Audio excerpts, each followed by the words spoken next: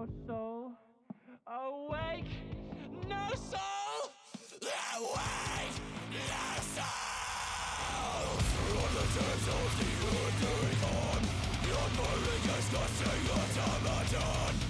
Veiled in the steel with the trinkets and guns, this infestation will be undone. Restoration, we will earth and burn this world. We cleanse for the glory of a cat. The thieves of sins, given to these enemies, rejected and driven will be erased and built again. Shut down, they shut it to pieces. The ones that got it by the incision made. That fires a change right down, burning the weeds of the noiseless of the world. Annihilated, away from the web. The promise and the power from a god above. Remember all its hurts, immortally sealed. Whistle for the compass and touch of faces. Rise there became my chosen sons of dust. Be born anew. Burn everything, set the skies on fire, cleanse the ground for change. Let them come, playing the tracks with the spectacles and the light. Pathetic dreams, drowned in the witchfire of a cat.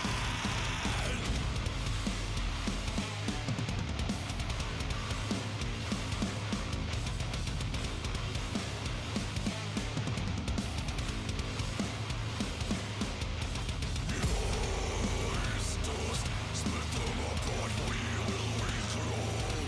Reanimate, burn, destroy. The fear untold, here is a word, sees through. You beat the mirrors and die. Till this and taken down, and never to round and found one by one.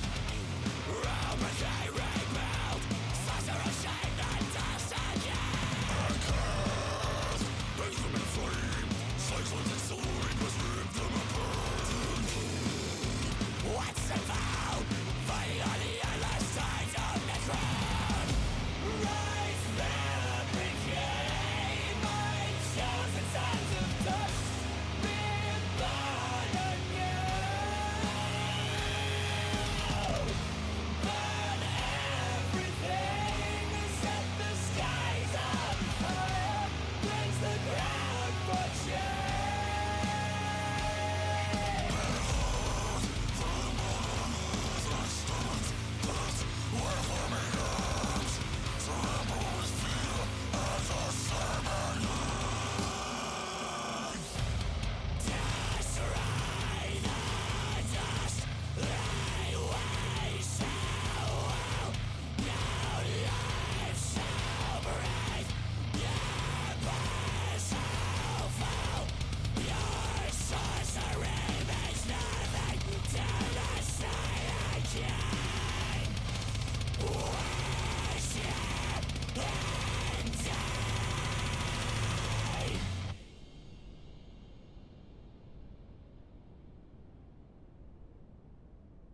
Awake, no soul.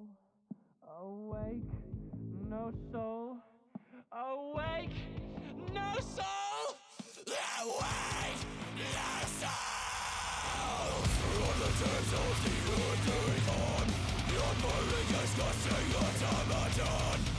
Veiled in the steel with the trinkets and guns, this infestation will be undone. Restoration, we will earth and burn this world. We cleanse for the glory of a cat.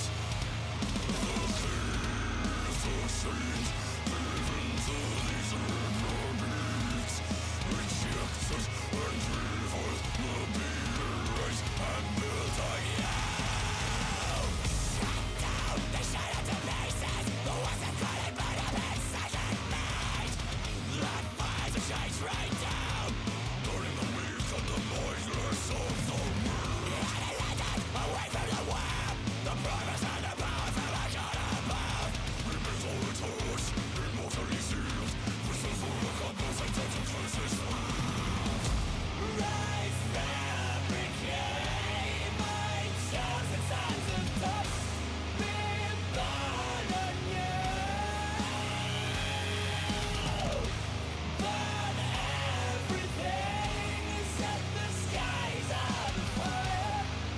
the ground for change.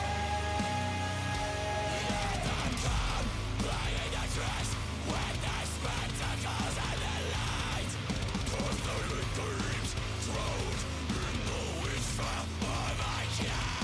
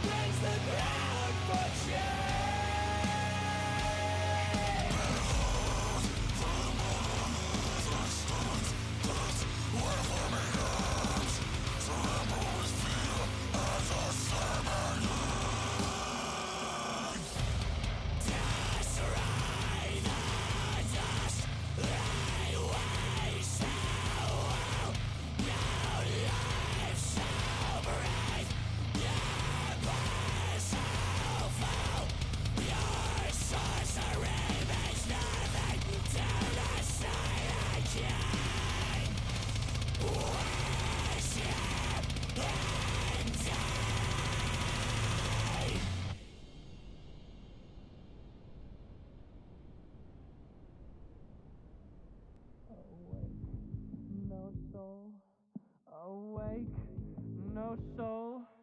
Awake, no soul. Awake, no soul. On the tips of the undergone, your burning disgusting automaton. Built in the steel with the trinkets and guns. This investigation will be undone. Most reason, we will citizen burn this world.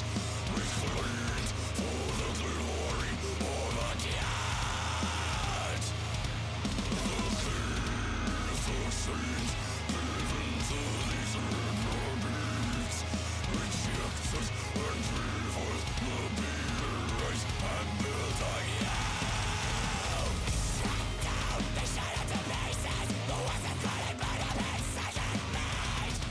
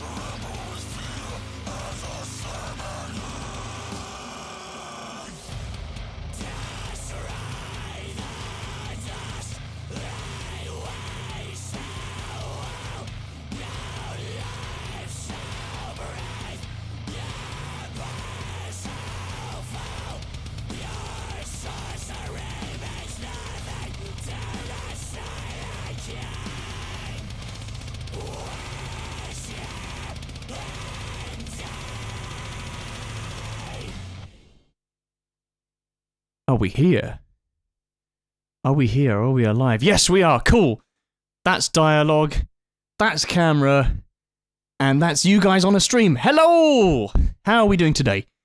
He says to a room with nobody in it. And potentially a live stream with nobody on it as well. But here we are. We are live streaming a mix of Catalysis.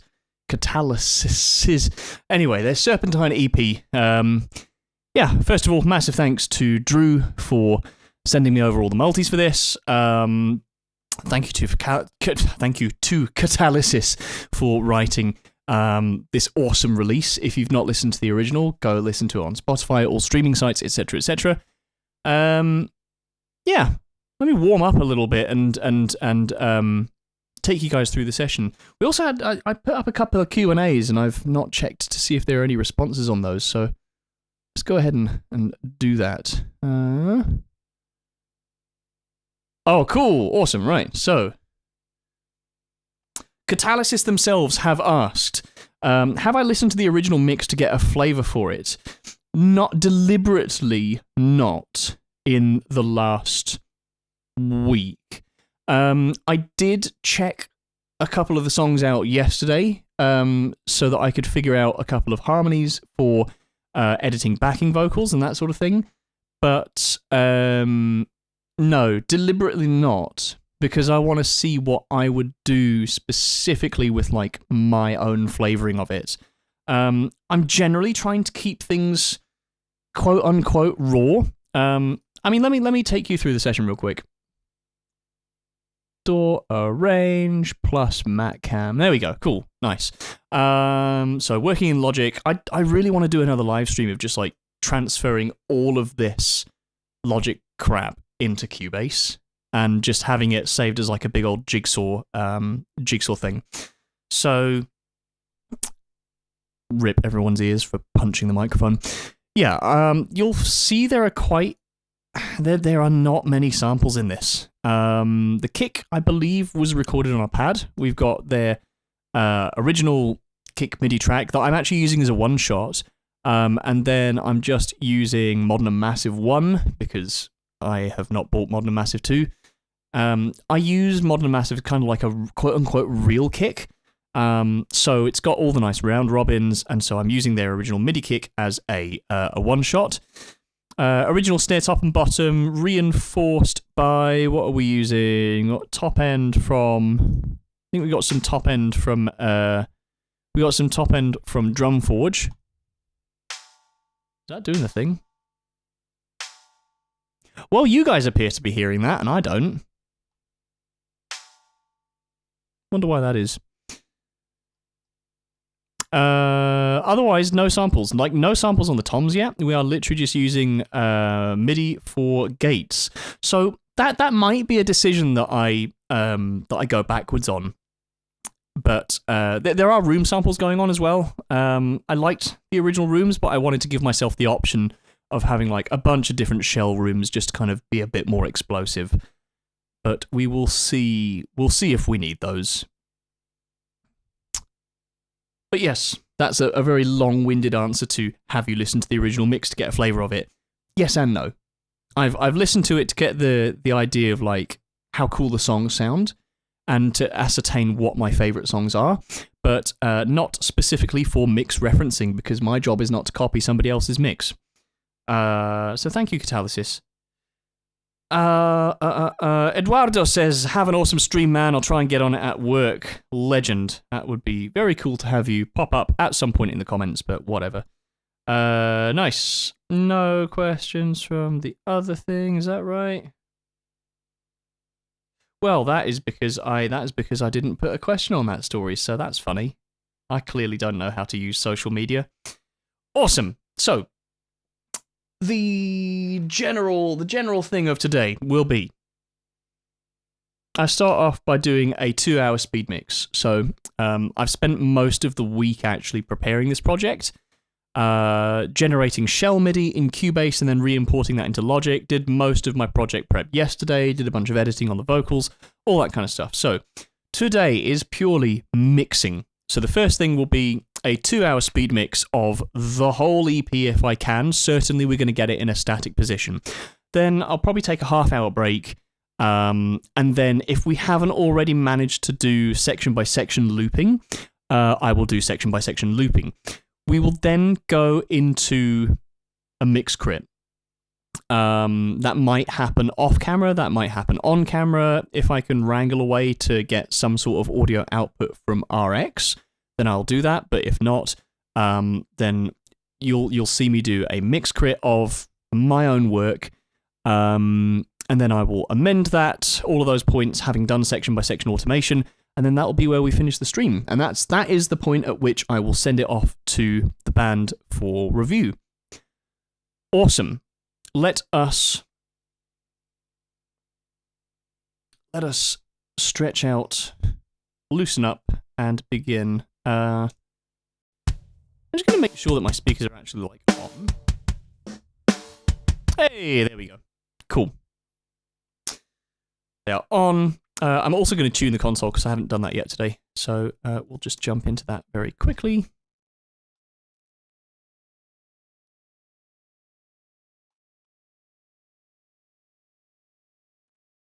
That's fun. Nothing's changed from when I tuned it last night, despite the crazy heat.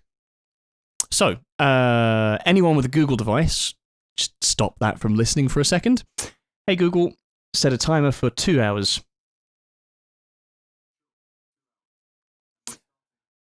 And we are off. Cool, right. Let's... I've set a loop around the section of Damocles that I like most, that I think is going to hit the hardest. So we'll base our mix kind of off of this section. And I know, yeah, the title track is Serpentine, but whatever. Lovely. Hey Google, set a balance timer for 10 minutes.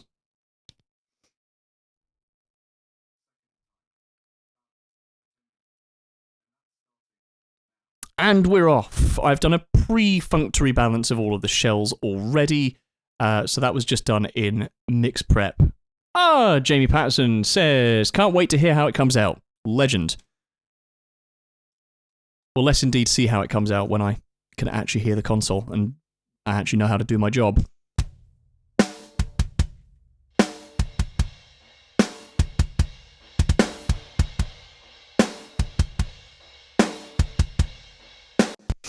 Yeah, there's already too much rooms in here and not enough actual shell rooms.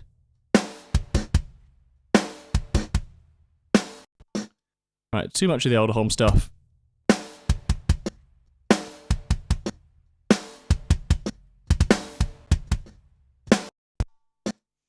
Actually, what I suppose I can also do is I'm just using the kick from our... Oh, that's interesting, from Modern and Massive. And yet, nothing else. Right, fine, never mind. Never mind. Creativity over.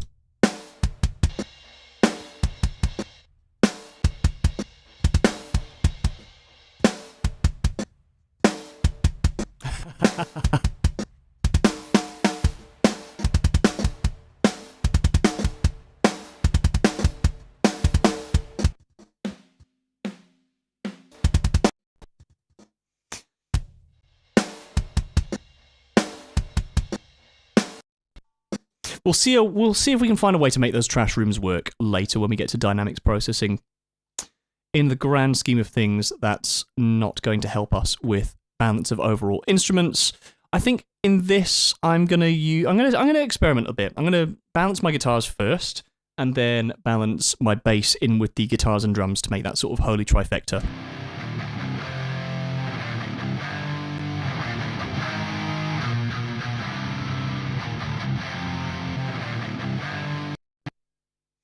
Cool. So the tones that I've dialed in between Drew and Jamie, I think Jamie's has a bit more articulation and Drew's sounds a bit fatter, just based on what I've dialed. So I'd quite like a little more articulation on this. I mean, the fatness will come in once we've got a bit of limiting going on.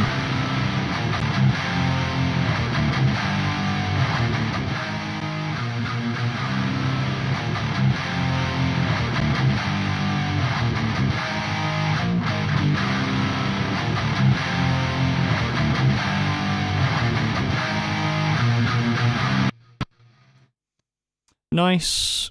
And we've got some extra overdubs that we need to consider.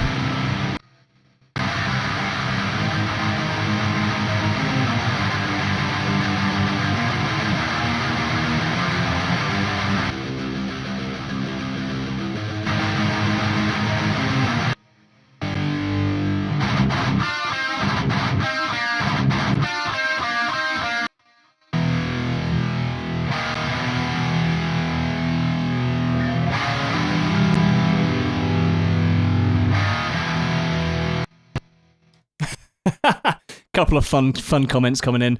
A design, my phone just set a timer. Thanks, kids are crying now. Love making kids cry. Cheers. Drew, Catalysis member party in the chat. Legend, thank you for joining us today. Feels like we're watching a job interview for who mixes the next record. Well, I don't care. That's not my motivation for doing this. My motivation for doing this is having fun. Let's see how this fits in with the drums.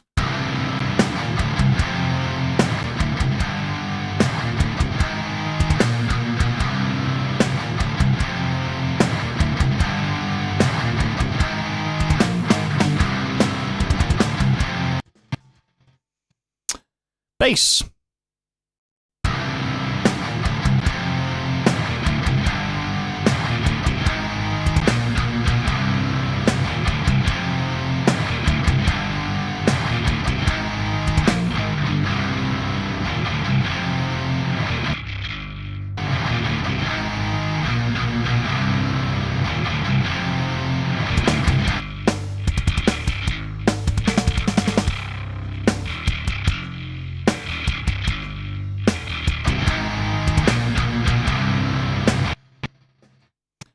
Nice, and there's also some clean bass in here as well, so we want to make sure that settles nicely with everything else.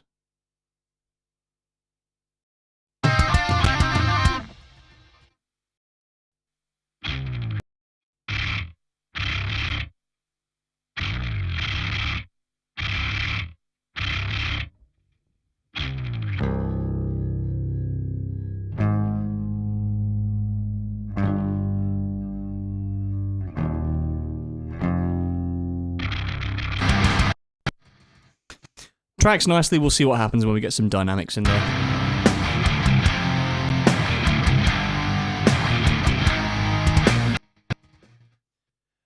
Next thing that I want to balance is vocals. Now there are lots of layers of this, aren't there?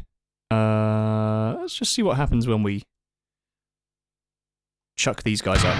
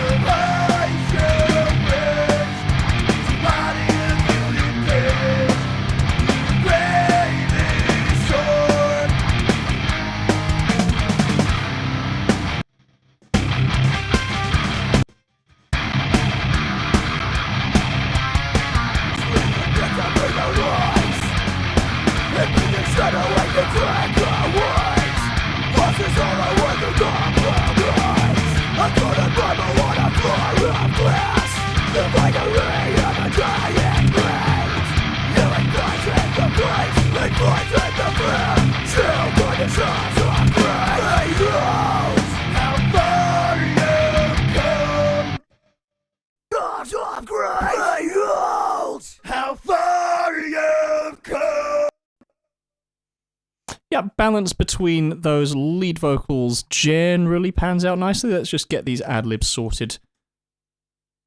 Are you come? Are you feasting the feeling of dread? The blade of worlds. How far you've come? How far you've feasting the feeling of dread?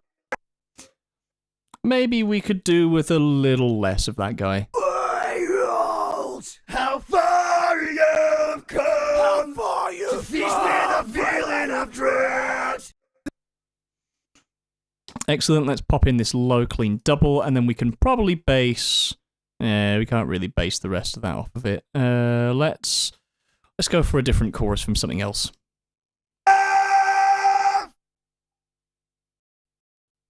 It was never enough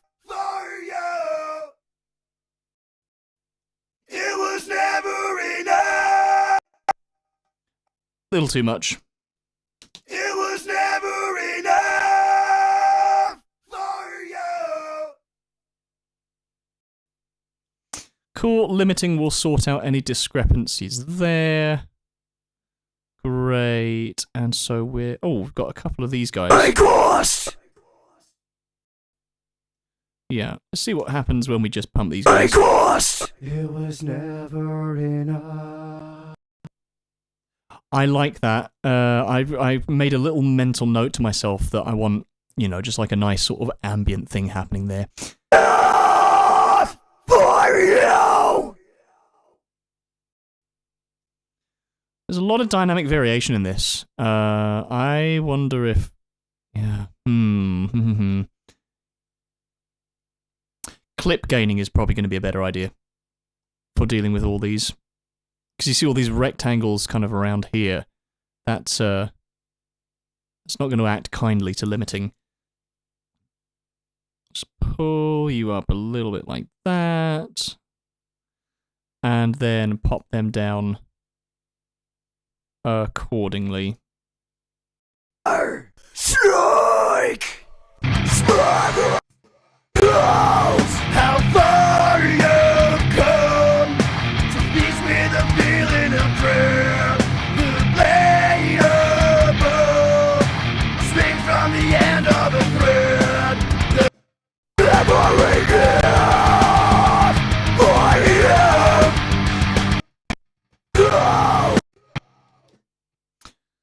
Wrong chorus.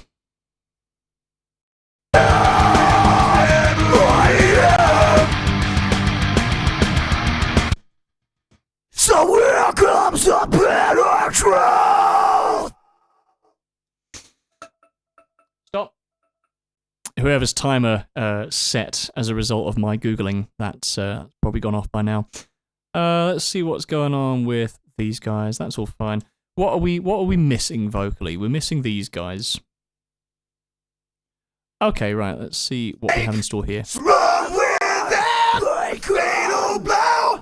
Betrays yourself beneath the mask. You wear so tight, the shadow of the truth still bites. Yeah, cool. That is a nice cautionary balance. I notice I'm now starting to overthink things, and that's not the way that we want to go at all. Right, let's just see what batch fading all of these guys up is, because this is all Drew's Close stuff. your eyes, wait for the end. It's time to confess. Your head's not shaking. Stand up and night. Here comes the pits of dread.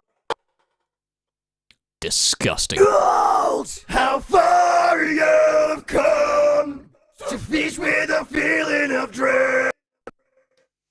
Yeah, we can do some good stuff with that. There are some vocal effects that I need to come back to. I don't they're dry effects, so I'm not specifically sure what I want there yet. So I'm going to leave them be.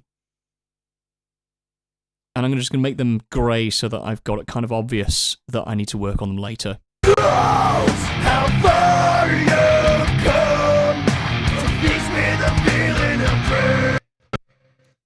I'm just going to focus on the rest of the instrumental balancing now.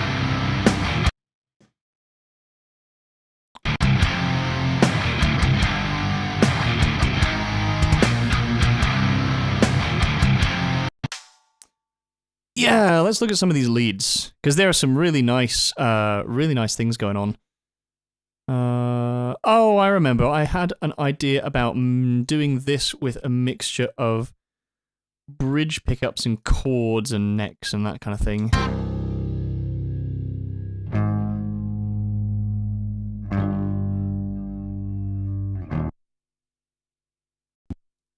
Why are you not making noise? Yeah, you're all rooted out there. Broski. Should be rooted to 5/6. Ah, that was routing left on from the last mix I did.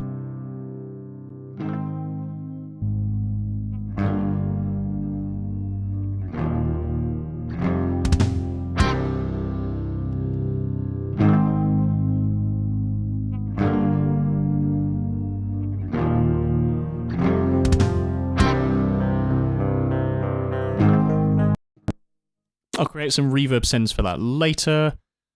What else we got? Oh, we got you guys. Yes.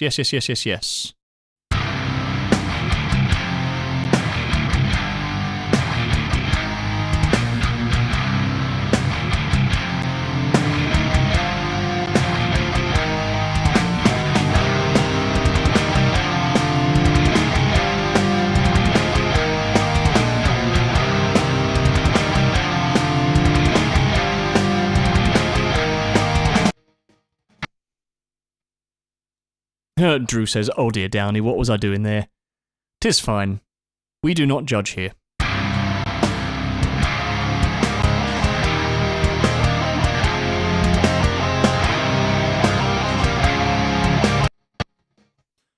It's almost very arch enemy with these types of harmony, and I'm absolutely all for it. There are there's like a resurgence of bands doing that now, which I'm all about. I like that kind of thing.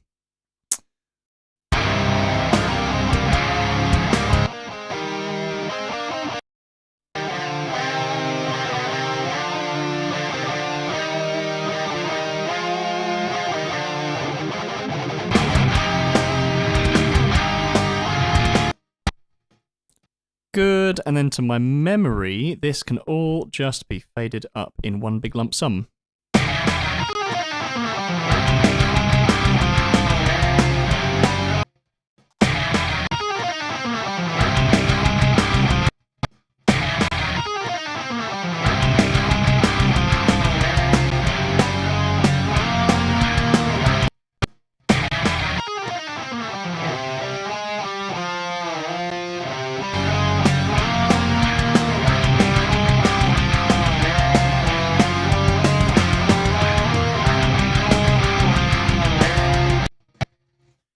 Now that might be a little overbearing, but let's see what happens when we add some reverb to it. My favorite bits are all of these solos. Drew, are these all you?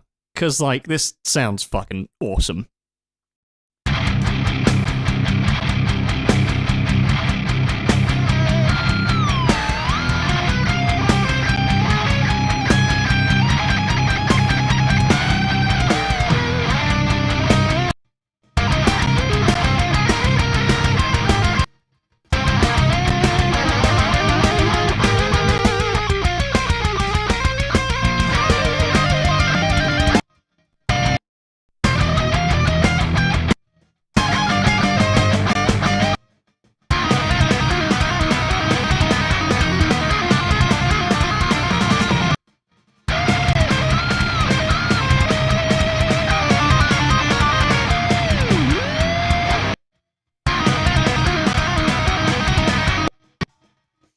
Yep, happy with all of that.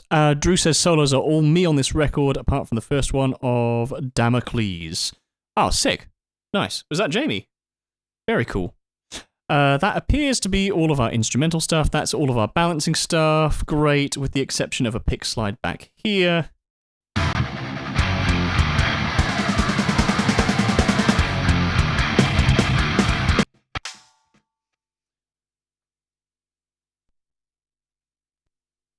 No, what happens? I'm finding it really hard to like see from an angle what all of my solo faders are doing.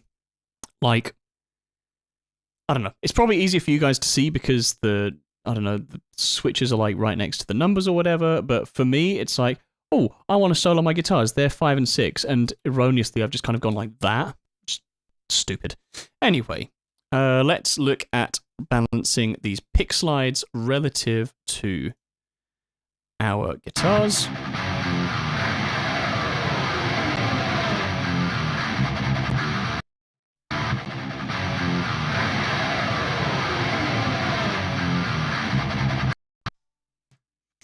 Right, and then the last thing we need to do is balance this extra subby bass.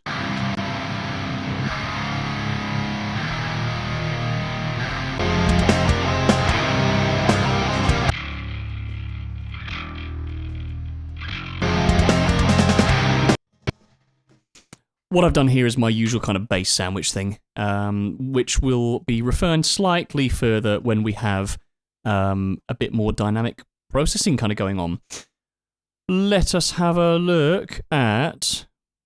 Basing this off Damocles, aren't we? Yeah, cool. Let's have a look at our big choruses. Oh, am I hearing that our tortoise is... Let me check someone real quick, guys, because I think our tortoise is about to go on holiday, and I should say goodbye as a pet dad. Give me 2 ticks.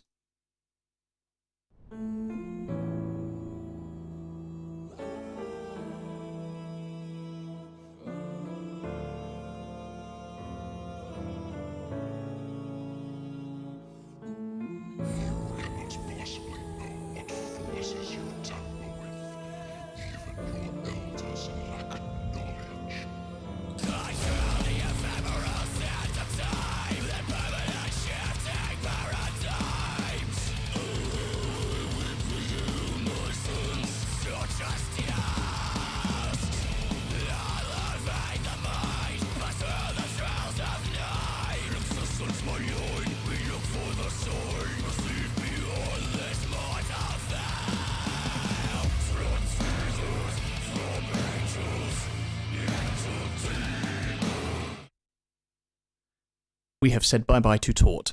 Right, let's look at these choruses.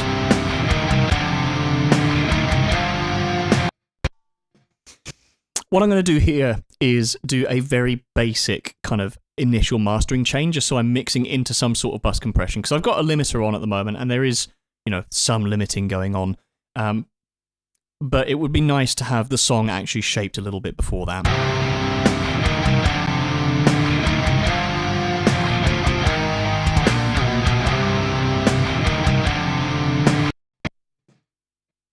It's very promising to see. Actually, I should probably put the vocals in for this, but it's nice that the instrumental is sort of hitting the -3 mark that I'd want in a master.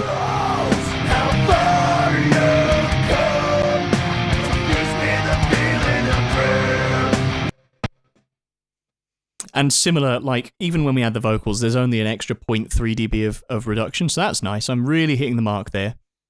Let's bring in the Elysia Alpha Compressor!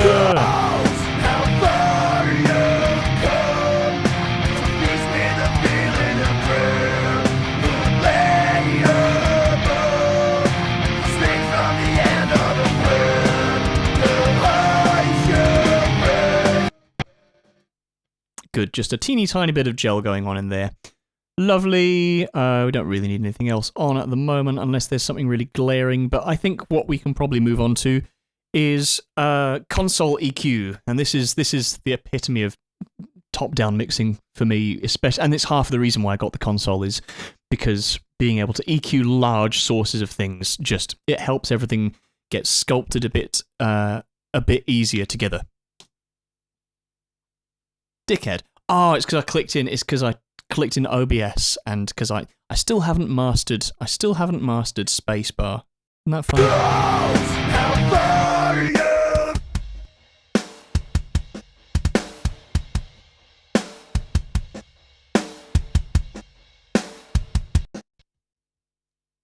And I still haven't put cymbals in the drums. That's quite funny.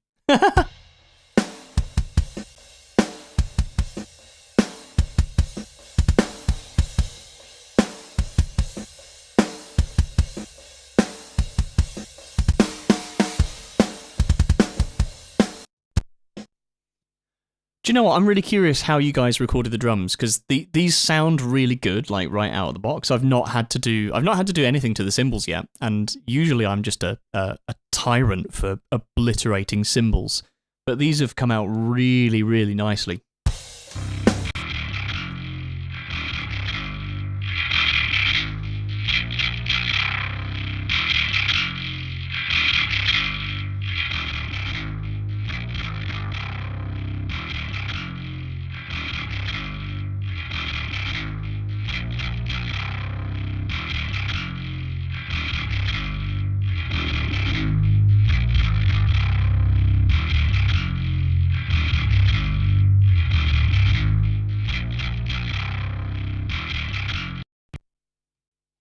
So what I'm going for with the bass EQ is making sure that there are no kind of disgusting tubby things going on while still being able to maintain the decent amount of sub information going on.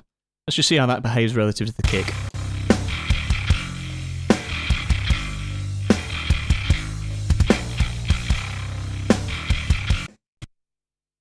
Yeah, I had it overbalanced just a tiny bit. Guitars! Let's see what happens with these rhythm guitars.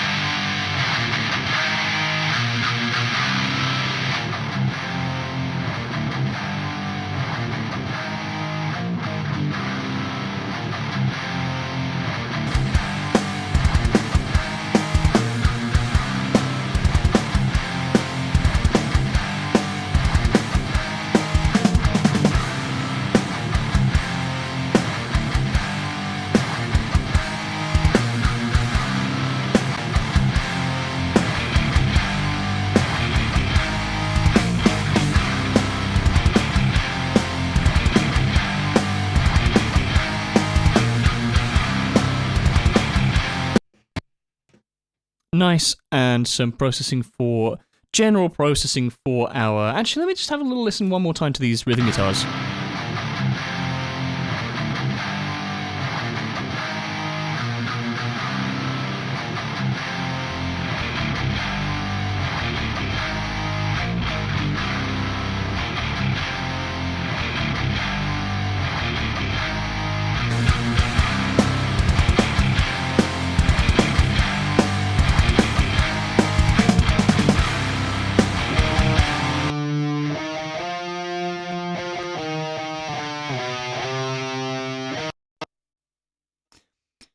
Now, it should be noted with all of these leads, like, they are doing different musical things everywhere, but this is going to be a very generalist approach from the two faders that we have here. There might be other EQs needed to be done on other bits and bobs.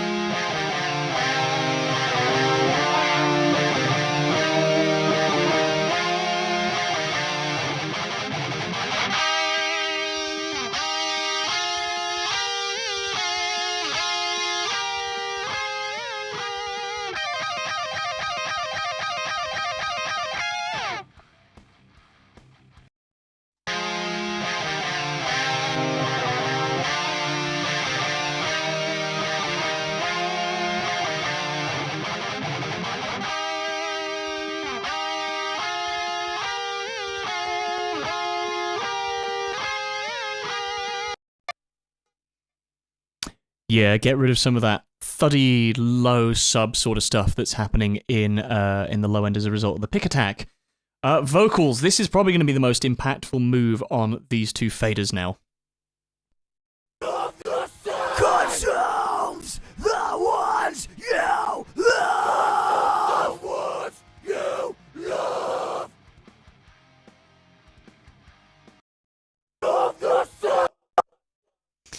In fact, let's jump back to our two choruses. How far you've come to feast with a feeling of dread. The blade above swings from the end of a thread. The heights you've raised to ride in a gilded cage. You crave this sword. Witness the end of the goals. How far you've come to feast with a feeling.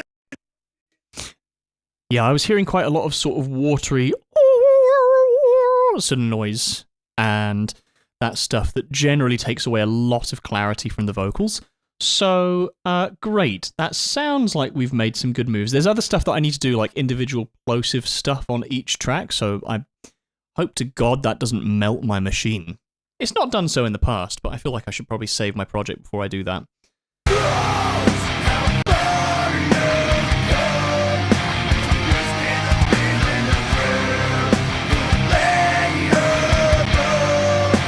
Swing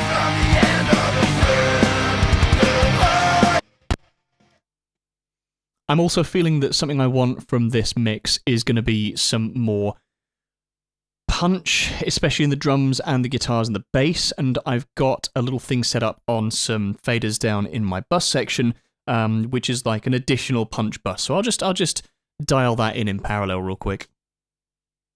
God damn it, space is in OBS. Oh, yeah, cool. I know how to do my job.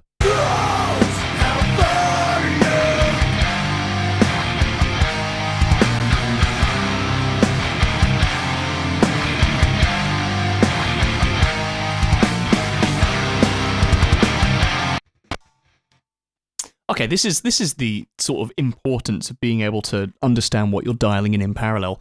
I'm running 2 compressors. The TLC one is my sort of gel compressor. It's a valve compressor. And the Elysia 3630, which is, people have a pretty bad rep for it, but I love the way it saturates. And I don't know, I love being able to sort of repurpose sort of shit gear or supposedly shit gear for like really nice things. So actually, I'll solo each of these buses real quick at Unity volume for you. This is the TL coming in first.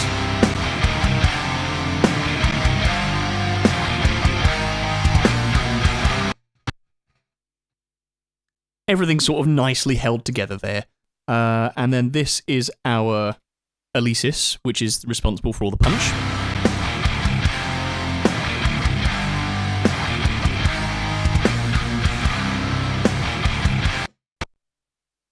And it's kind of overcooked, but if I dial this in very gently in parallel,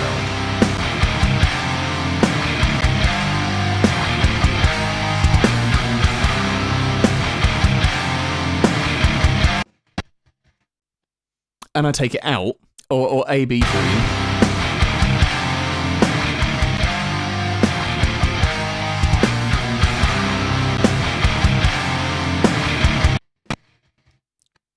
aside from being slightly louder, that parallel compression just helps add that initial poof that the gel sort of needs and is sort of squishing out. So it's giving something back that the gel's sort of taken away, being the transient information. Yes, drums are the only thing that Catalysis don't record themselves. Yeah, that's cool. Like, it's good to outsource that sort of thing. Yeah, love drum sessions. Drum sessions are my favourite. Let's see how that compares to the vocal balance generally.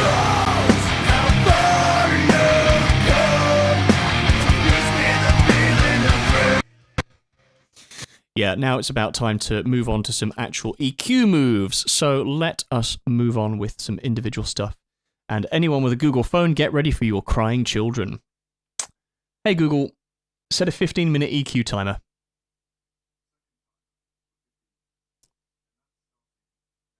Grand, there we go. Let's see what the kick has to offer us today.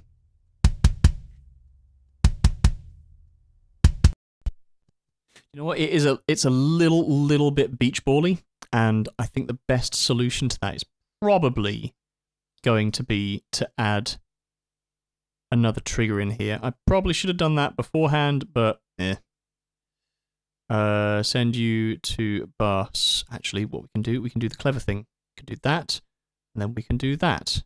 Yeah!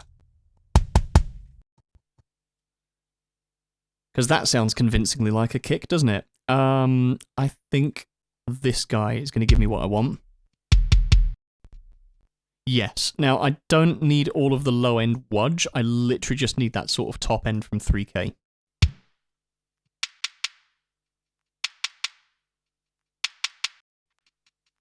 And then I'll just blend this in very gently.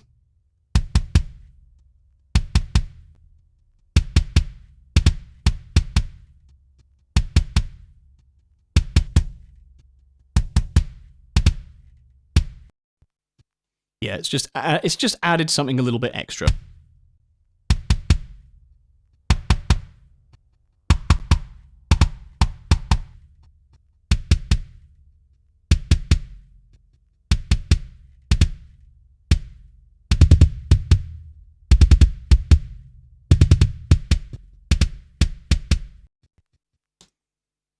Taking away some pillowy low mids.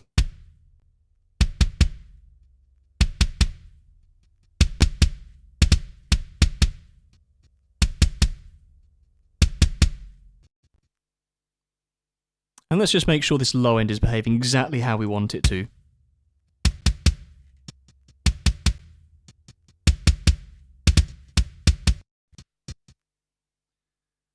Good, snare.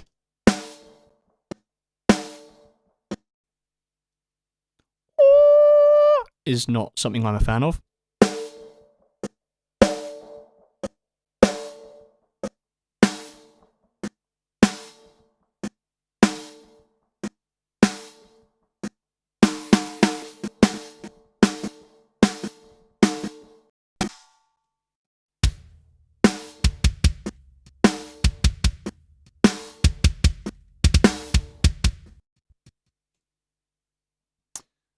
Do I really want that 400 Hz thing there?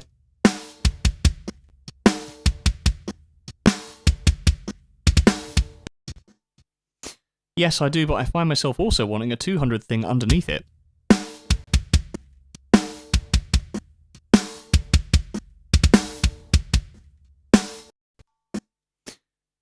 See, that's something, usually I don't do additive EQing with a digital EQ, it's usually subtractive, but actually that was, yeah, it needed that extra sort of little bit of resonance and ring from the original snare that was recorded, and it just needed that extra beef and bottom end and a little bit of a lift on the top end, even though I'd done that from adding a couple of samples in and EQing various things out. But it looks like, yeah, that was just the sort of highlighting that was needed on the model, I suppose. Toms. Now, this is where I'm probably going to get a bit heavy into my EQ. Let's see if we can find some rolls. Some nice fat tom rolls.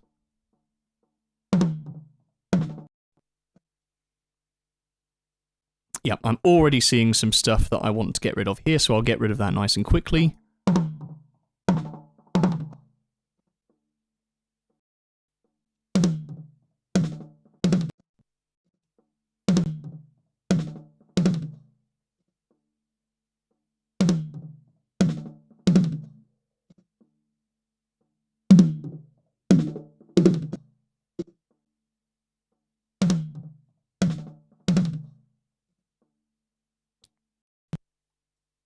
Don't need that.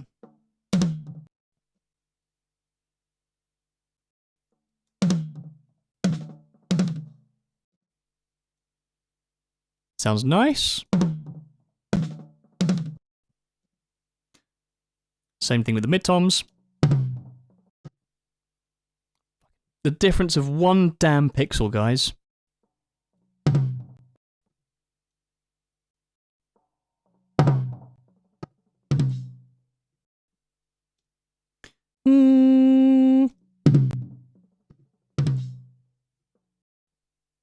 It's like there's a second harmonic coming up that's a little bit woolly.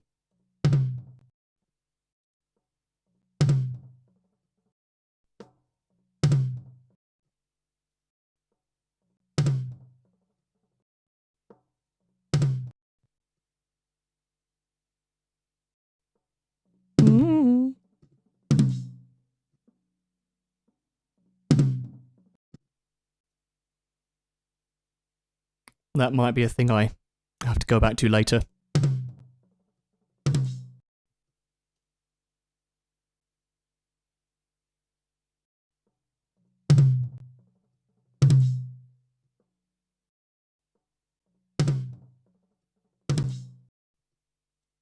Maybe it was just too woofy on the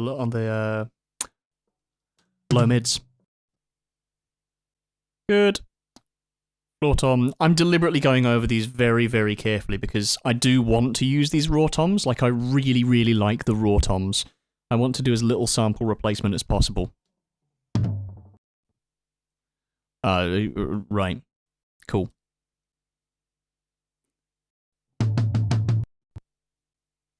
Right. First thing I'm noticing is there's no definition of the stick on the head.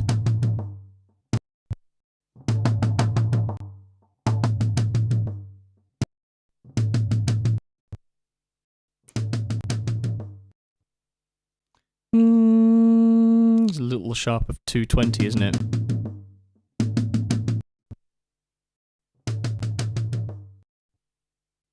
Right, now that's neutered a bit of the low end.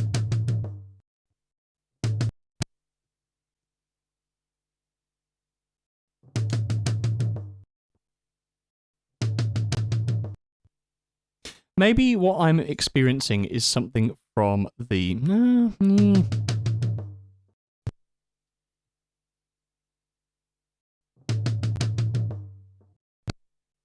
No, that's a transient designer thing. I will add a bit. Do you know what? I'm just going to do it now. Just going to add a little bit of this so that I can lengthen this tom. Yeah, that's got back what I want, and then that means I can take away some of this low end.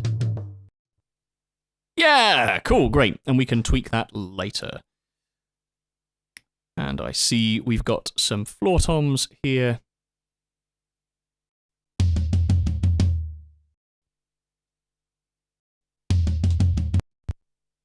I seem to have already tried to tweak some of this.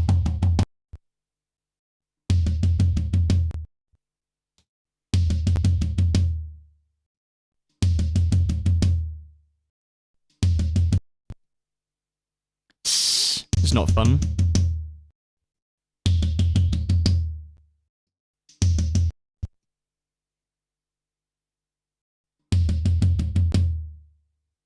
Now it was bang on 6K, wasn't it? Yep, it was bang on 6K. Cool. Ping you at 70 hertz. And then let's get really, really in on... Yeah, that's not fun. That all sounds fairly reasonable. Let's have a listen to all of these toms.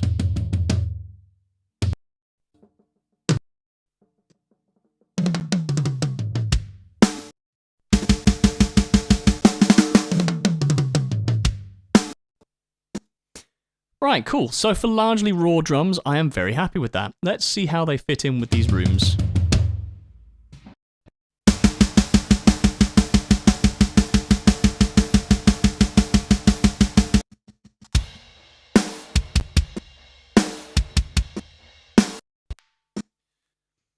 These guys I really want to try and use.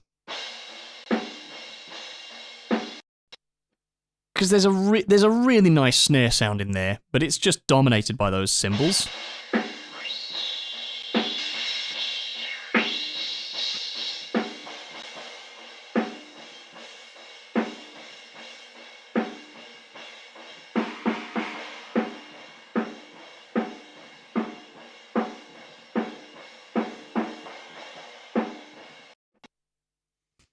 I think that's how I'd like to craft those.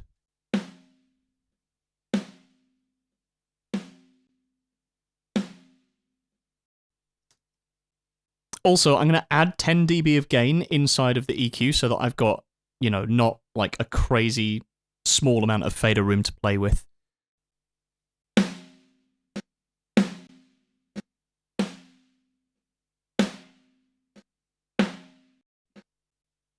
Sounds nice.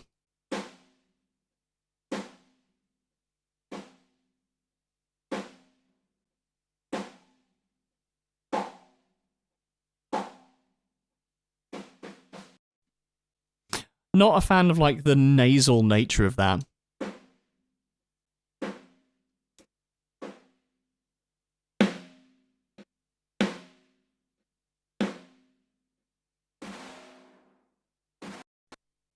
That might be a little bit too much from our processed Oderholm drums rooms.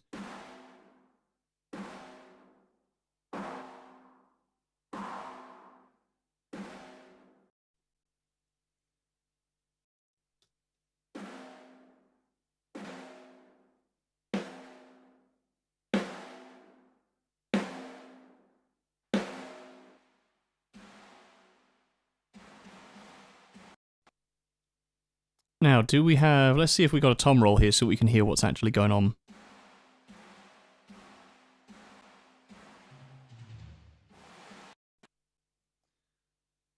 It's certainly in there.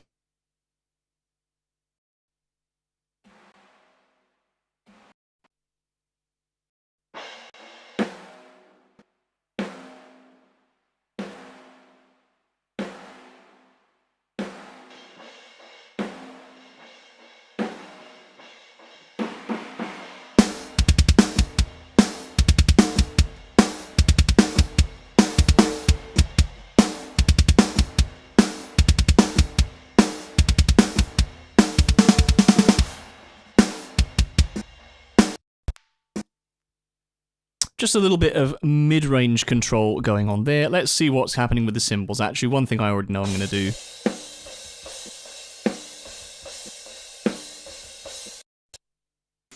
Yeah, one thing I'm going to do is bring them slightly. This is my age-old trick. My age-old trick with Soothe 2. It's the Joey Sturgis trick. I should really just put it in a template, and I've just not bothered. Just bring this all very slightly closer to pink noise. What? No. There we go. Cool.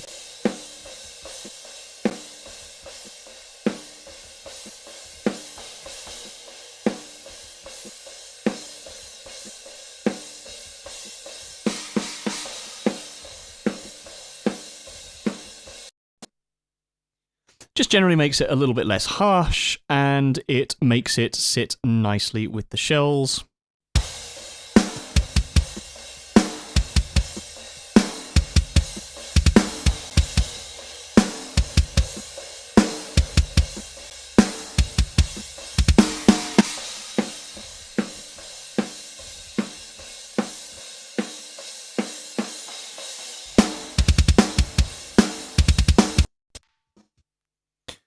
Good, largely happy with that. Let's look at our bass stuff. There was some stuff I wanted to change on this distorted bass.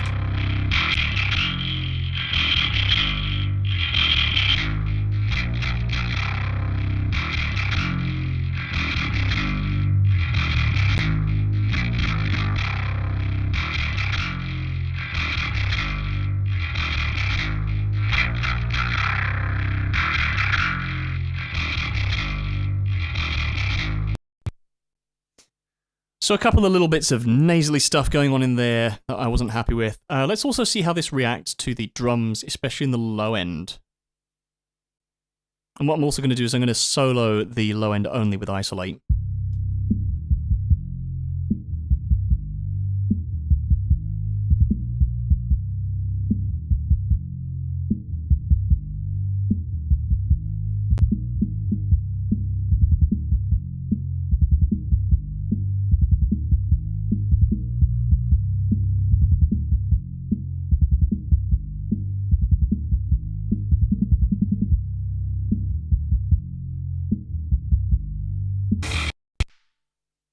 Yep, happy with how that sounds in terms of low-end balance.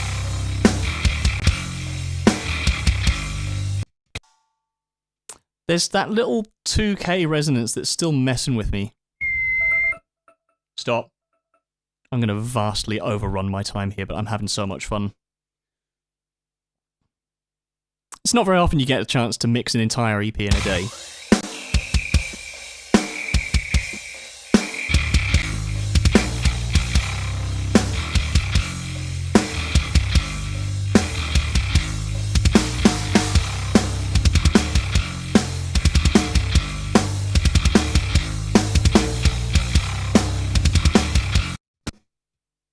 I'm very happy with that. Let's look at the clean bass real quick.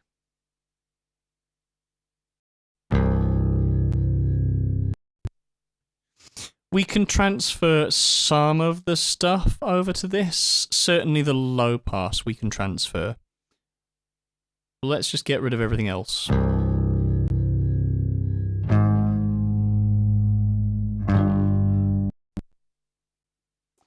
I'm deliberating putting a cab on there.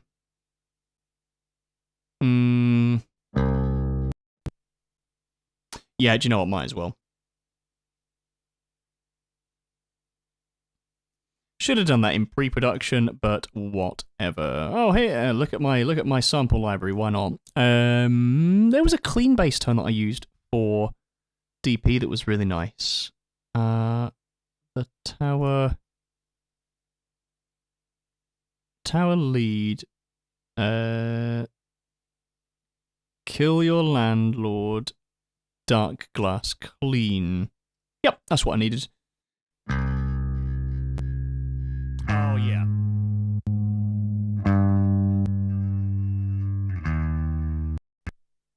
It's made it sound much more like it's on a cab. So actually I'm just going to copy that to the two of you guys. So we needed you. Might as well do that with the neural amp modeler here.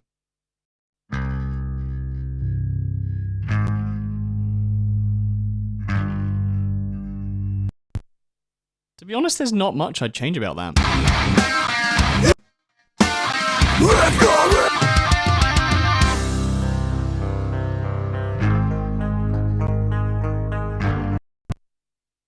Maybe turn it down a bit.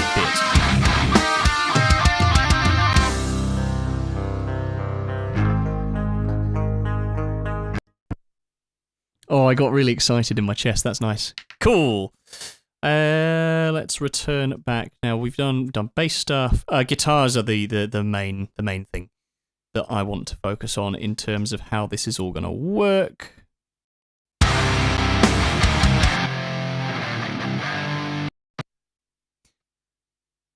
Generally, what I'll do is a 90 Hz high pass filter.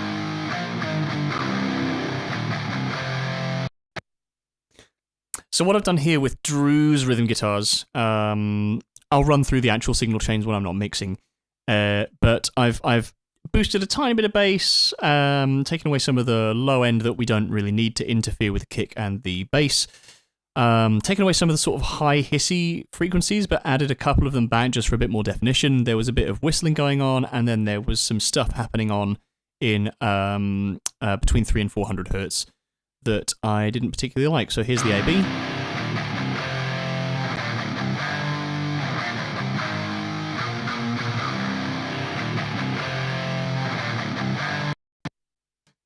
Just sounds nice and gritty. And Jamie's guitars.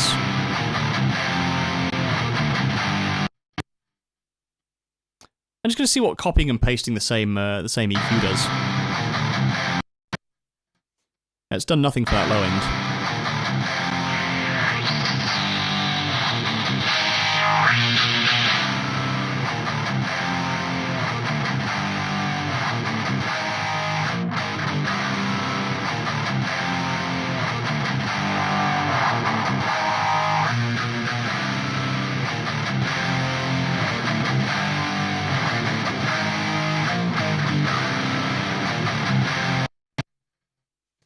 Very nice. What did I do for you guys? Did I just copy and paste Drew's tone or something?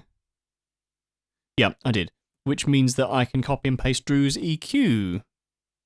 Maybe that's Jamie's that I did that to. Yep, cool. So Drew's EQ. Just copy you. Paste you. Hey Google, how long's left on my timer?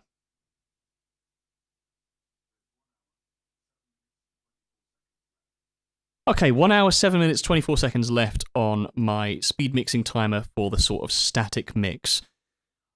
I have high hopes that we can just get all of this done. That's all of the tricky stuff, basically. All of this looks to be the same in terms of the solo EQs, in terms of the solo amp tones, but let's just double check that. Anything that changes will make itself known. Yeah, that's all the same. That's all the same rig. Which is nice, so we can actually just copy and paste all of our EQs over here.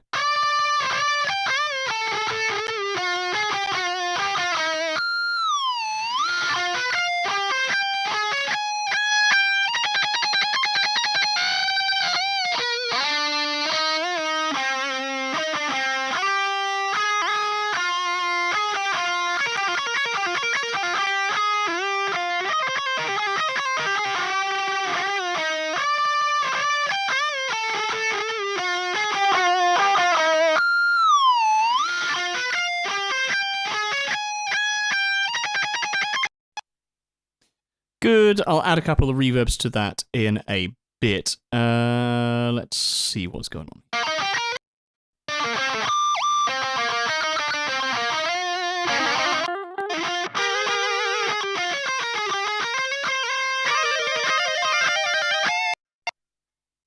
That sounds ripping. Actually, do you know what? I'm going to add the reverb now, because the entire point of doing all of my mix prep earlier was to give myself like some creative license.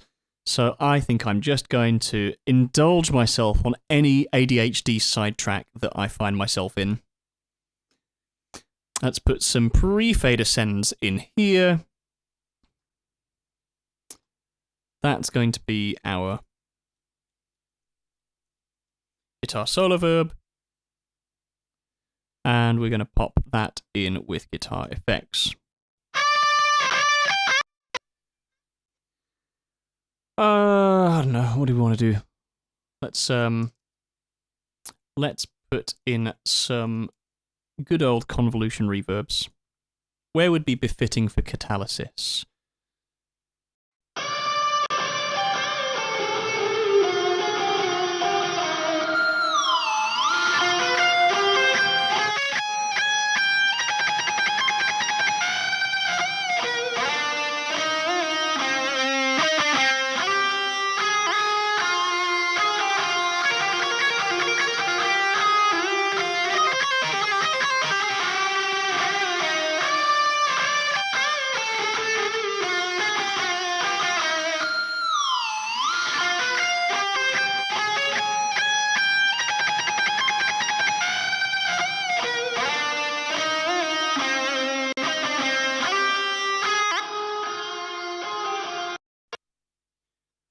Yeah, I've opted to go for Church of the Sacred Heart. That's a very good solution to me, actually, for any kind of any kind of reverb that has a lot of top end information like this does, because I recorded them with a Bloomline pair of ribbon microphones.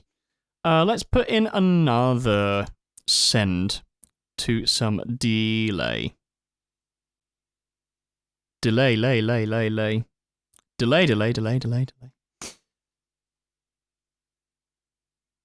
Guitar solo delay.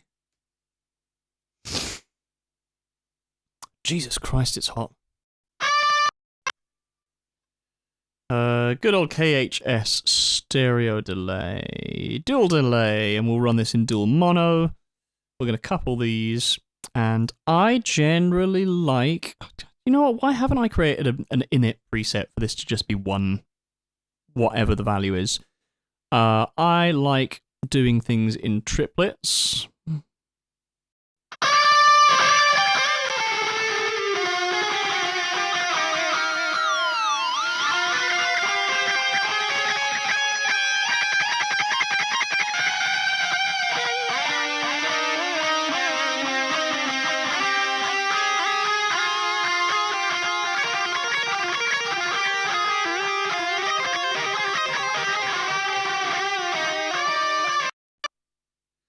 Good. Pop the mix all the way up, and then balance it with the fader.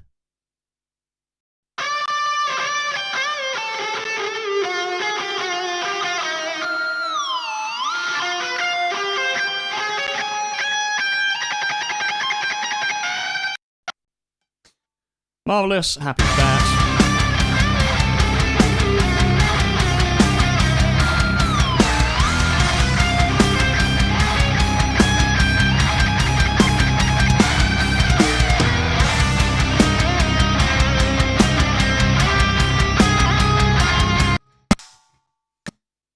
Oh, this really speaks to, like, yeah, all of those kind of old arch enemies, sort of festival slots. Like the thing that really sticks out to me is like the whole 2003 vibe. When wasn't Angela Gossow there in 2003? Anyway, she was phenomenal.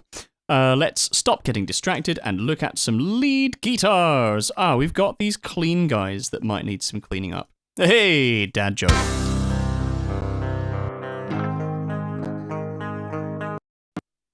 Yeah, I'm not happy with the sort of scrongliness of the top end of these guitars, and actually I appear to have tried to combat that in mix prep.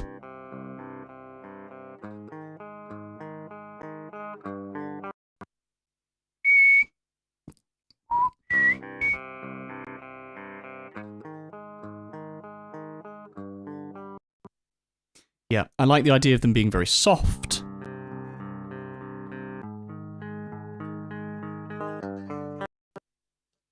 Too scrongly.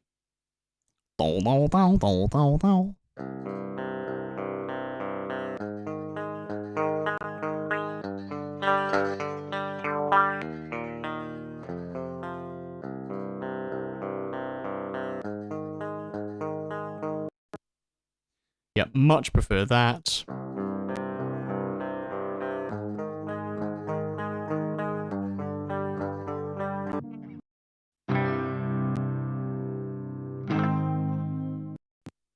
Yep, happy there.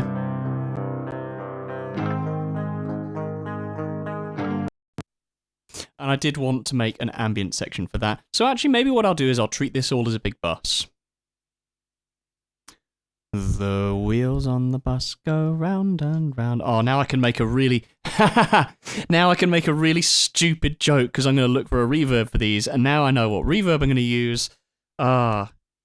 Guitar, clean, verb. Logic seems to be having a stroke thinking that I can't add buses to the project. That's stupid. I'm going to use this audio track as a divider.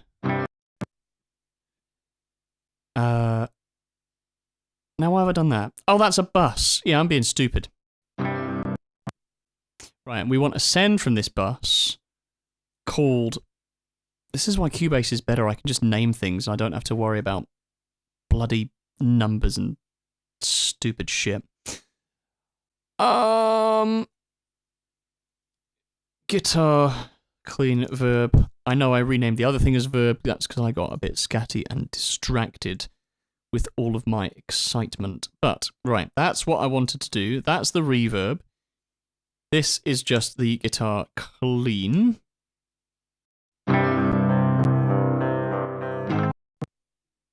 Awesome! The ram on the bus goes round, round, round, round, round, round, round, round, round. That was just the stupid joke I wanted to make.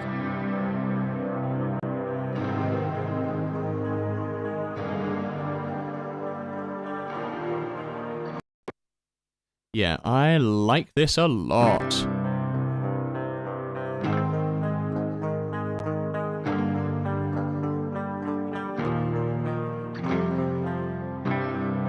Bit more diffuse. Yeah.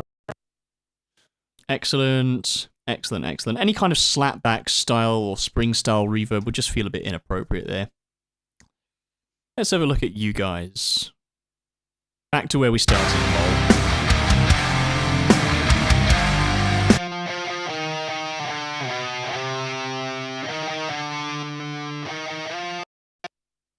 Yeah, okay, there's some honkiness that I'm not a fan of in there.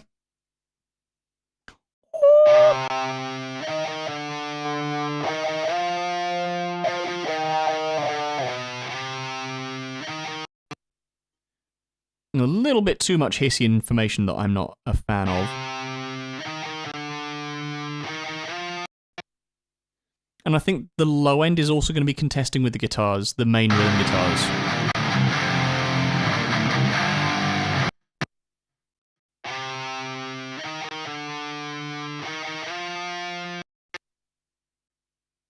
And on top of that, it does also have to be louder.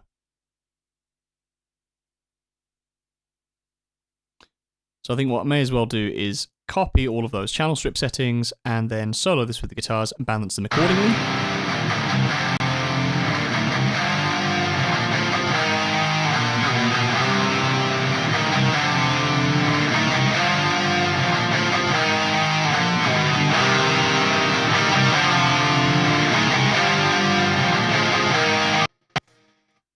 Good. Getting there. Oh, and now we've got our last little lead, haven't we? You know what? You know what? I think we can just be very economical with time. Do...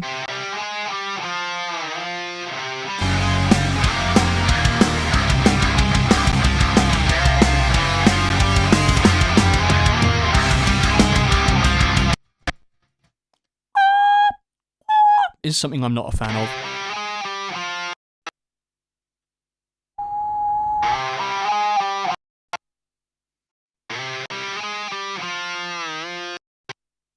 Good, right, and the same thing applies to all of these.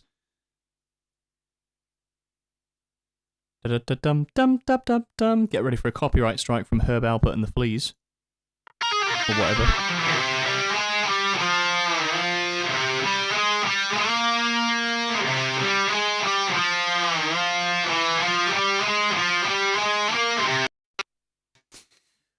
Now, I think I probably need to... Yeah, I probably need to start grouping these guys almost by song in a way. Oh, I haven't balanced Jamie's solo, lol. That's funny. Let me sort that out now.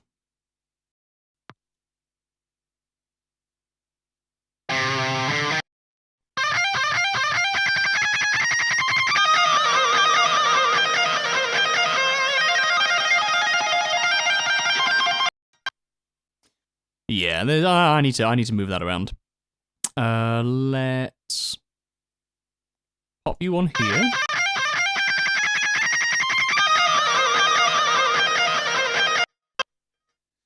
Yeah, that needs to go in there.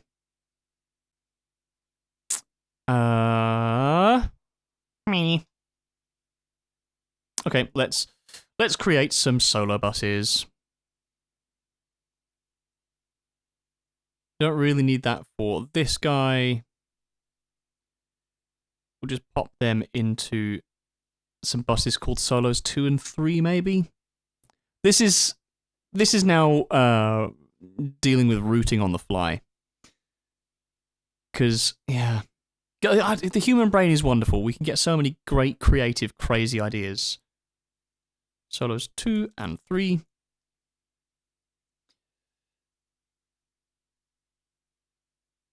Okay.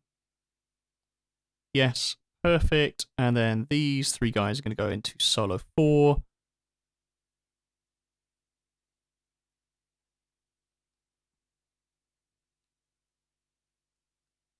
And the reason why I'm doing this is just so that there is a little bit more control over everything, and also being able to send things to the right places.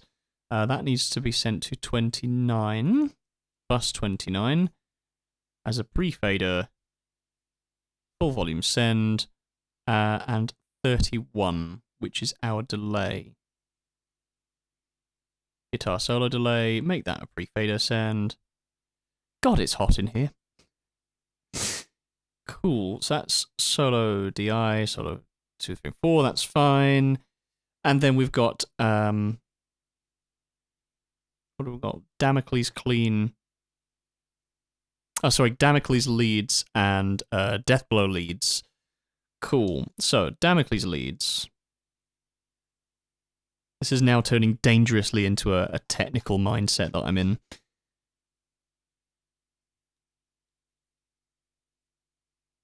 Damocles leads, and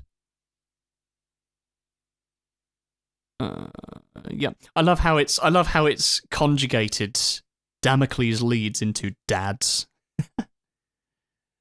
Right, and then we've got Deathblow leads.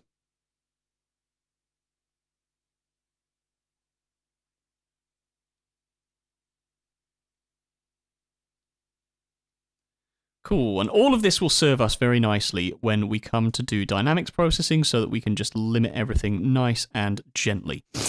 Cool, alright. Before that though, vocals, I've fully been putting off doing these. Let's tackle those guys. Girls, how far are you? Yep, let's take this one person at a time. This is where I now need to save my project and really hope to God that nothing crashes. Right. Let's put on, not on any buses, but on all vocals. Right, let's put on a deplosive.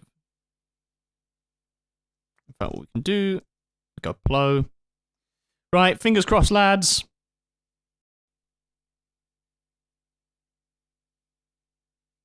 No crashes! Watch it crash. How far you've come. So basically what this is taking away is something that you'll be hearing in my microphone, like all of these like all that horribleness. Because compressors tend to react to a lot of low end, it's nice just to tidy all of that up so that we can hear our vocals consistently without having our ears burst, basically. How far you've come to fish with a feeling of dread, the blade above. Cool, let's just do a basic 120 Hz high pass. How far you've come to fish with a feeling of dread. Is something I'm not a fan of. How far you've come to fish with a feeling of. How far you've come to fish with a feeling of dread. The blade of. Cool, I'm reasonably happy with how that sounds on a channel strip setting. Let's just see about adding a tiny bit of compression in there. How far you've come to fish with a feeling of dread. I like doing compression in teeny tiny stages. It just helps me act a little bit more gently than with actual screams. How far you've come. Let's put in a vocal compressor. Do I already have any vocal presets? Only for a De-Esser, that's fine.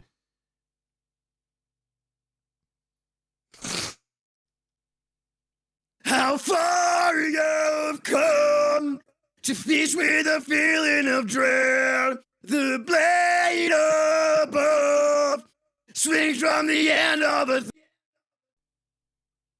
How far you've come to fish with a feeling of dread.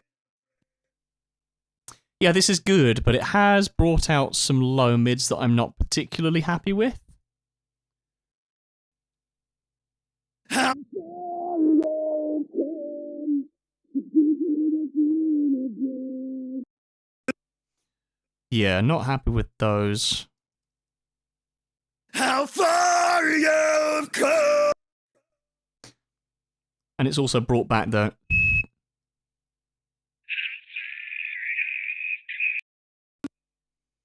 So, get rid of that. Let's nuke that. Let's see what happens when we do that. How far you've come to fish with a feeling of dread. The blade. Great, but the last thing I would like is a vocal de-esser, and I've not even put in my new preset for this. I've got a really good preset for this that I haven't updated this with. How far you've come to fish with a feeling of dread. The blade above swings from the end of a thread. The height you've raised to rot in a guilty. That's nice. So now our lead vocals won't just be like needling and knifing our eardrums with those sibilants.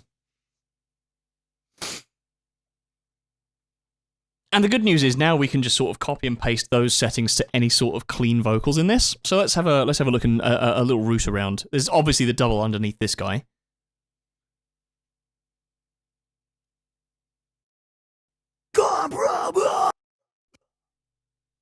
So no, those are all distortions. We are looking for... these will probably be some sung stuff, won't they? It was never enough.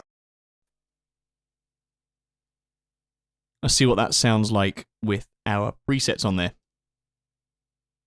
It was never enough.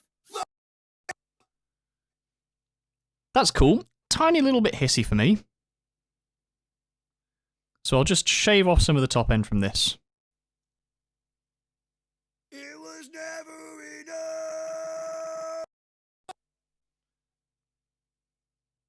and then go ahead and copy and paste that onto the other vocals. It was never enough. Much better. It was never enough. Now, let's see what happens if we do this to our low, gentle vocals. It was never enough. Yeah, too much is going on there. It was never enough for you. I might want to take out some of this low end. It was never. That's a good start. It was never enough for you. You know what? Let's bypass this. Let's get rid of this compressor. I don't think it's doing nice things to this voice. It was never enough for you. It was never enough for you. Yeah, the SSL compressor is taking the cake there. It was never enough. I'm happy with the EQ.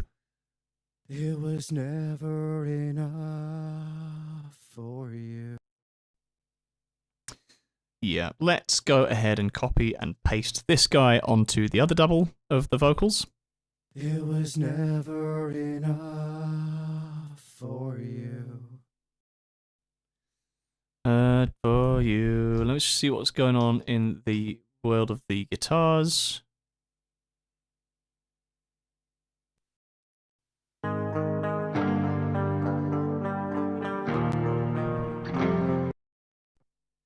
Yep.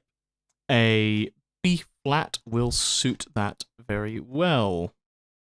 For you. For you.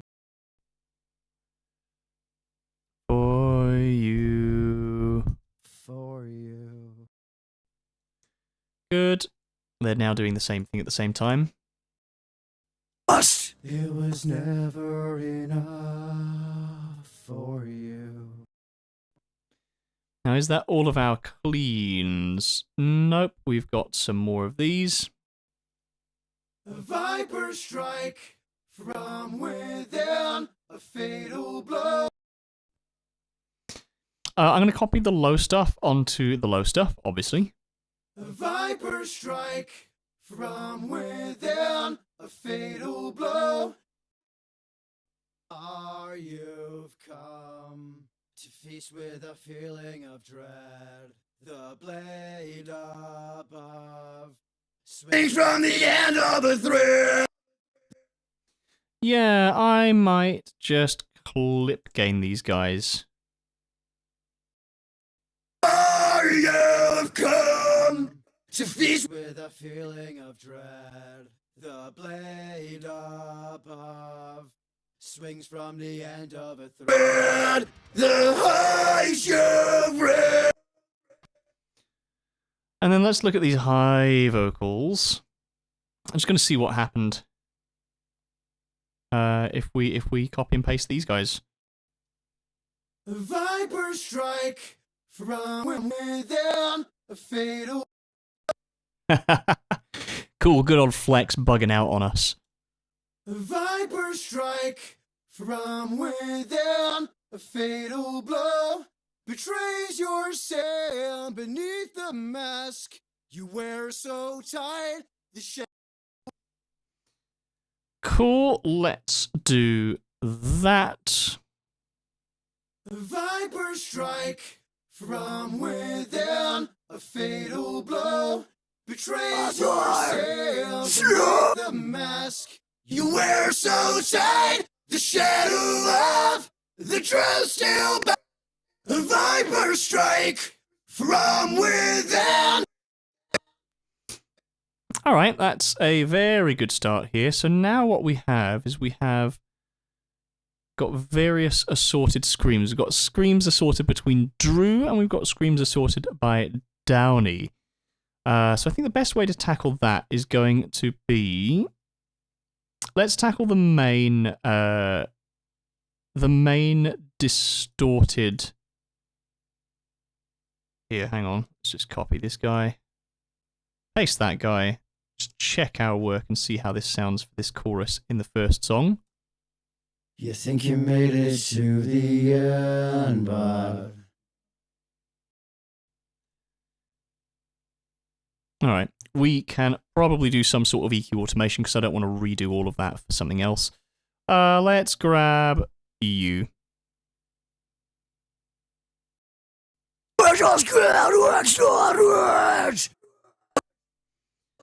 Okay, let's jump straight on Limitilt.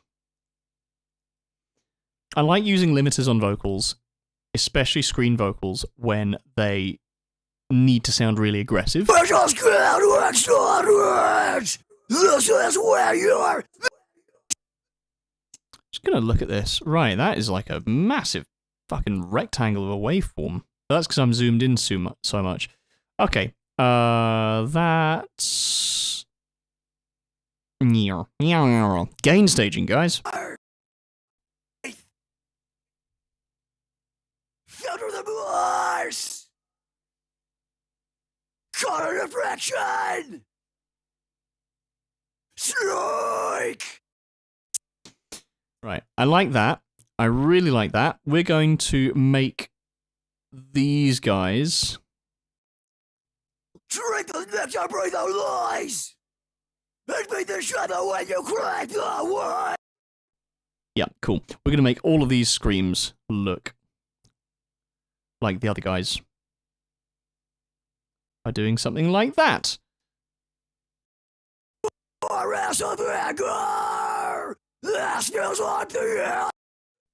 Yeah, that feels much better. Much better. So what is going on with these guys? That's -4 dB. So all of the rectangular looking screams we're also going to put down by 4 dB.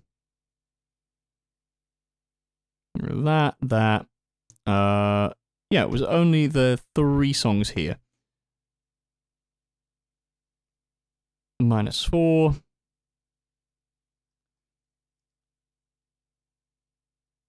All right. So now I think this section of our mix is going to largely be focusing on vocals, as if we weren't doing that already. But just to warn people, you know, this is going to be a vocal autism day right now.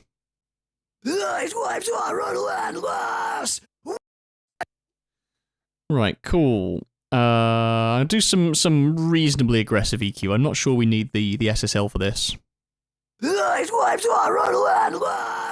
What was meant to be and just close your eyes, wait for the end. It's time to confess. Your hands are shaking. Stand up and make the tide. It was into the storm. You know what? I think we need a saturation bus for this because there's stuff that I would want to do on all of these vocals, but I also like the way that they sound at the moment without me doing too much other than that limiting. But let me just pop a de-esser on there as well. These waves are relentless. What was meant to be and just close your eyes, wait for the end. It's time to confess. Yep, I like that. I like that a lot. Copy you. Paste you. These waves are relentless. What was meant to be and just is what I'm hearing. These waves are relentless. Take some of that out. These waves are relentless. And I think there's also a little bit too much low end in there. These waves are relentless. Good. Paste you on here. Hey Google, how long's left on my timer?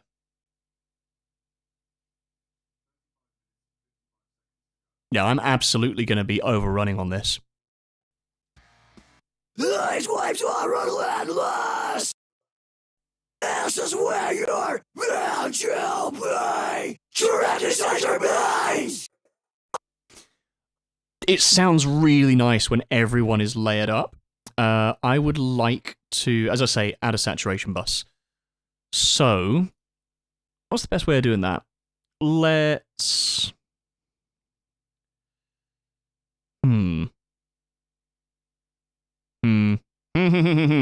Let's copy and paste all of Downey's stuff first. I'm assuming that the ad-libs are Downey, because they sounded very similar. And we start to see screams down here. So we've got Downey, all down here, Dwanny. Are these all Drew? No, we've got Downey. Yeah. Cool, so all of those are now Downey's chain. Let's have a look at Drew's chain for a second.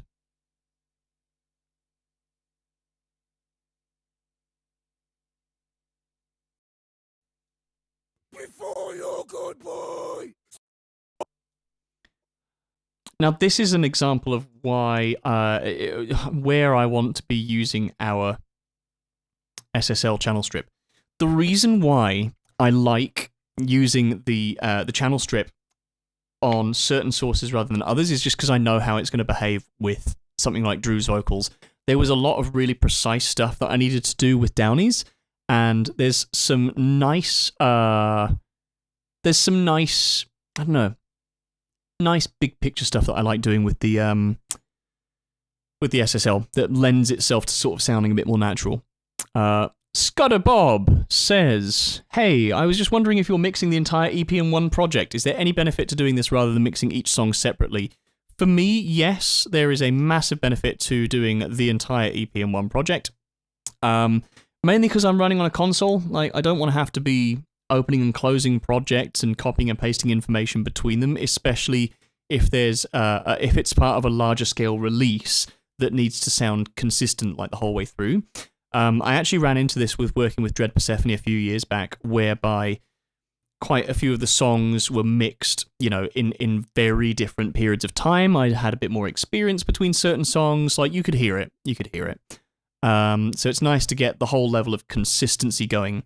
Also, when I move into mixing in Cubase later on in the year, it's going to be even better because Cubase can have like multiple different exports. So I'll be able to mix everything in one project and then have multiple different deliverables saying, okay, record all of the individual group faders from the console, so that I can then add multitracks for bands performing live as part of the same deliverable. So at the end, they get all of their songs for release. Excuse me for punching your ears. They get all of their songs for release. They then get all of their different versions, like an a cappella version or an instrumental version. They'll also get multitracks for live stuff. If they want to have backing tracks, they'll get click tracks included with that, all that kind of stuff. So there is a huge benefit to working all in one project. Before your goodbye. Something about 500 maybe, is that? Before your goodbye. Slither the holes. Oh, I kind of want a bit more grit in there. Maybe I can achieve that by pulling the frequency for the high shelf down. Before your goodbye. Slither the holes. Before your goodbye. I like. A little bit of gentle compression. Before your goodbye. Slither the holes. Before your goodbye. Slither the holes. Separate the teeth. Nice. Let's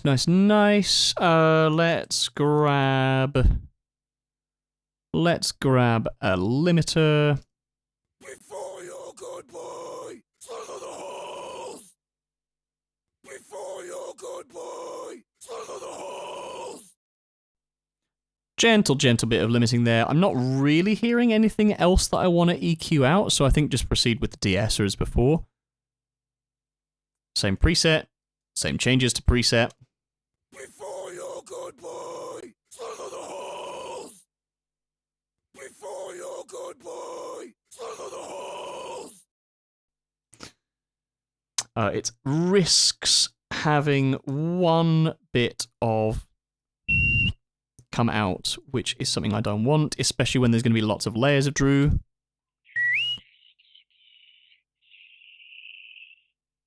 Yeah, especially on that slither the holes, which will manifest itself elsewhere in the EP as well. Before your good boy, slither the holes. Excellent, that is us autismed with Drew's stuff. Let's just make sure we've got Drew. Have I got stuff selected that is not needing other processing? Good, great, lovely. We'll paste that. Let's just have a listen to the vocal bus soloed out for the title track. Like the husk of the victim's your blood. A pile of ashes from the words you said. Whispering poison with a silver fortune. You wipe through the cracks of the world undone. The venom you trap is a honey sweet lie. Hypnotic coercion before your good boy. Slither the holes with a trusting ray sight. Serpentine teeth that you masterfully hide. Filter the bars. The defenses collapse. Color diffraction. I like what we've done with this. Shed your skin. Sniper strike from within. A fatal blow. Haha, I did like what we had going on. Let's take our BVs out for now. These are all sung BVs, aren't they? Every night. It was never betrays and a fatal blow betrays your say. Okay, so it appears that I've made some balance discrepancies with the sort of grit clean vocals, or the melodic grits. So I'm just going to balance those again in place. Shed your skin! Shed your skin! Sniper strike from within! A fatal blow betrays your sin! Beneath the mask you wear. Great. I think that might be the only bit of rebalancing I need to do. Sniper strike from within! A fatal blow betrays your sin! Beneath the mask you wear so tight, the shadow of the truth still back.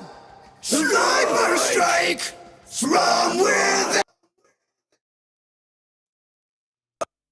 Yep, I am okay with where that is for a speed mix.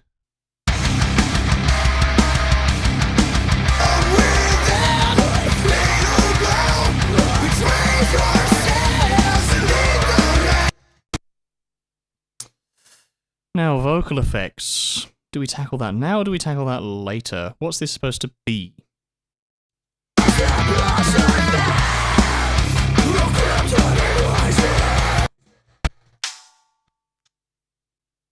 Just the lone snare hit.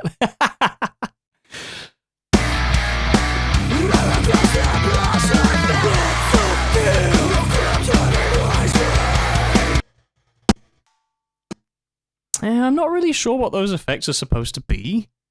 I also don't want to like ruin my reference of what they are. Let's put them in later. I'll chat to Drew and see what is supposed to be there. Let's do actual dynamics, and this is where the magic is going to start happening with how everything gels together. Hey Google, how long's left on my timer?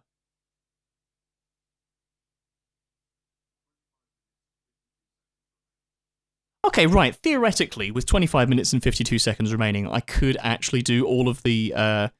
I think I could do all of the dynamics. Let's jump on a different section of the song just to do some dynamics. Right, kick wants some clipping. I love clipping all of my drums.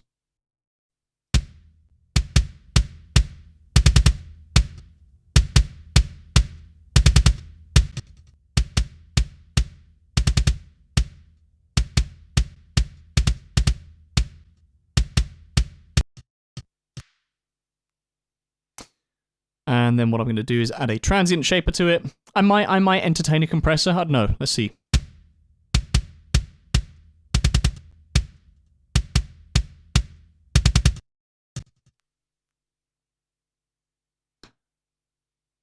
I kind of have a feeling. Usually I use a transient shaper, but I'm not really getting. I don't know. I'm not getting the vibe that I want.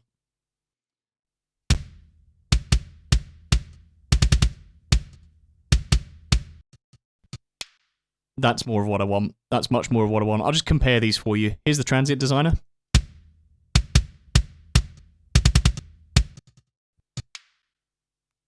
And here is the compressor.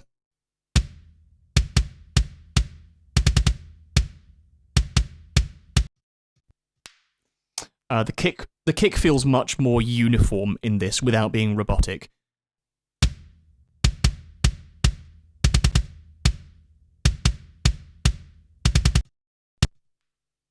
And I'm also just going to test to see if I want a 100 Hz sidechain high pass.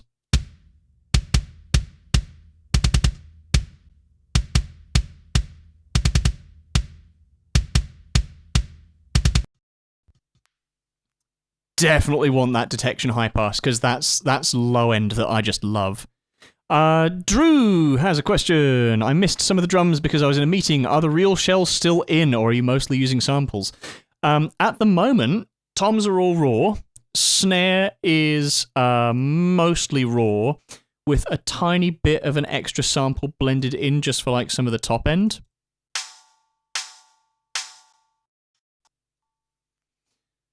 But yeah, other than that, shells mostly raw.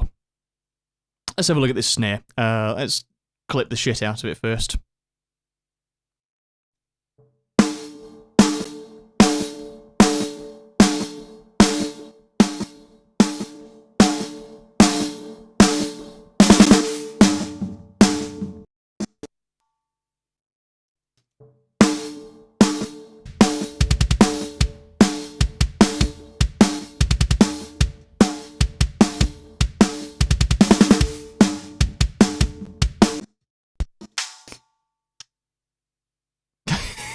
Just the poor snare being delayed.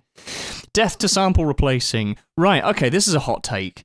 The answer with my sample replacing everything is it depends. Like, if you have literally recorded cardboard boxes, or your drums are absolutely not in tune with each other, like the drummer doesn't know how to tune their heads, like, yeah, absolutely replace those samples, because that's going to sound awful. If, however, like me, you pay attention to how you tune your drums, making sure that they sound as good as possible at the source, and you're on an absolute mission to make sure that they are recorded, processed, reamped through a console, or even recorded through a console and through dynamics as cleanly as possible, or, you know, as close to mix ready as possible, yeah, fine. It's a bit of a waste to have gone through all of that effort to sample replace everything, and loads of those samples do sound the same. Yeah, it's absolutely right. That's why there's the kick 10 joke. But if there is a specific purpose and a specific vibe that you're after, that is more of a fight than an adventure to get out of your raw shells, absolutely use samples for those. That's why they're there.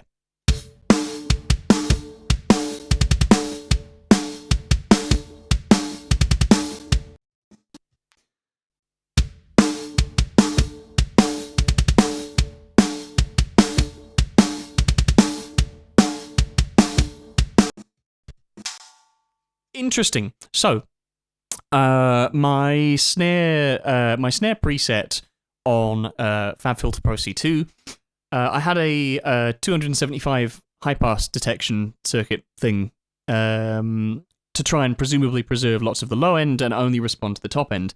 That didn't dial in the compression the way I wanted it to. I wanted a bit more snap and a bit more smack. And funnily enough, by having it react more to the low end, that has ended up as a nice viable solution. I really like that. Let me A/B it. Here's with the detection circuit.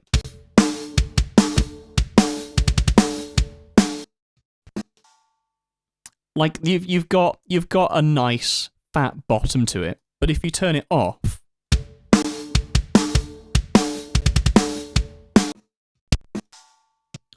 all of a sudden it just sounds much more stylistic of the genre. Like, that's great. Sorry, too much ranting. Here's my favorite bit of the dynamic spectrum, which is the toms and making sure that the toms sound awesome.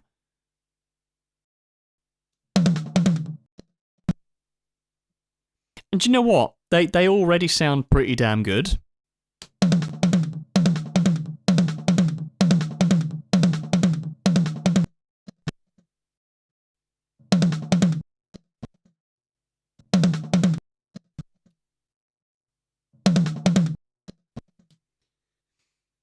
For instance, just with this high tom, like if I turn off my transient shaper, sounds great. Turn the transient shaper on. It's almost like the sticks have a bit more bounce to them. It has inadvertently brought out some stuff that I want to EQ out.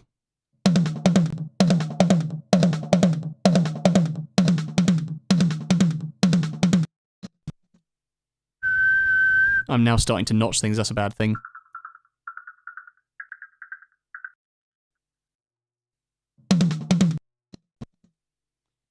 Good.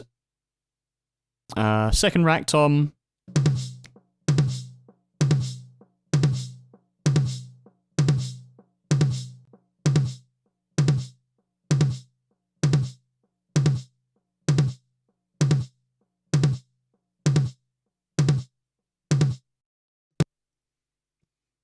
It was catching a bit too much cymbal in there for my liking. Let's do the same thing.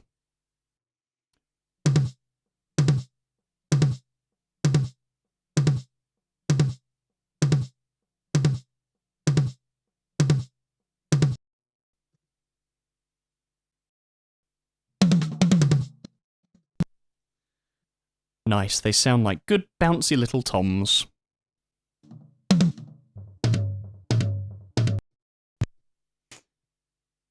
I've already tried to do a little something here and I'm already regretting that.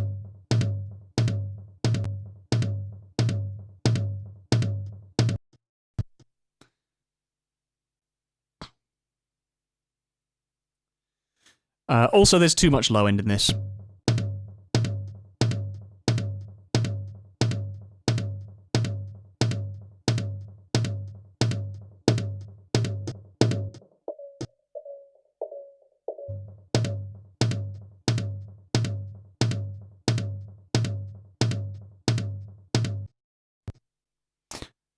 I'm not going to notice that when we have everything playing at the same time.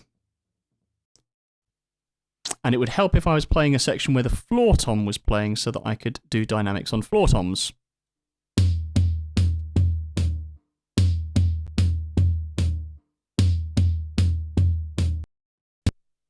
Yeah, just slightly less sustain there.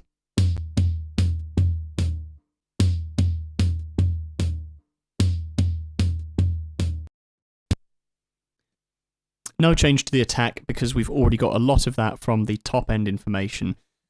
Right, let's see how all of these shells sound together.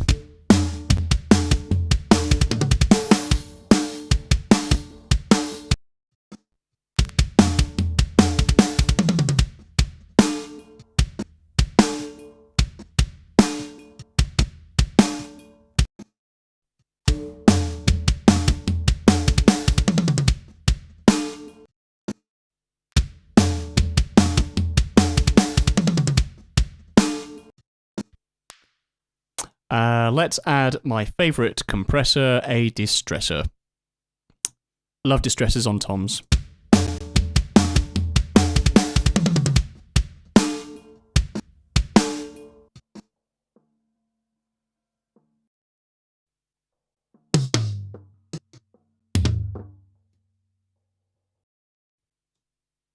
It just makes them sound really just fat and spitty and splatty.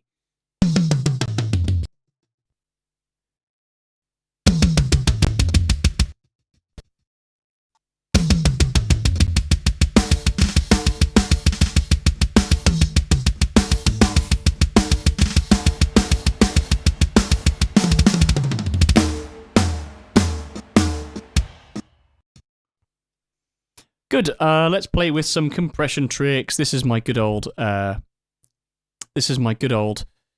preset of using a MIDI sidechain to just squish the shit out of the rooms. There is one thing I want to do first though, which is I want to do this individually on the trash rooms.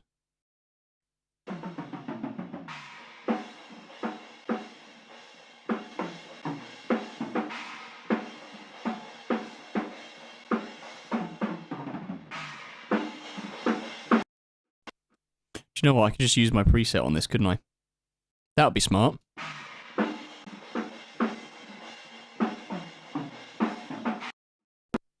Yeah, I'm not feeling that with the MIDI.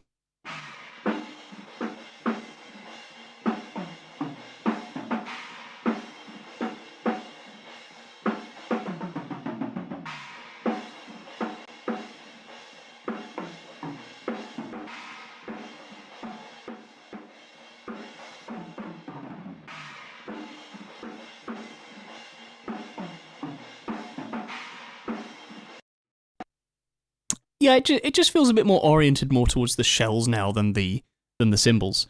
I would like to do a little bit of Saturn stuff on there, but maybe not with the sidechaining that I've got active on it.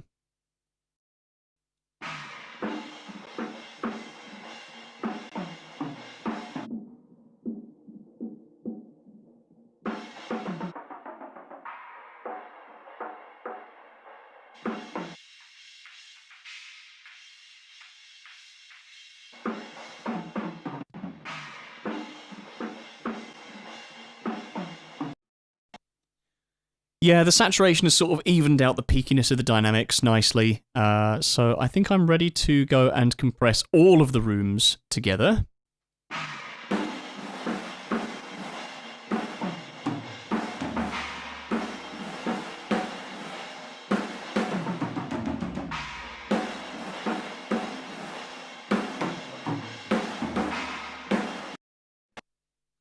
Nice and smacky.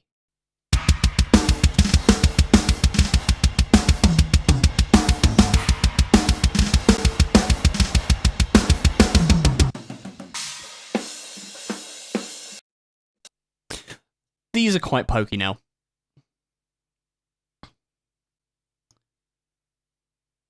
In fact, you know what? I'm going to go a bit rogue. I'm going to go a little bit rogue with my cymbal dynamics, and I'm going to look for an LA2A. And the reason for that is because I want them to sound like this nice kind of sheet and bed that is like the gel that we need over the punch of the drums.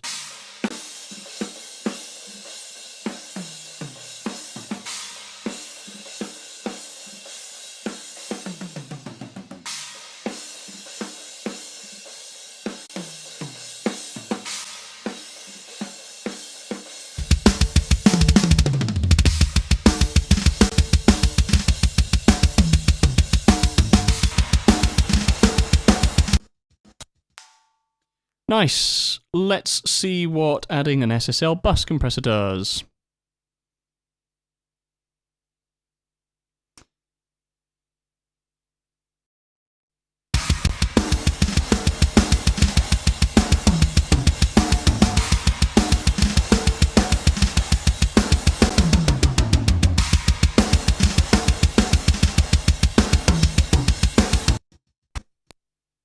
Sounds nice and smacky. Let's see what 10 auto does.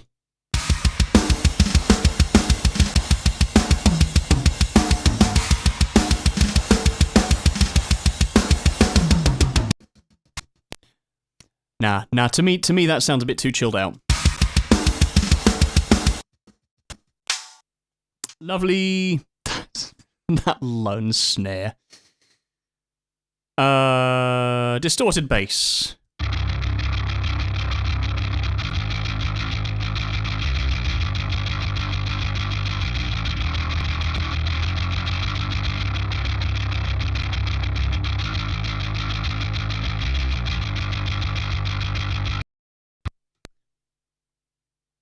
In fact, what we can also do, we can do my little DI trick, which is to duplicate all of these basses here. That all gets turned off. That has no output, and it can now be used as a sidechain.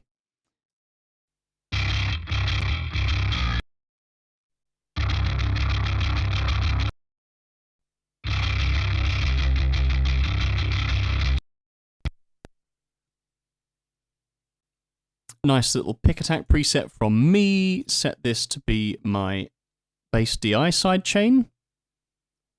There we go. Let's listen to this sidechain.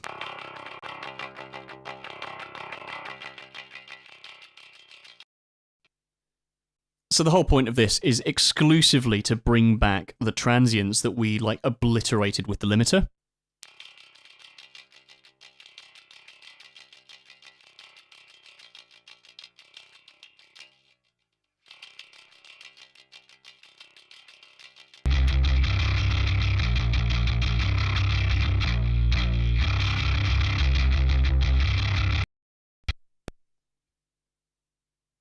Just going to add some input gain in there.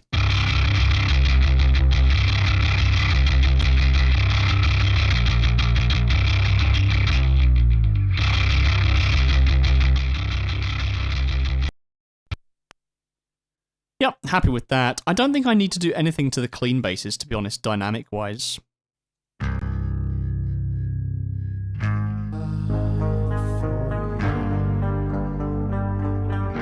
Comes a better trial.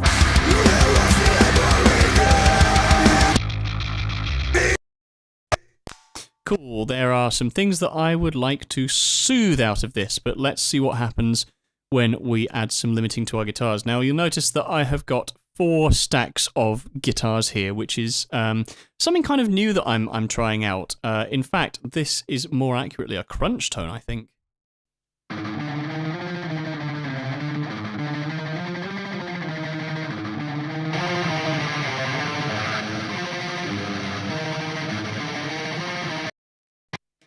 Yep, those are indeed crunch tones. I think what I'm going to do, just to keep everything homogeneous, is I'm going to... Yeah, I think I'm going to use another chorus as an example for this, but let's just limit it per person as opposed to per instrument.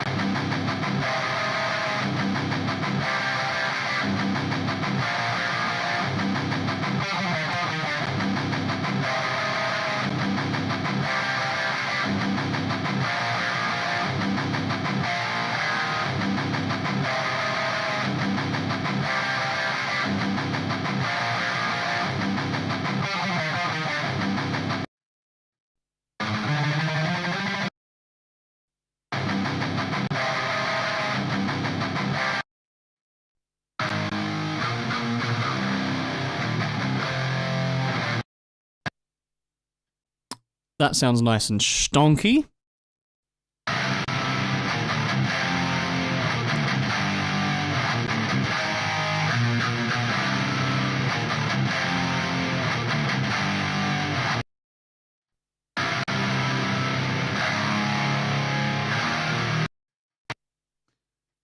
And then let's add some gentle limiting on just the rhythm guitar bus with the same settings, just so that everyone can fit in nicely together and we get on like a nice big happy family.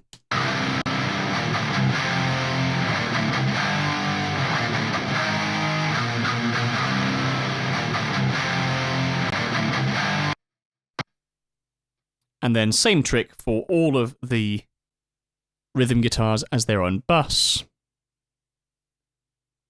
Same pick attack thing. but I'm not going to set an individual DI, I'm just going to set it to be the top end response of the amp.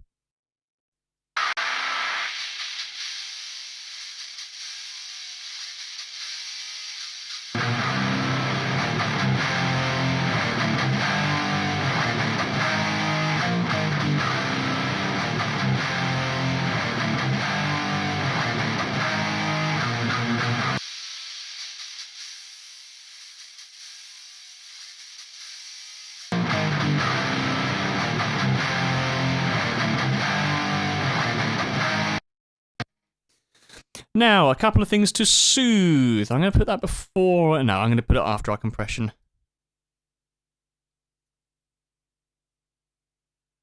Where was it that I heard this?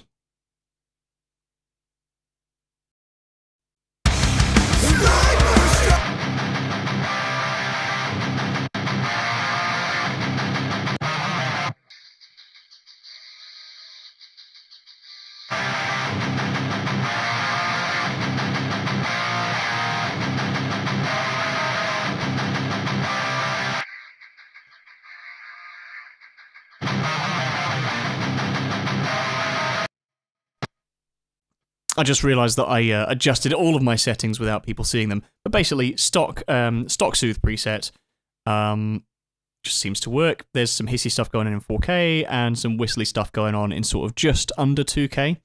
But here's the bypassed version where everything sounds, you know, not horrible, but quite, you know, affronting.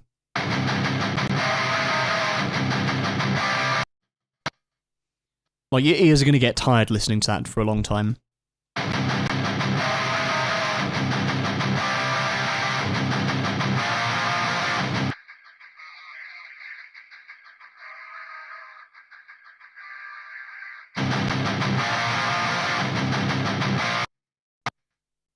Good, let's see how that sounds with our bass and our drums.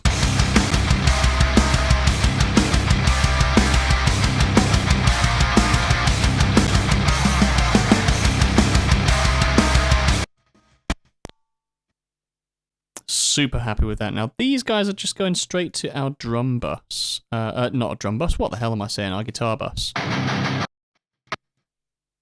It would help if I resumed the project from the part that I wanted to show you guys. I think I should probably limit these guys as well. So that guy needs a limiter.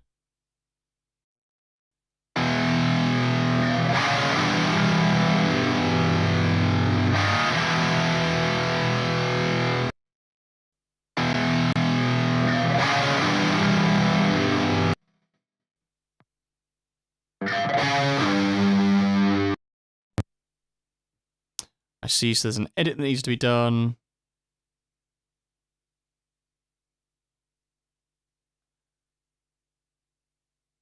Right, get rid of that.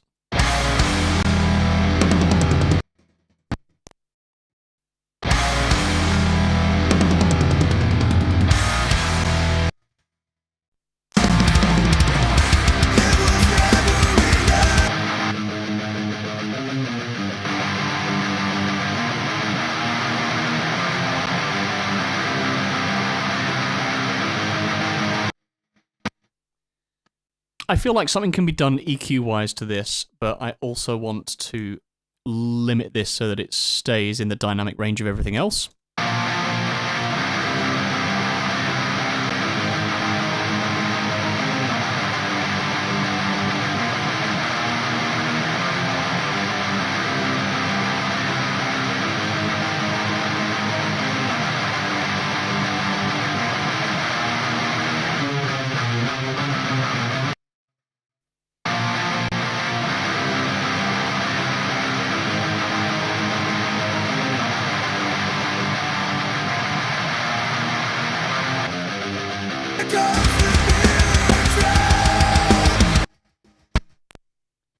We are close. There's a bit more 4K that I want to deal with out of these guys.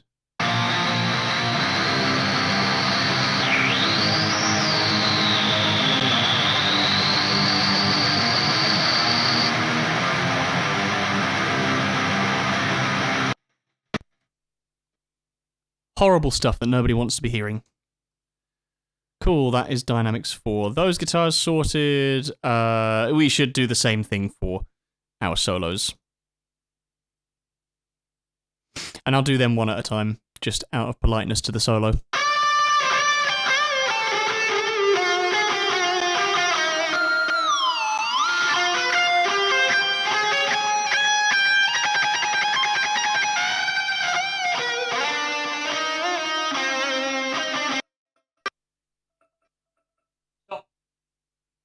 That is my 2-hour timer where I should be stopping immediately and cutting everything off, but I just want to keep going. This is so much fun.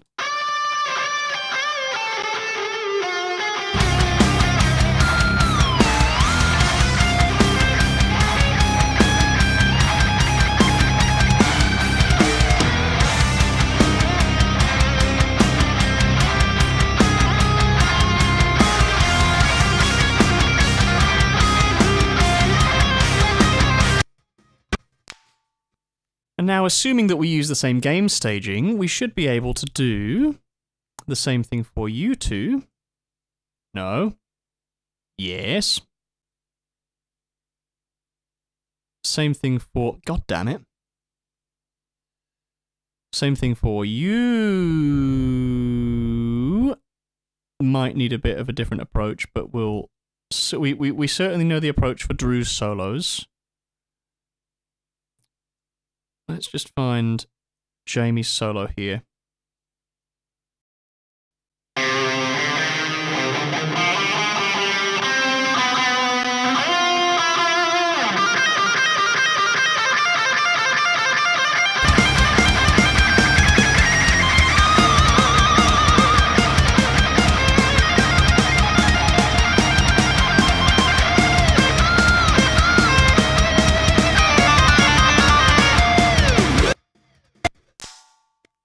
And there's going to need to be some bus limiting going on here as well.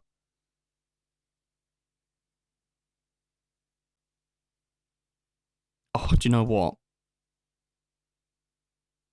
There we go. That's my default now.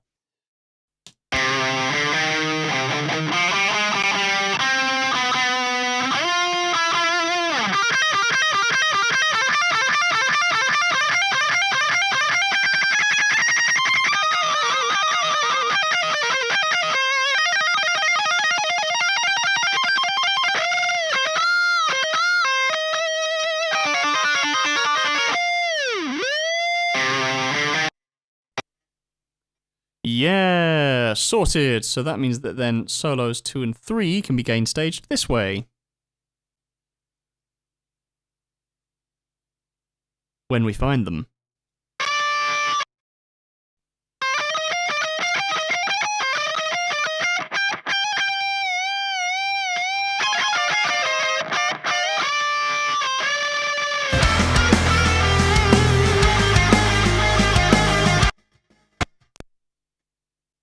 Yeah, nice. Guitar leads.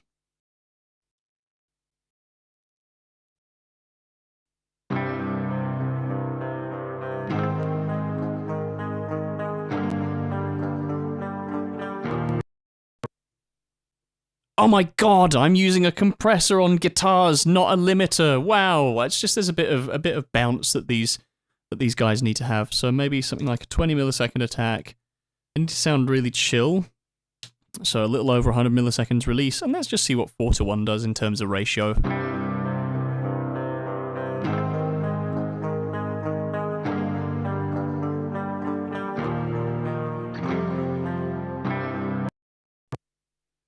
And I can tell that's also really responding to the low end of everything else.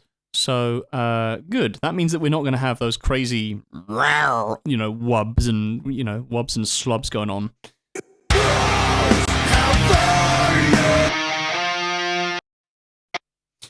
Yes, we're going to need some limiters here. We're back to limiters. And that has preserved my coupling thing. That's great. I love that. Good. Thank you, Logic, for not being shit.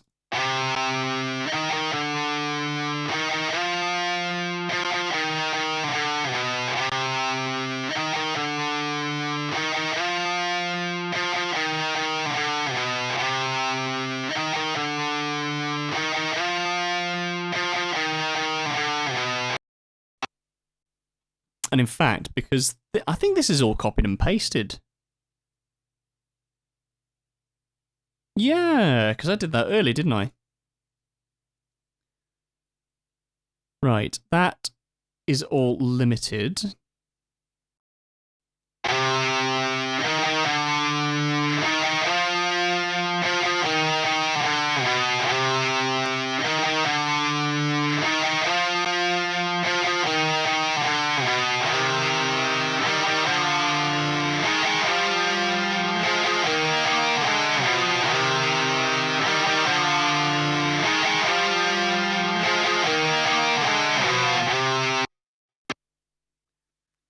Cool, that is our bus limiting done there. Oh, we need to do the same thing here, don't we? Did we copy and paste all that? Oh, we did! Oh, great. Well, then that means we can gain stage in a very similar way.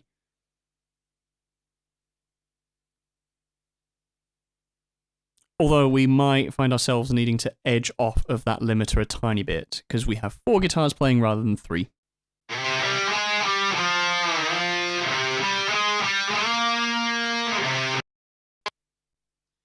Cool. Vocals have all been processed minus the extra effects.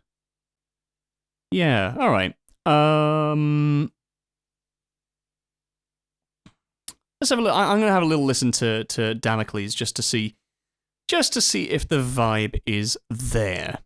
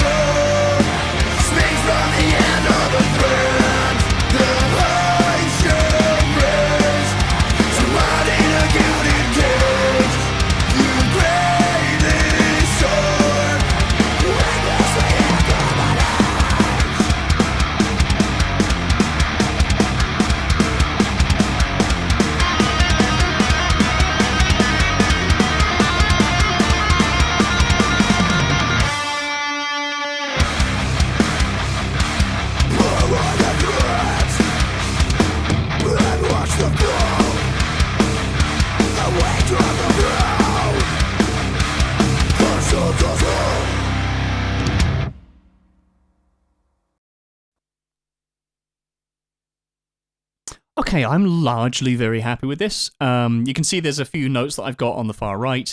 General things about snare needing some length, some toms needing some sample support. I just felt like they were a little bit, needly without the extra top end that we can get from a specific type of sample. I think I am just gonna, for the sake of time, cheat and use not cheat, but use older home drums, because like there is a specific amount of saturation inside of that I really like. Something I should probably note down is that I didn't get round to making the vocal scream saturation bus to dial in parallel. So that's something that I would like to do when I return from a break, because that's, Jesus Christ, that's 2.5 hours plus of ouch.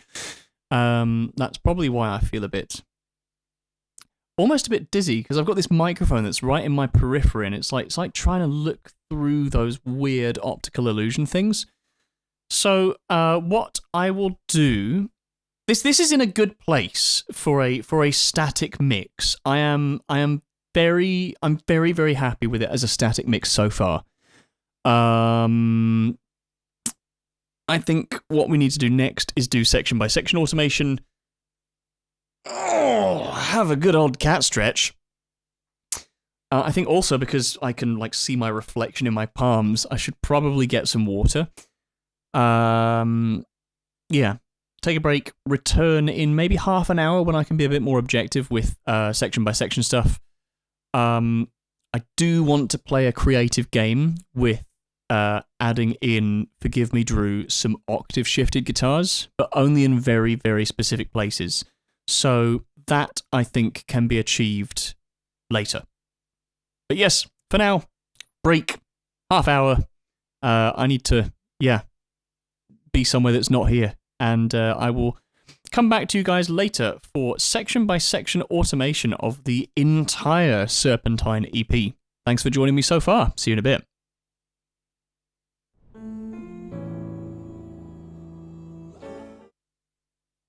Of course I didn't check how long my countdown is for my timer. Let me just go ahead and adjust that. Oh, it says it's the 10-minute countdown. Okay, cool, right. So, three batches of 10 minutes.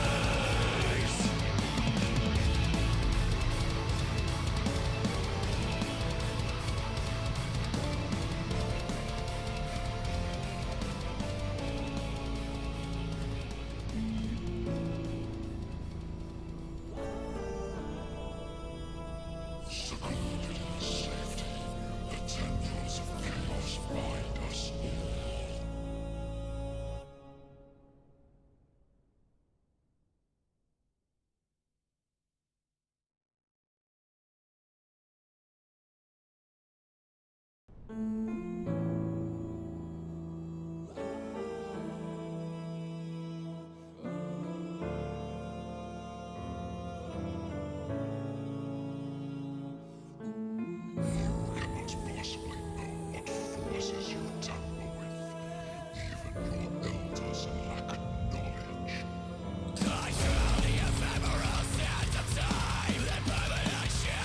paradigms.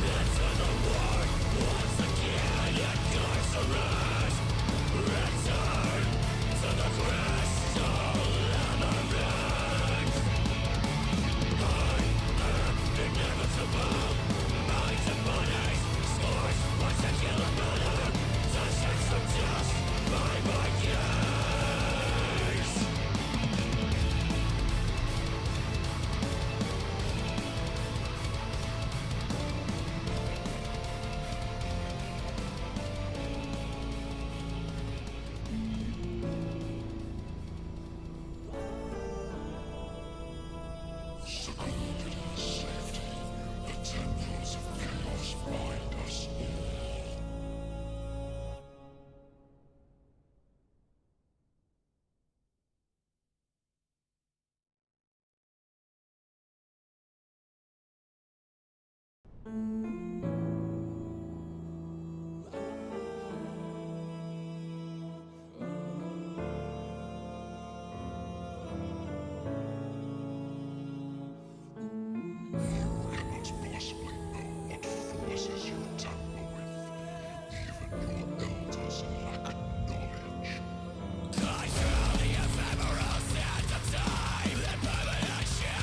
paradigms.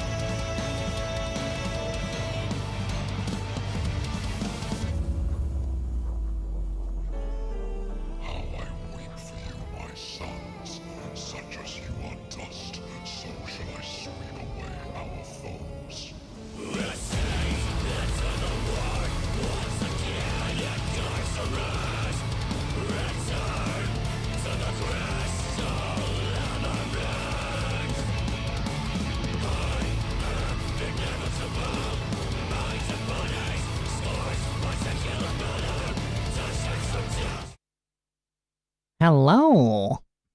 How are we all doing today? I am making a little story thing such that we can get more people to come along and join us. Paste that link. Join. Join doesn't have two J's. The noise. And then tag Catalysis band. Done. Marvelous. How was everyone's break? I actually feel like super refreshed. That was a lot of like hyper focusing to do in a lot of time. So good, grand. We have returned. We are back. What we are focusing, excuse me, what we are focusing on now is going to be marker added. There we go. Boom. Yes, what we're going to focus on now is we are going to focus on section by section automation of all of the different songs. So this is now where we get into the real quite serious detail of this stream. Cool. Right. Let's have a look at our door. Cool. Okay. I think I'm just going to jump straight in.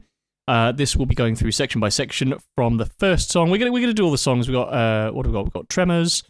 We have got Futile, Serpentine, the title track of the EP, Damocles, and then Deathblow last. But let's resume. I also am aware I need to let my speakers wake up. So.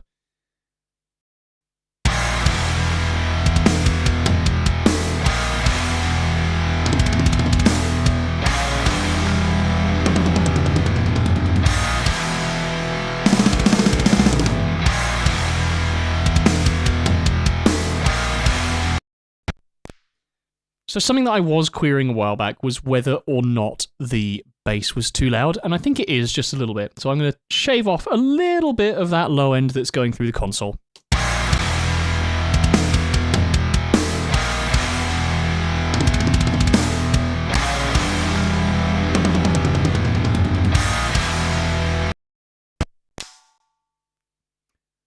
Wouldn't mind having a little more of this.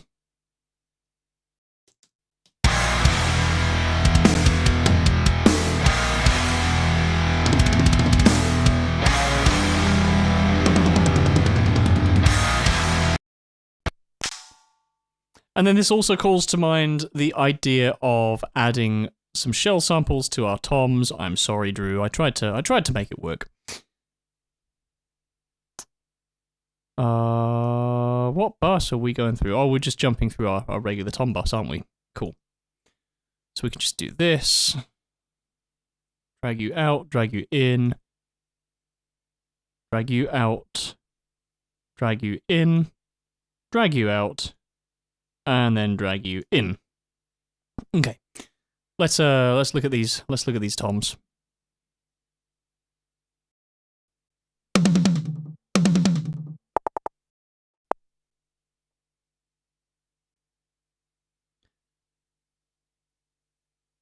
Nah.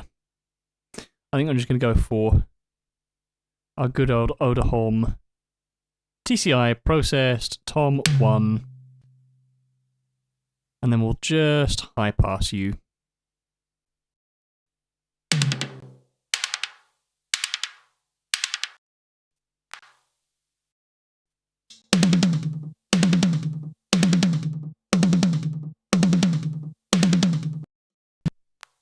You see how much more smack that's given that rack tom.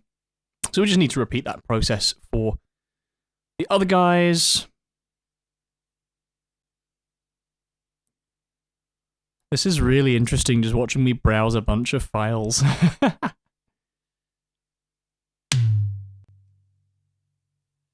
Yes, we're going to high pass you.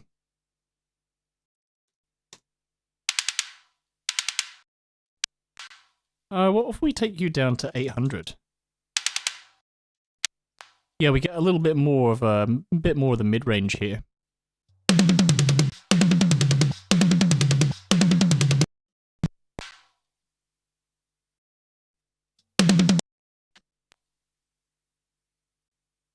Don't crash on me, Logic. Please, for the love of God, don't crash on me. Everything's going to be so much more stable when I move to Cubase to do all of my mixing in. That's going to be the dream.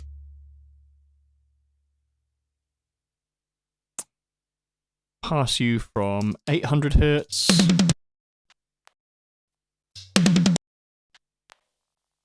Bruh. What?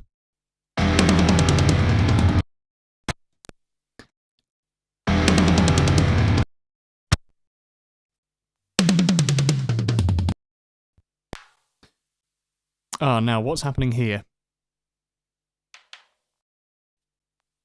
Why? Why are you not? Why are you triggering like that? Odd.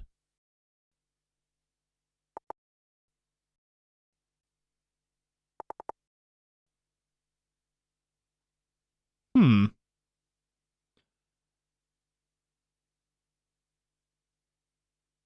I suppose what we could do is increase the level of you. Oh, I really despise battery now. I need to find a new way of triggering all this stuff.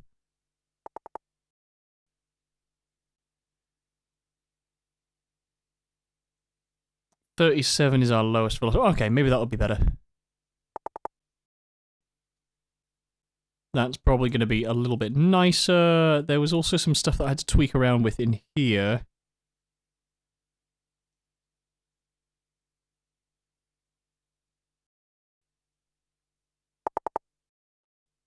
Yeah, that's a bit more easy for this to follow. Yeah, that'll be good.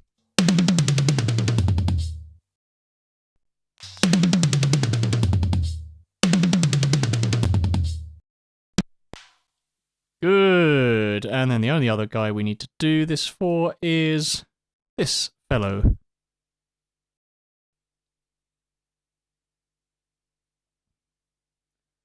Order home TCI processed. Tom 4. Doom.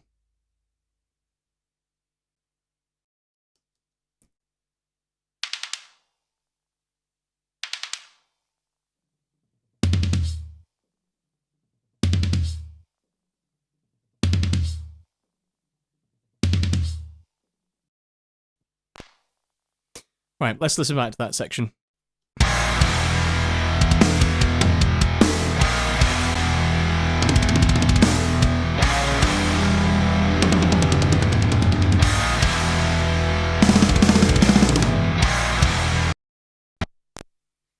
Very happy with that. Next section, verse 1.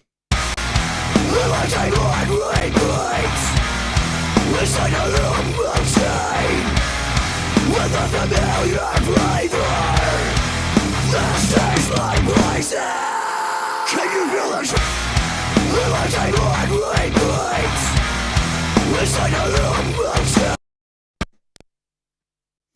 I feel like out of the holy trifecta, the guitars are kind of overwhelming the drums at the moment. I don't know if I'm just jumping to that assumption.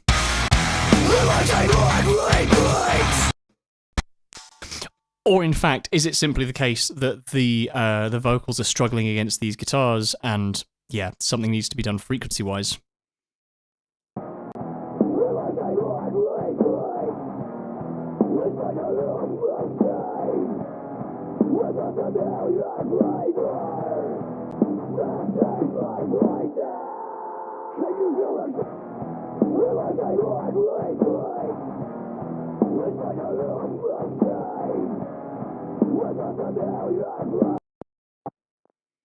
So what that trick is, actually that's probably an interesting thing to talk about. This is a very cool plugin called Isolate by TB Pro Audio. It is free, it is monitoring software that I love using, and basically what I use it for is checking across the entire frequency spectrum in 5 bands, basically just to see the balance of everything within those frequency spectrums, and this helps me to make decisions as to like where to subtract EQ to like carve out room for different things. Like if we bypass this EQ, how we had it before,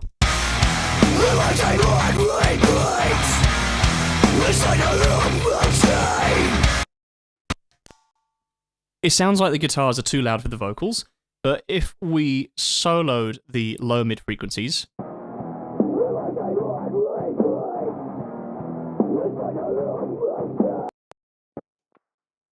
I can actually hear in this band that the guitars are the vocals are too loud for the guitars.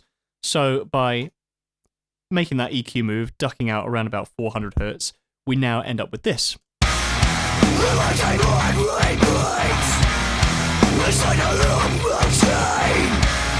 With a familiar flavor that tastes like poison. Can you feel the and we were actually able to boost the vocal bus by like a good 4 or 5 dB on the console. So that's nice. Great. Anyway, I'll have a check of the mid frequencies as well, just to see if there's anything lying around there.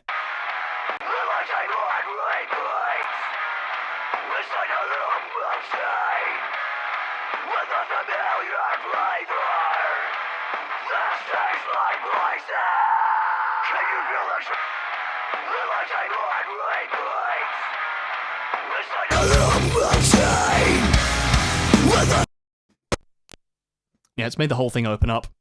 Let's do big picture stuff though as well as tiny details. With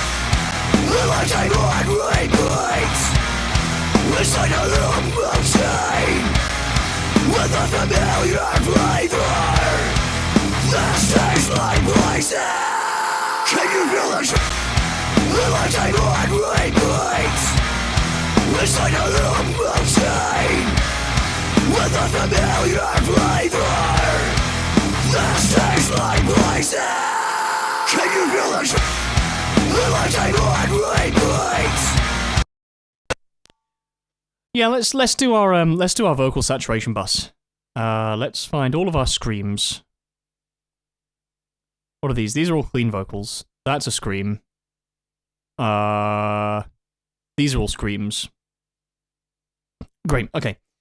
Let's jump into this. Let's go bus. Place them into bus 56 as a post-fade ascend. Because then we have their respective fader automations and that kind of thing that will inevitably ruin our lives later. This is one of those stupid decisions that needs to be like, it's 6 of one, half a dozen of the other, but you have to remember which one of those you're choosing. Scream Vox Sat. We'll do that. Where is our Scream Vox Sat? Oh, it's there. Cool, great. In entirely the wrong place. Let's give this a listen and see what we can do saturation-wise. Like a blood repeat inside a loop of chain.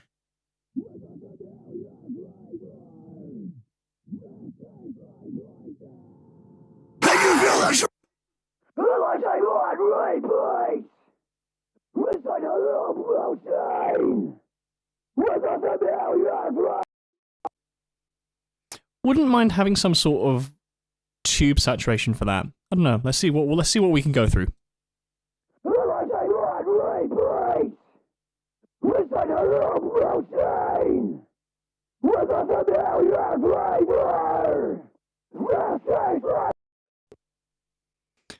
I want to get just shy of absolutely like destroying the signal. Inside a loop of chain with a familiar flavor that tastes like poison.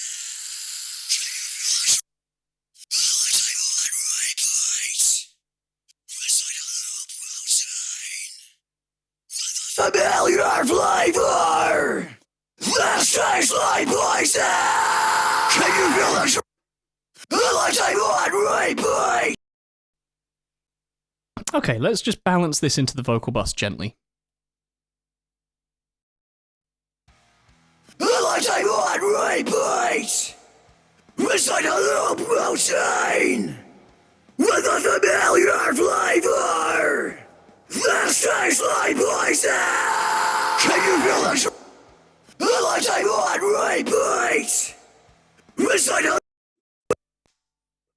Oh, this is really interesting. It's all it's basically done is made everything feel a little bit thicker, which is lovely. Let's just see how it reacts to everything else.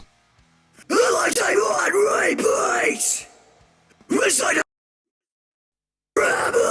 and rumble. The sound of swords and shells. 1,000 feet below the earth. All across the bloodshot fields. Rock up to the horizon. Consumed by the night. Surround and turn to. Very happy with that.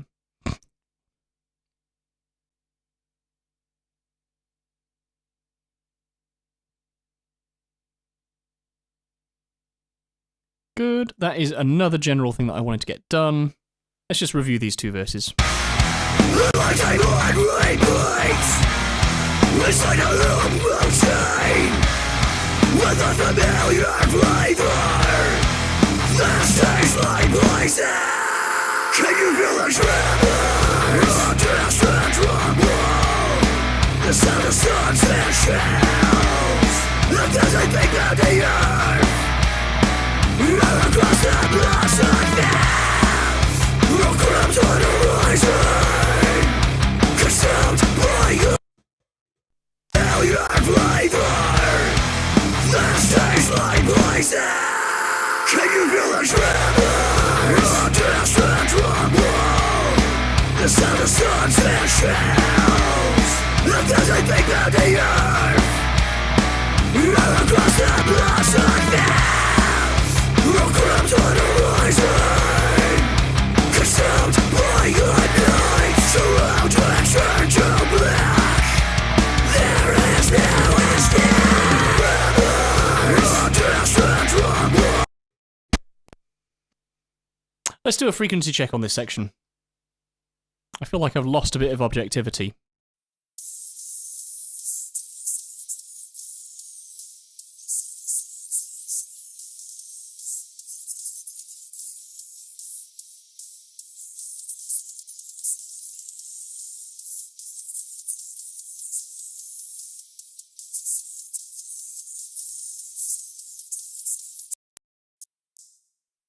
So what I've done there is I have added a little bit of top end on the console, and I've taken a little bit of top end away from the vocals. I could just hear a little too much of the sibilance there, and it was taking away from the cymbals.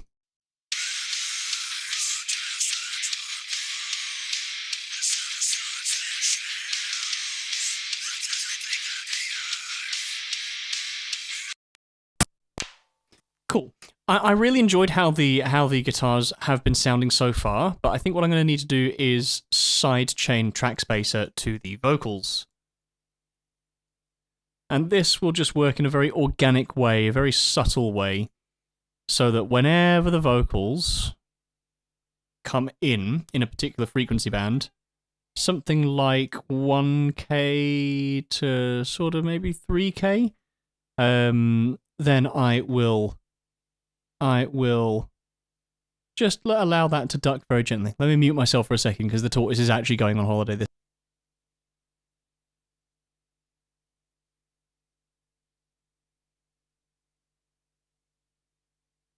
Aww. We like Francis. Yeah, let's see what this does in terms of just reacting dynamically to these vocals. The sound of swords and shells. 1,000 feet below the earth. All across the blossom fields. Rock up to the horizon. Consumed. Yep, that's meant that we don't have to do any volume automation with the a cappella bus as a whole right now, which is lovely because that saves automating stuff. The sound of swords and shells.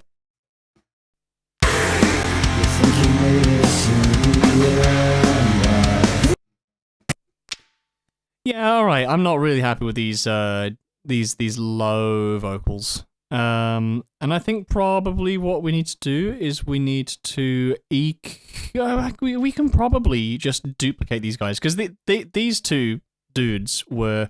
Oh no, what was it? It was these guys that we were basing the rest of the mix off of.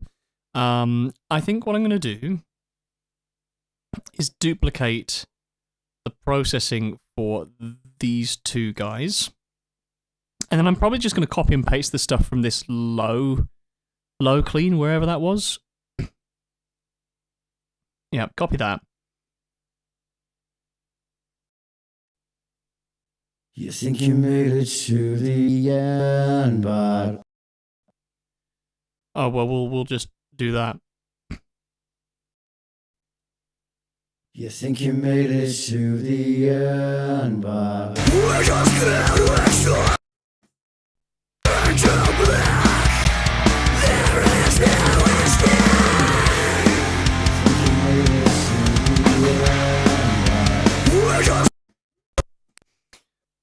let's automate, just for the sake of this one song, let's automate all sung lead vocals.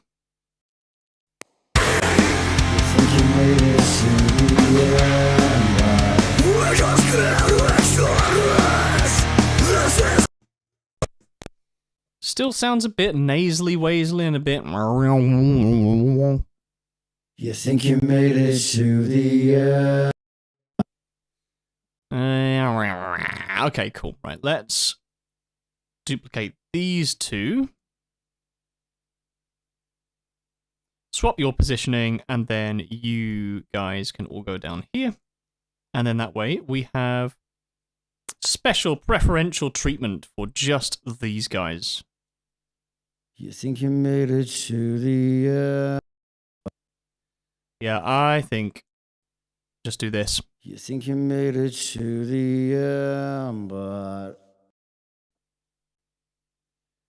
Right, copy that. Paste that to you guys. you made it to the we're just this is where you're You think you made it to the we're just this is where you're trapped inside your mind. You think you finally see the light. I wouldn't mind a little bit more. Maybe this is where I should put in a compressor with the vocal settings.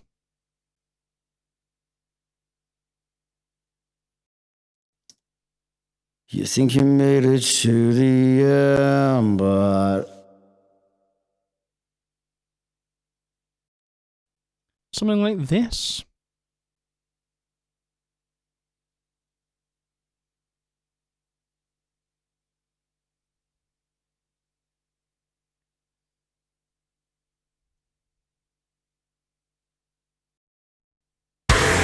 You think you made it. Too loud.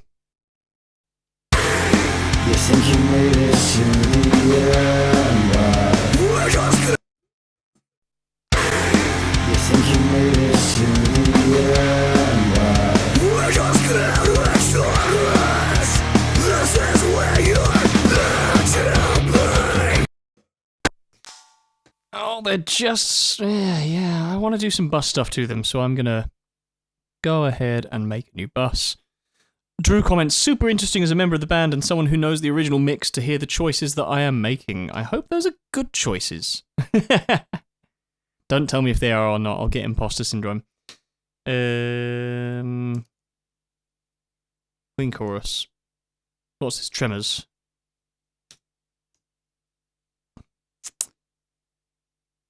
Create a track here. Where's that gone? Oh, okay, right. It's supposedly where I want it. Cool. You think you made it to the but you think you made it to the but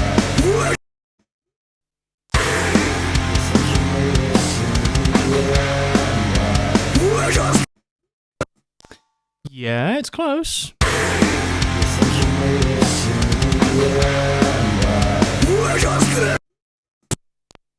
Ooh, something like 415 coming out in here. This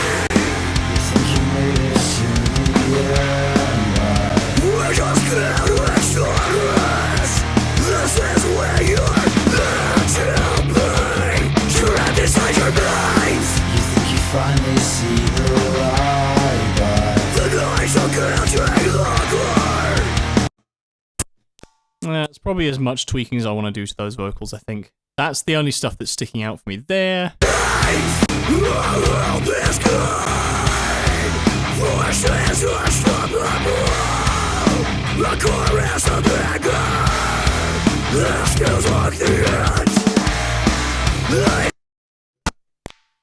I think the one thing that's sticking out to me is these toms need to come out a bit more. Just in that last dung dung dung dung.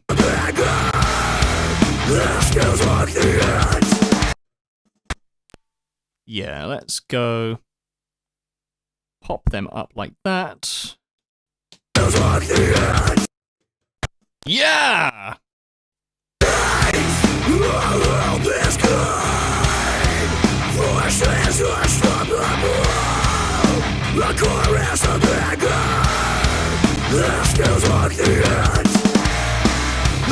That's what we want.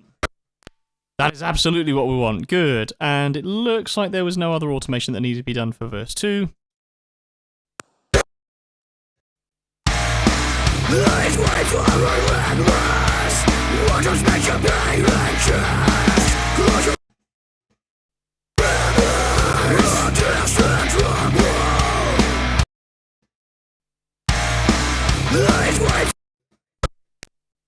No, I tell a lie. I want more hi-hat. I want a much greater focus on the hi-hat in these guys. I'm not sure specifically which one's going where. Well, it can't do us any harm based on the waveform that looks like it's both of them that are used at some point.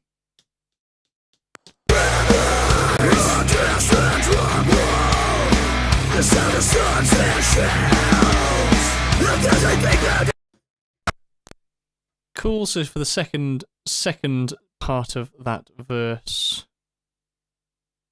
my poor eyes.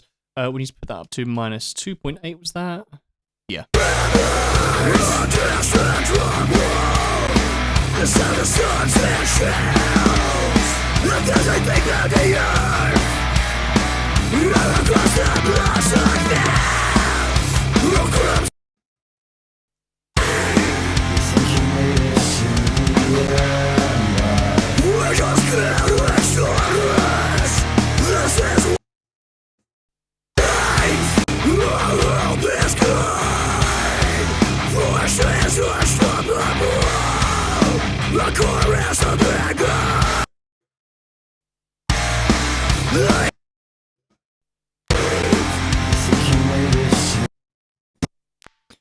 Great, that looks like all we have to sort through here section-wise is a couple of breaks.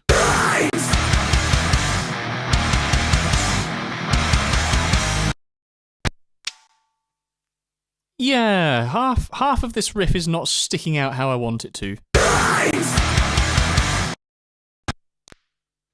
And I imagine that's probably because the bass is going dum, da da da da.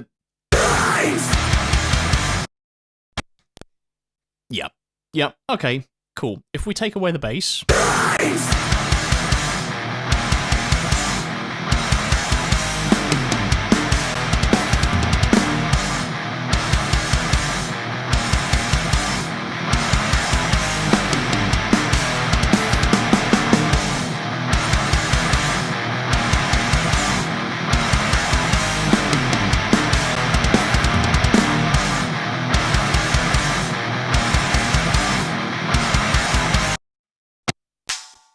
And then if we resume the bass in there, let's see what's going on.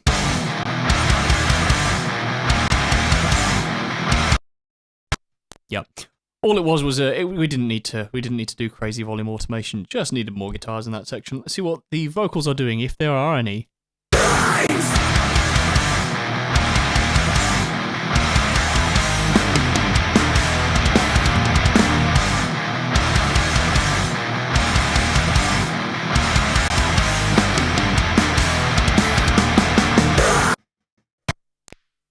Yep, I am happy with those. So let's just see how all of these run into each other.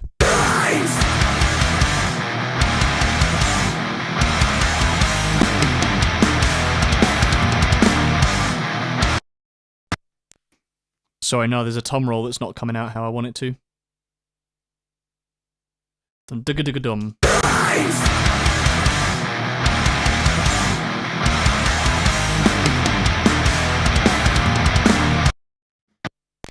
Yeah, this guy.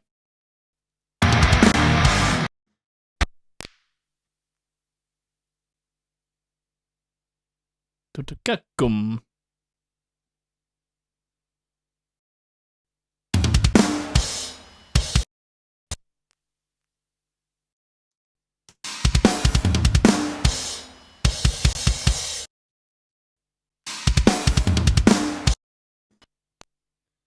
That comes from beats 3 and 4.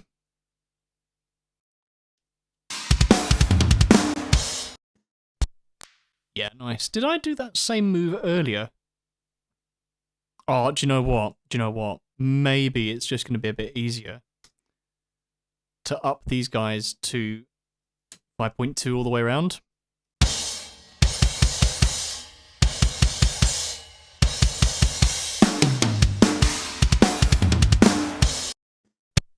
No, it's not. It's not. It requires those automation points.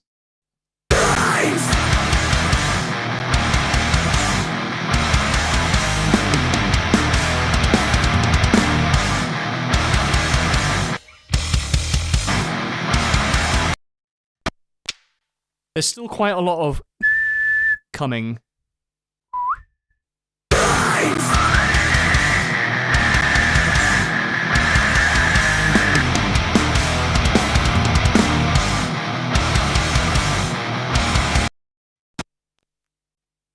Okay, now I'm happy with that. Let's see how the 3 breaks go in together.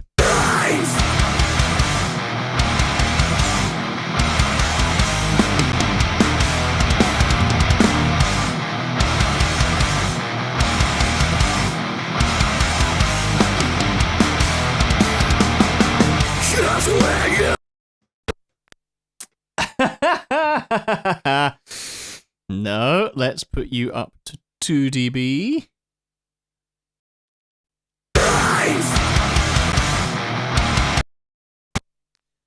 Is that something that is that a decision that needs to be made song-wide? You think you finally see the light, but the noise will counteract the glory.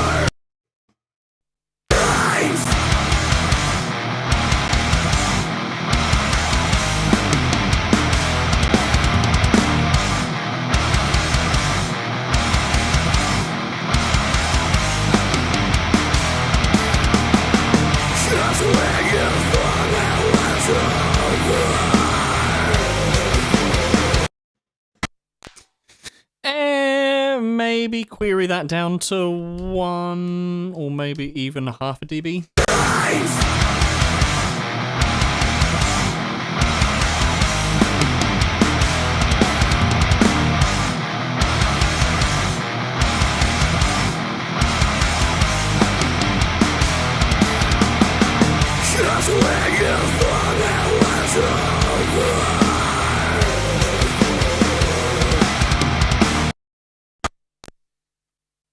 No, because I like the way that the instrumental is all interacting.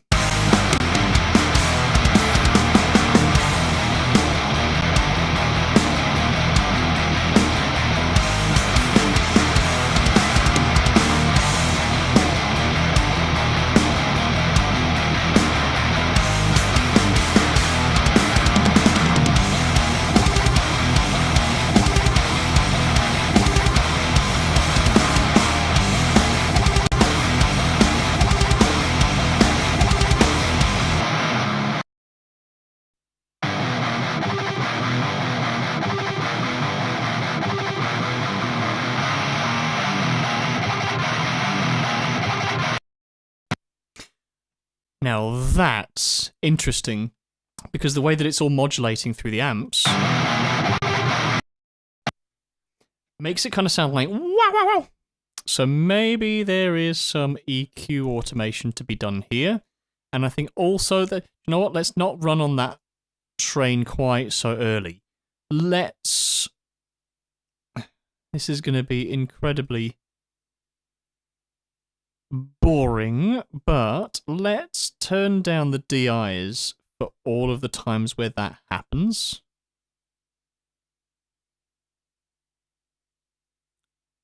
Because there might be some sort of low-end information in the DIs which is making the amp behave a bit weirdly. So that only happens here. Grab you, you, you, you, you, you, you, you, you, you. Solo Drew's rhythm guitars.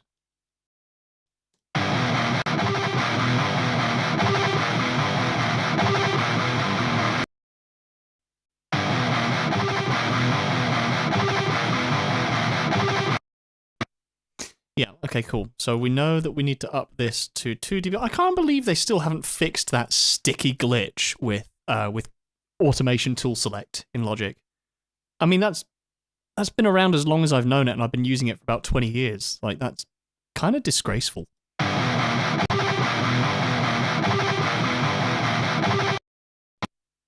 Yes, that's got rid of most of the sort of wobbiness, but I still think that we could be a bit more focused on that weird G thing. Boop.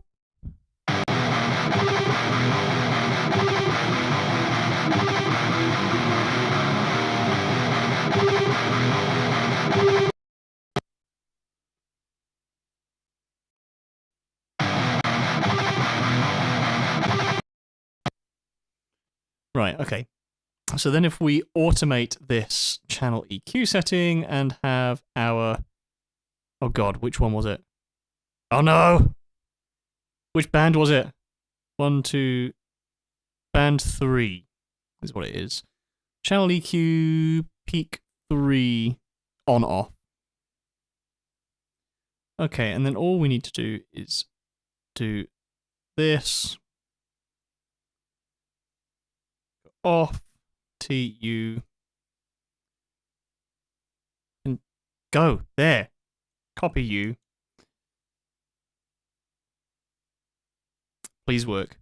Yes! Automation in Logic is really weird, and Cubase just does it so much better. It just treats it like your everyday object as opposed to like a separate thing. And obviously, I know Logic. I have used Logic, as I say, for a very, very, very long time. But there are things that Cubase just does as standard that have been... I mean, it's been hell on earth to try and get Logic to do it at times. But it seems to be behaving itself today for some reason. Right, let's ping this in here. See what happens to Jamie's guitars.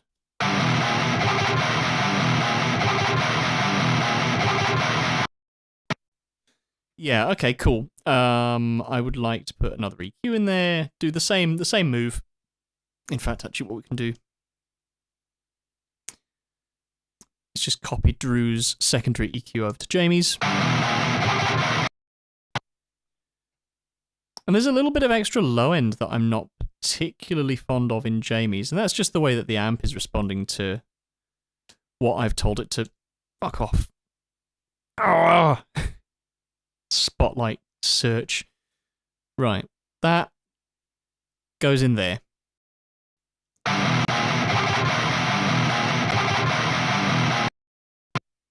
Yeah, and I'm going to do the same thing for the low shelf. Low shelf, on and off.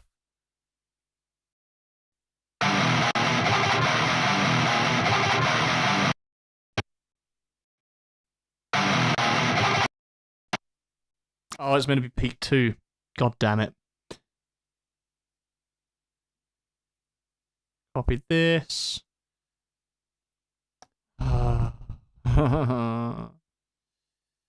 Peak 2 on or off. There we go. I despise Logic sometimes, man.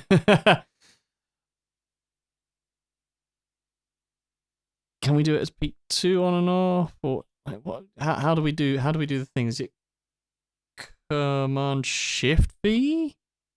Nah. Oh, bloody ah.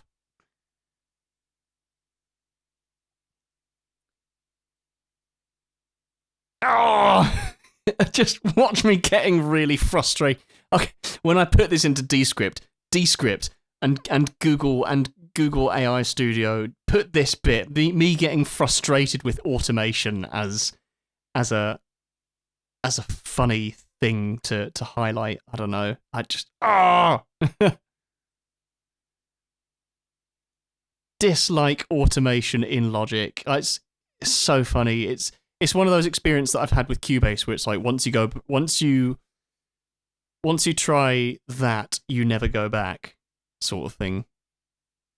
Do you know, I could have done this a really much less complicated way just by using Peak 3 as the EQ that I wanted to use, but I've committed now. And so then we've got our low shelf on off.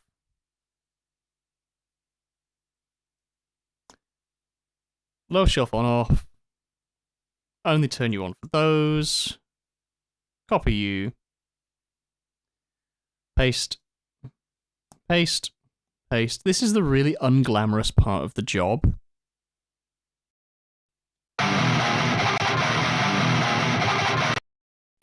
Oh, but that's absolutely done it there.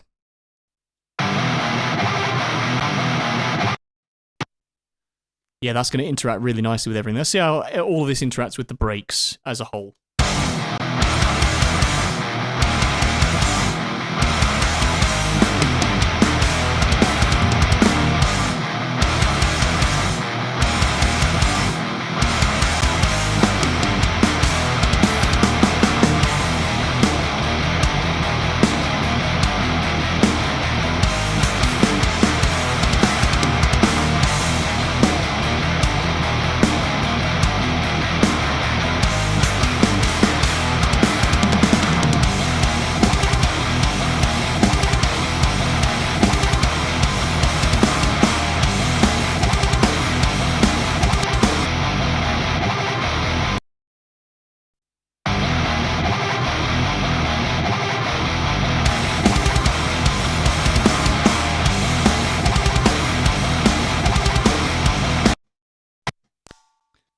Yeah, there's one more of these. Actually, I know what I can do. I can reuse my automation that I have erroneously put in Peak 3. And I can just put that in, basically this position.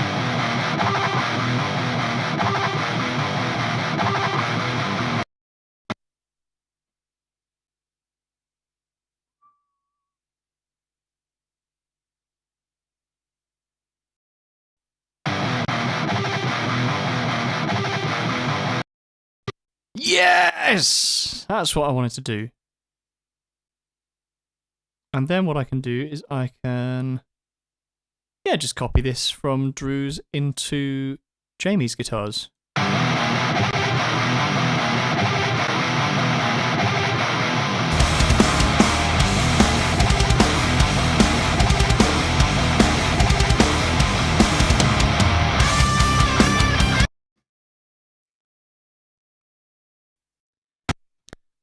We'll get into the solo in just a moment, but I want to see how the vocals sit in all this.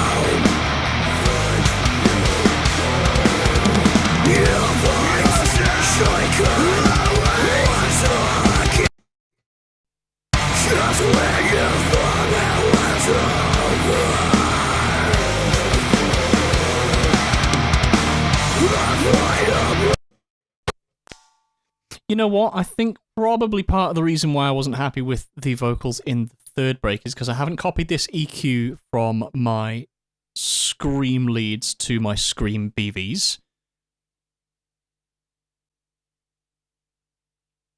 So I'm going to do that. Just grab you, copy you, and paste you in there. Let's see what difference that makes.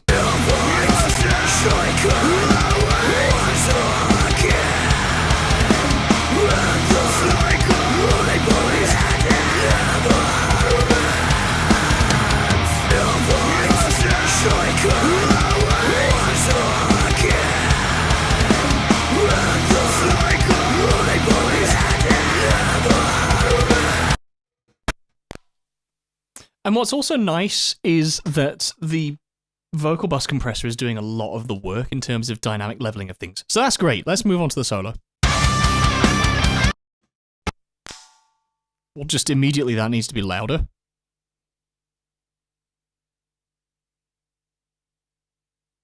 Do you know what? I think I can probably make this louder as a result of the limiter.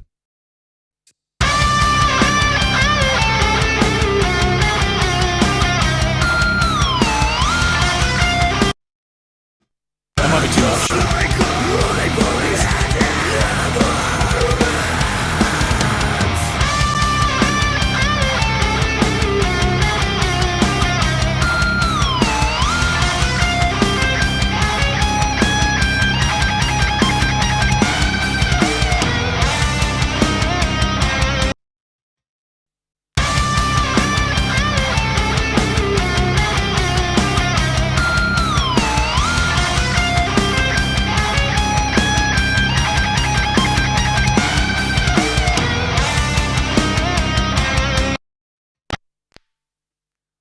That tom hit was just a bit rude.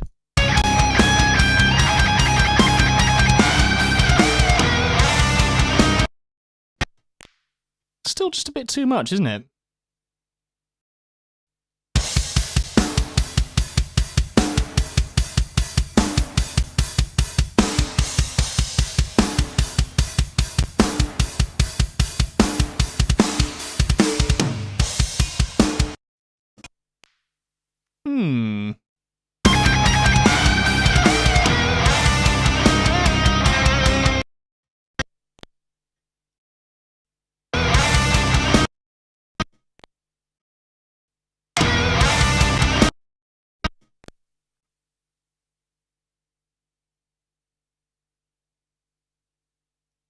Solution, duck the entire drum bus by 2 dB.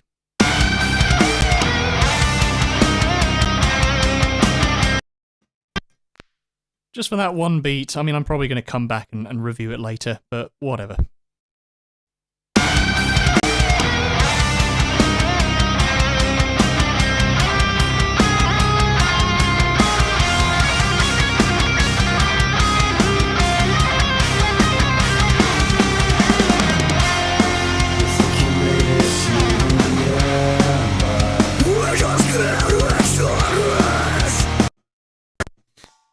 Oh, now I'm rethinking the chorus.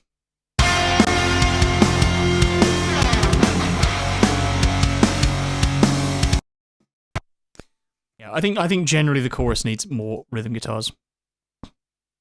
Like, we need that nice bed. We've got much of it from the sort of harmony of the bass and what that's doing, but I think very strongly that guitars just need a bit more of them.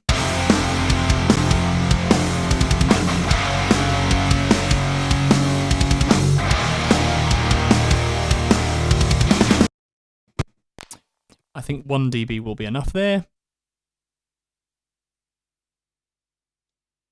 That, and then I liked where they were for the solo. Actually, that was kind of nice.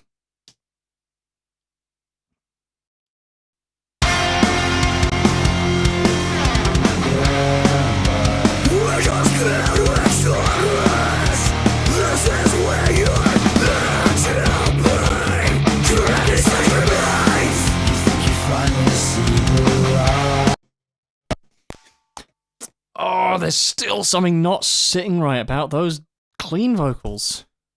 You think you made it to the end? You know what? Right, okay. Let's do a bit of an extreme thing. Extreme thing with the vocals here. Let's just create one band of bus vocal EQ just on those kind of woofy low mids.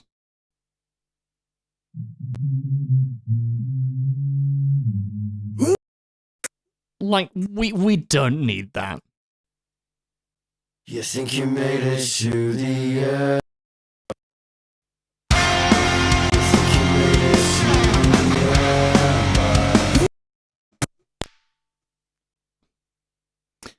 And yes, that does mean they're all too quiet, but we have minus 5.4 of headroom.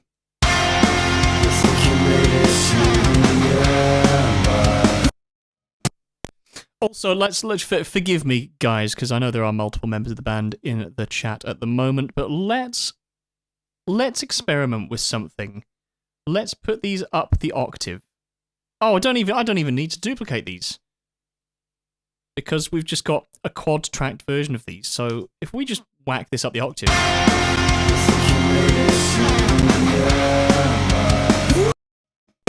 Yeah! You think you made it to the end, bud? Something that's not necessarily a noticeable difference of technique. You think you made it to the end, bud? We put these back down the octave. You think you made it to the end? You think you made it to the end, bud? There's just a little bit more of the harmonics there that we can play with. Downey chose to sing the vocals in this way just to challenge me, dick. No, thank you. Love it. I really like the sort of it almost reminds me of it's that real sort of early 2000s, like 2000 to 2003 sort of era of it's when modern metal was just starting to sort of escape its grunge rock sort of era is the vibe that I'm getting from the vocals. Let's just see what that's done for the rest of the choruses.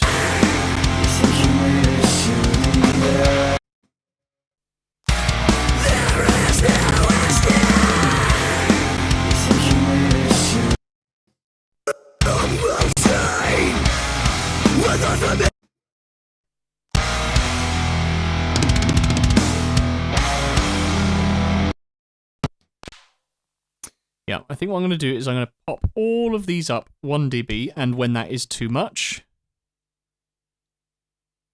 Ooh. Let's see what this does.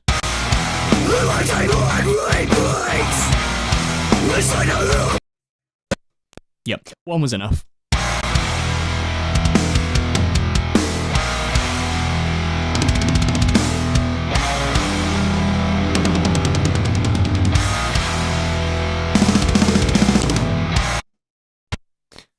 Yeah, happy with that decision.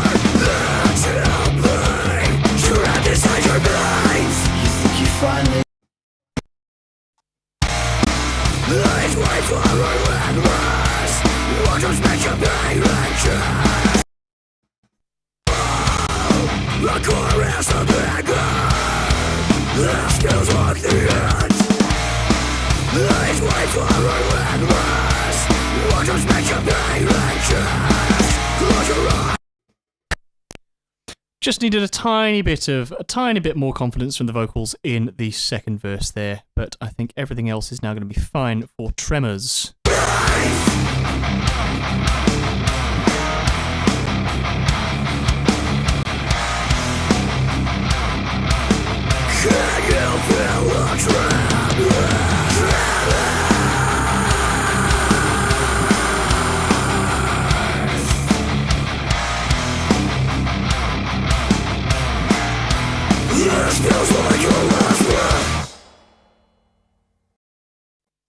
Nice, good, that is Tremors. Let's look at Futile. I'm aware there are a couple of things that I wanted to check out. Actually, why don't I just cut that out, go down here, and then just that. There are some things that I would like to...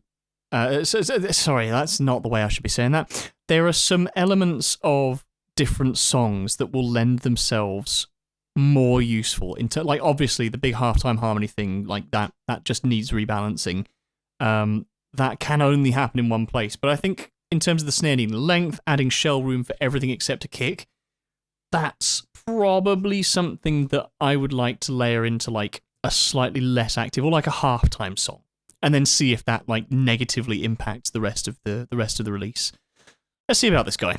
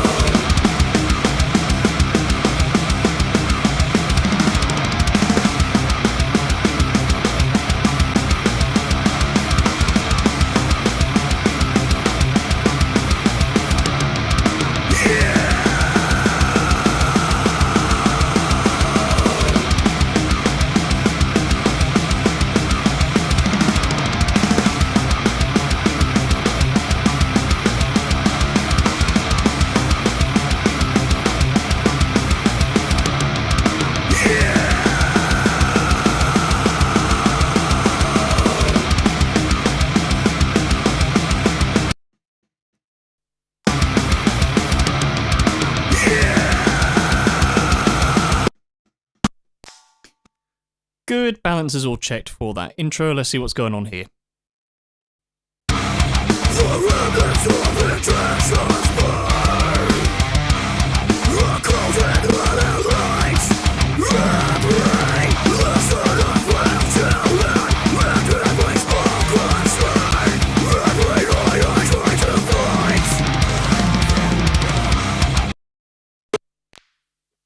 And as if it was not already obvious, those the little interludes is a very important thing for these guitars. So I think we're just going to have to manually automate those.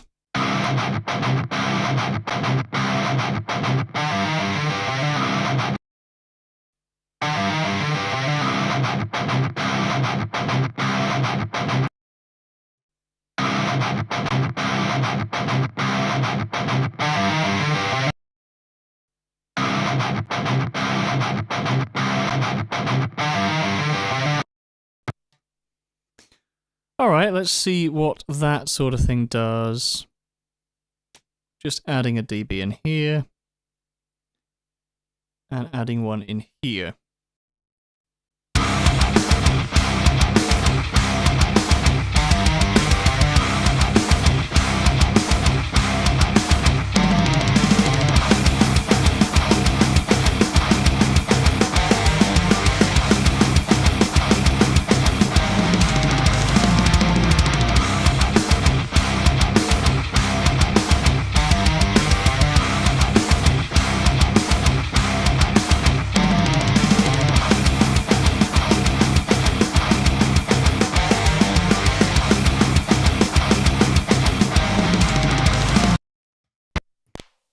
Cool, that's sounding nice and clean with the instrumental. Let's see what's happening with the vocals.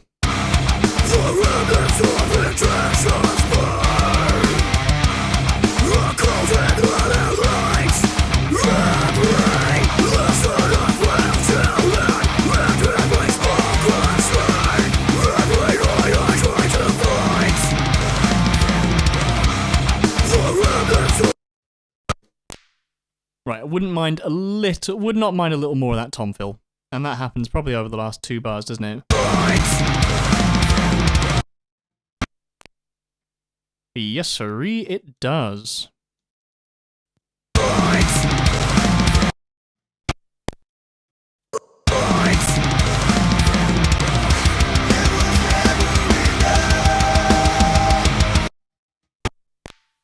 Interesting. Right, let's take out the vocals for this.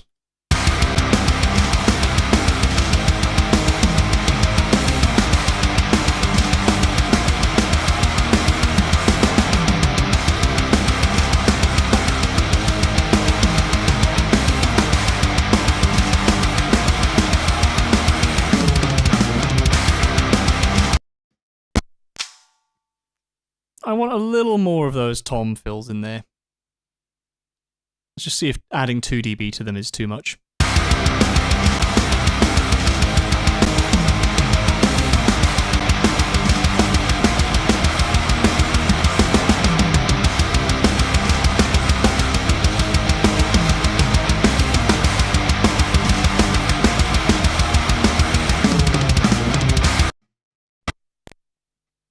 I love what that's doing to the instrumental.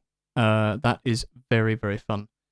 Let me give you guys a bit more desktop real estate, because I realise that the console is not a huge amount going on here. There's no more real big picture moves.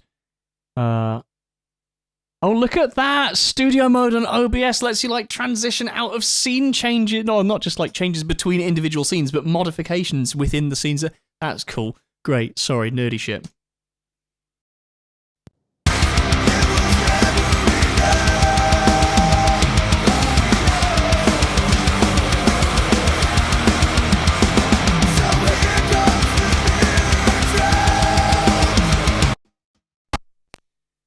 I just want to see if there's any relation between the... Yeah, maybe this is a clip gain thing. I just want to see how the vocals go between the verse and the chorus. I tried to fight. It was never enough.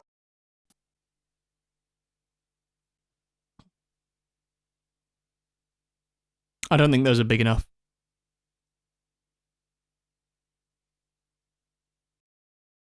I tried to fight. Tried to fight. It was never enough.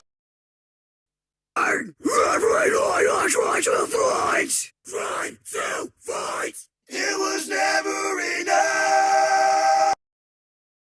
I tried to fight. Tried to fight. Yeah, these Drew doubles are a little too quiet, and that's my fault. I tried to fight. Tried to fight. It was never enough. Here comes the pizza train. Yeah, you know what? I'm alright with that. Never enough. I tried to fight. Tried to fight. It was never enough.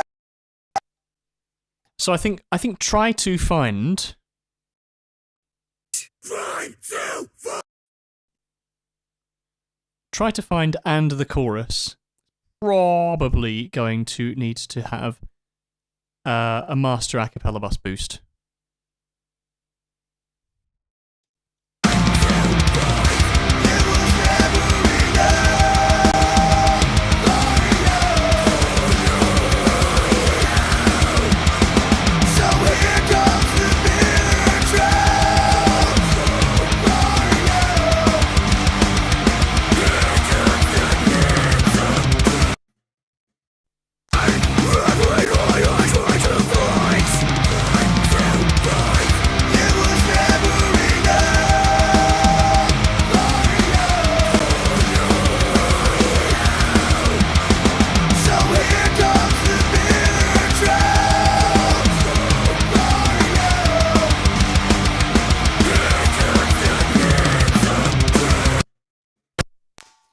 Maybe 5 was too much. 4 I think is probably a happy medium.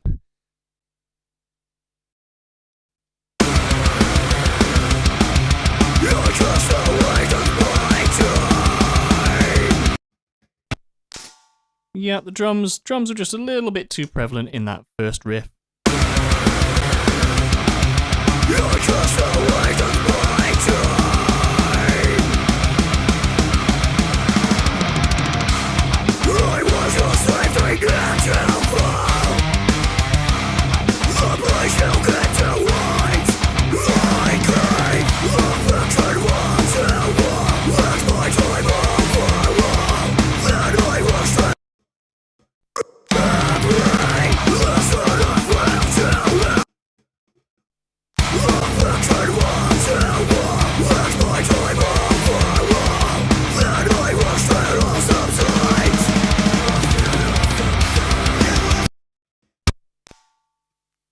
Yeah, cool. I wanted to check the second half of that verse because I remembered from the second half of the first verse, the drums were just a little bit too much on the snare, but actually they did that sort of, you know, da dum da as opposed to gatagla and dagala and da sort of thing. So that's good. We have some interestingly placed screen BVs, which start here. So we'll just do the same bus thing on the vocals. Grab you, take you 17 bars, add 4 dB to you.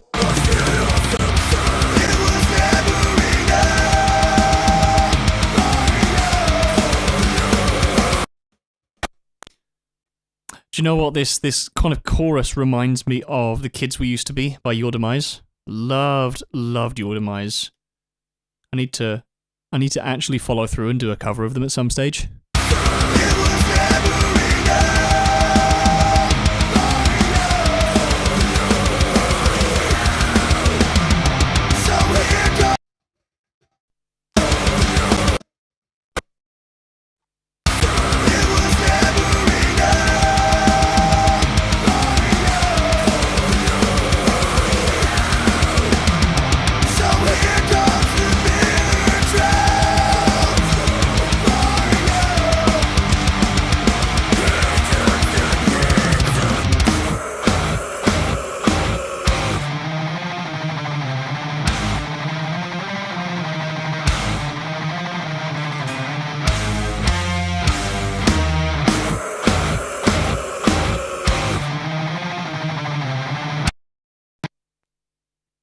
Yeah, the floor seems to fall out from underneath us.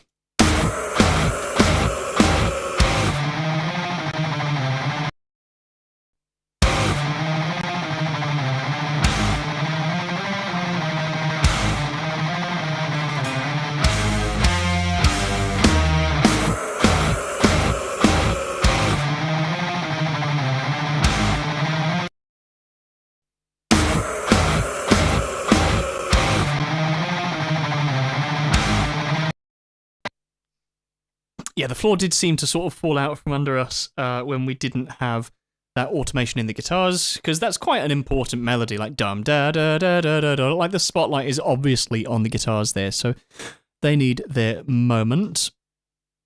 There was something else I wanted to change.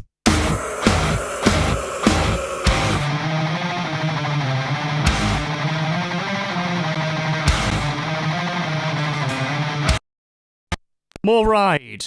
More ride. That's really important. Diggy-diggy-dee. I mean, it's a tiny detail, but it is important. Oh, do we not have a ride mic? Oh, it's hats plus ride, isn't it?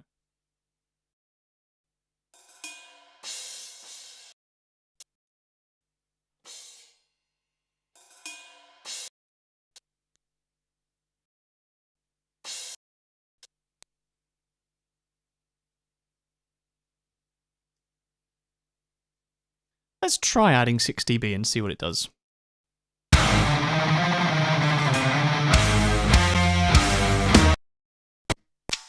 Seven!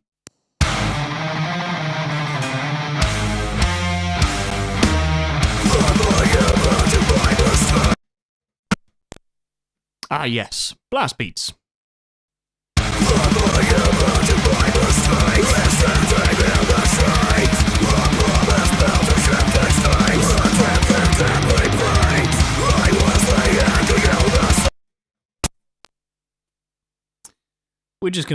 We're just gonna turn you right down.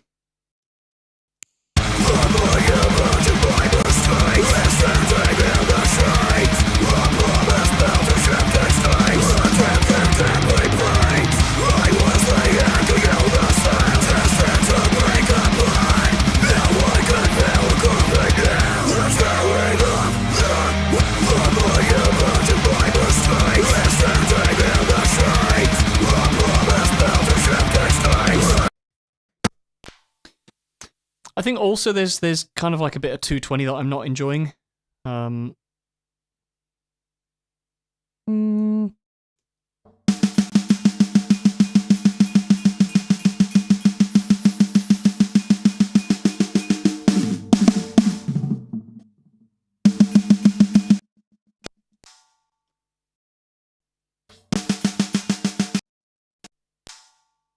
Yeah, so I'll just constrain that to the same automation points as we had, and that is peak 2 peak 2 on and off.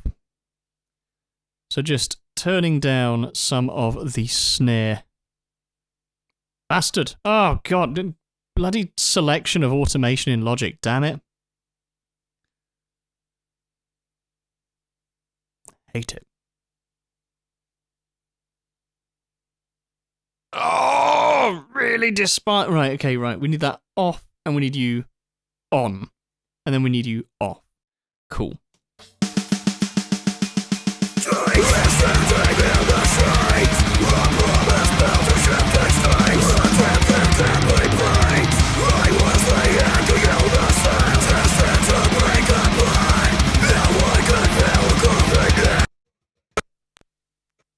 Do you know, actually, that sort of mitigated the amount of volume discrepancy that there was in the snare. It was just all of that low mids.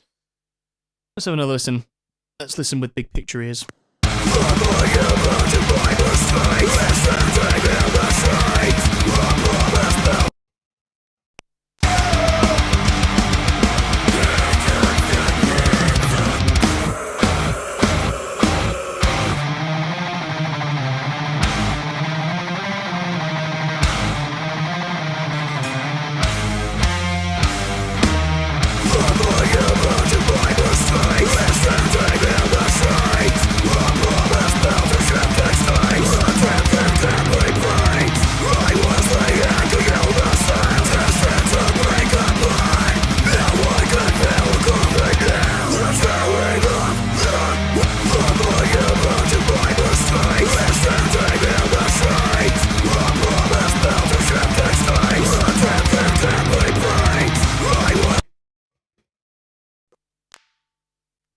Yep, I think that's the blast beat section done. I think the drums overall were just a little bit overbearing there, and the focus needed to be a little more on other elements of the mix.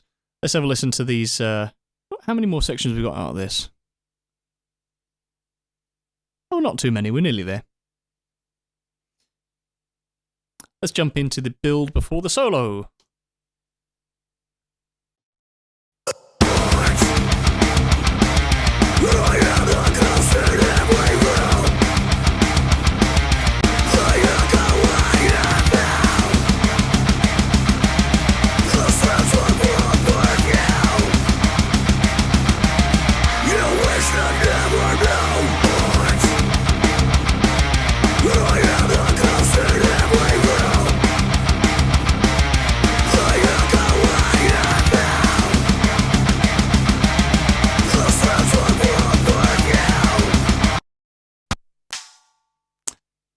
I can think of one of two ways of making the vocals in this section pop out a tiny bit more.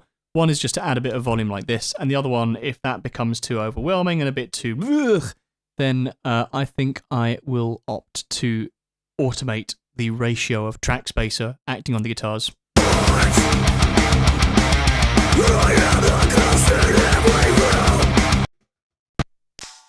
Now, the best solution appears to be the simplest one. Solo!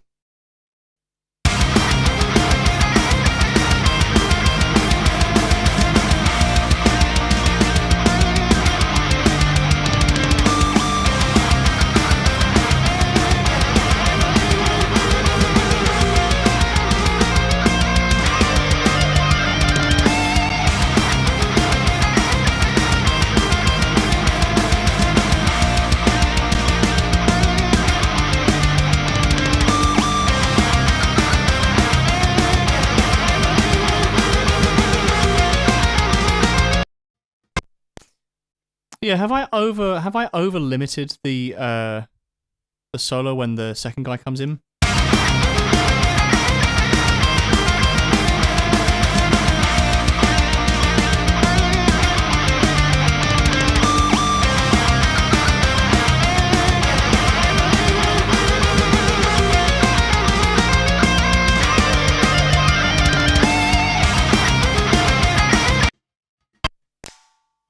Nah, I don't think so, but maybe it's one of those kind of things where... Let's see if doing a little bit of automation... Something like that. Something like that. Let's see if that works.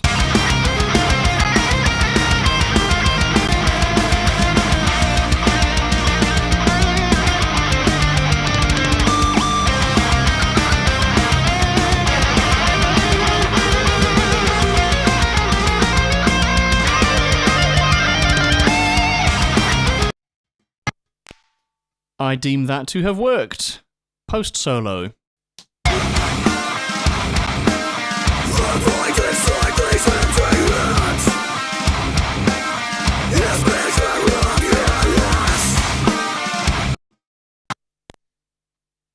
Let's just take out the vocals for a second so I can make a decision about the instrumental.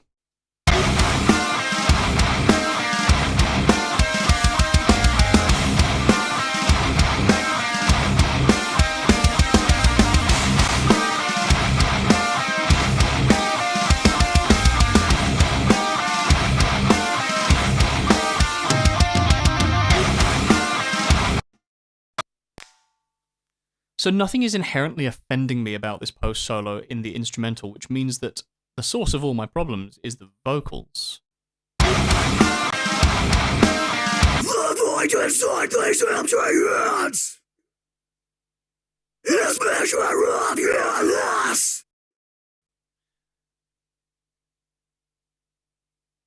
You know what? I'm just gonna be a little lazy with this and soothe that sort of 400 hertz region.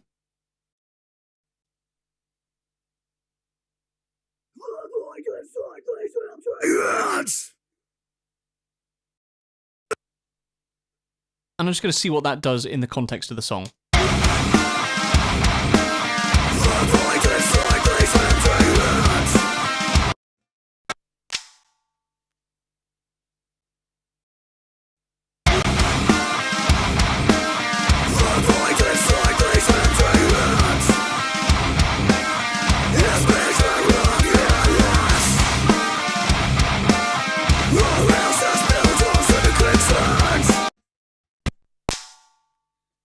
Nah, it's not done quite what I wanted it to. Yum, yum, yum, yum, yum, yum.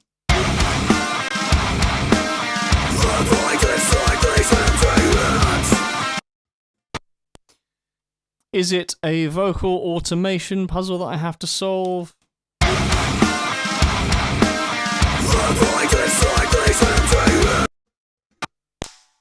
It was a vocal automation problem I had to solve.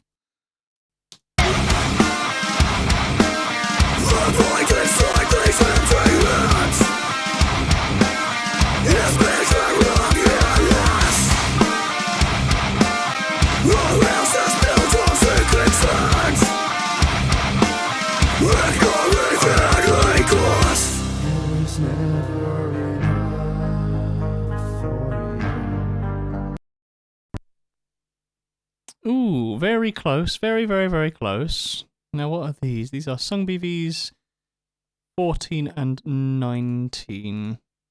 Plus 12, 14. And 19? What?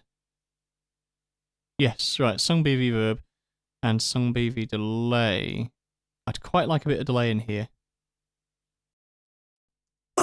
It was never enough for you. That's too fast.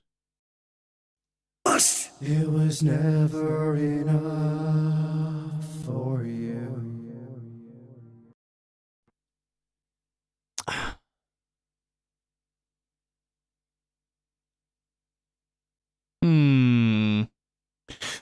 There's specific bits that I want this to sound out on.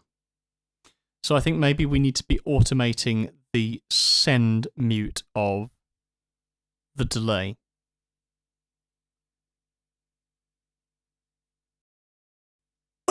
It was never enough. Na na na. It was never enough for you. Yeah, na na na for you. No, no, no, no, no, no, no. We're not going to go there. Cool. Oh, not the send. We want the main send mute. Well, there we go. Delay. Right. Cool. So mute that. Mute that. It was never enough for you. 1, 2, 3 for you. 2, 3. All right. It was never enough for you. I suppose so. All right. It was 1, 2. Yo, it was never. It was never enough. Ah, that's why I've not got the right length. I'm thinking in half the time. It was never enough for you. 1, 2, 3, 4, 5, 6. Let's move you here.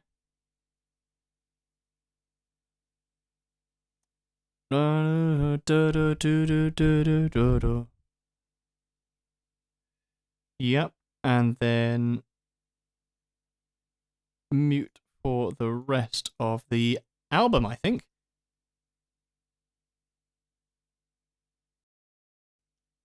It was never enough for you.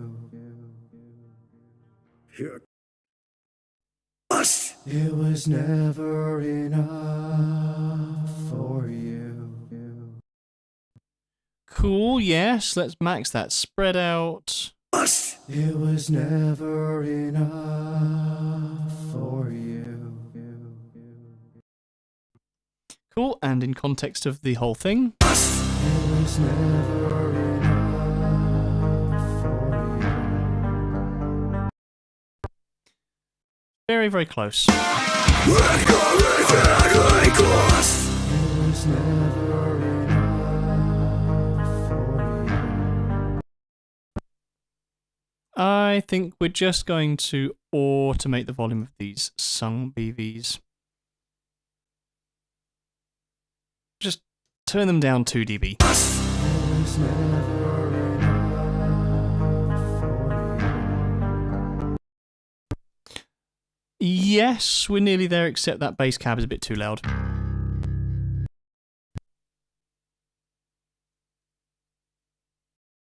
It was never enough for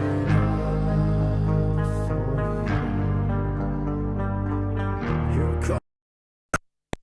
Oh, and there's also my favourite little trick of doing the little symphonics preset here.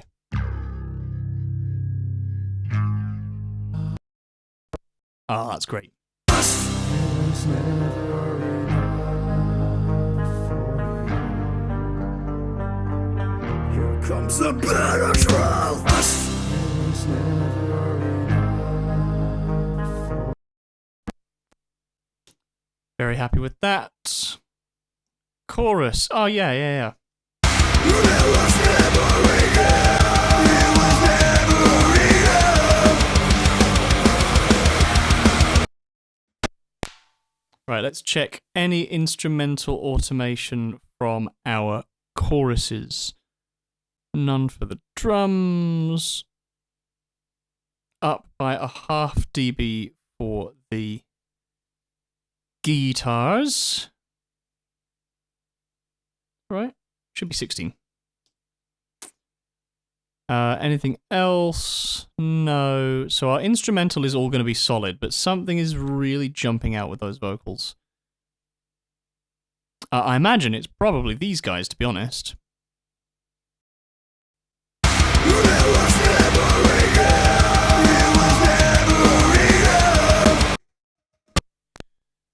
Yeah, let's have them panned a little bit and turned down a bit.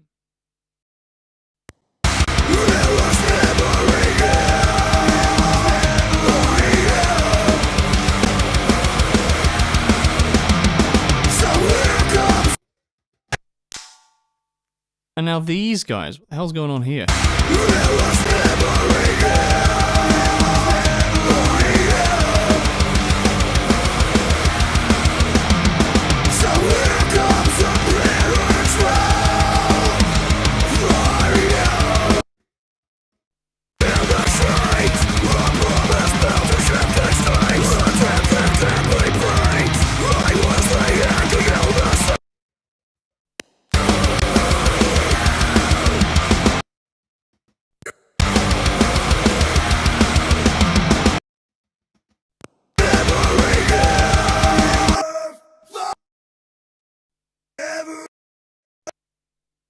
No, that's all of our backing vocals here.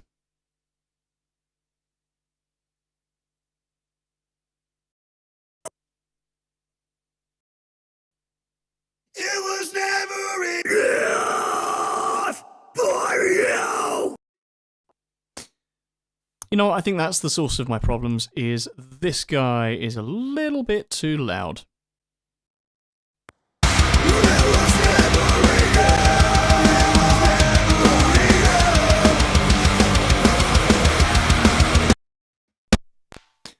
And then consequently, these guys can probably come up a bit.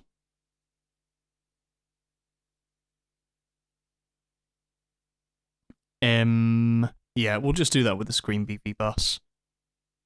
See, this is why important decisions about like how you're bussing things come about, because I keep losing track of what bus is what is going to where, and probably it would be a good idea to like quote unquote overbus things. You know, have one bus for like each song's worth of Scream BVs or whatever. But then again, there's also merit to saying record everything consistently, make sure that everything's gain staged properly and consistent, and then your entire album will just sit very nicely together. I don't know.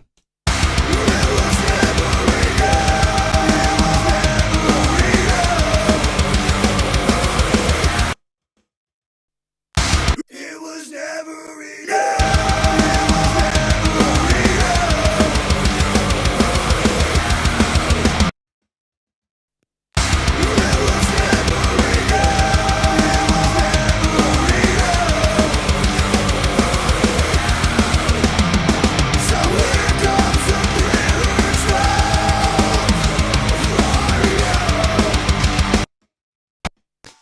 I'm absolutely certain that I'll return to that later.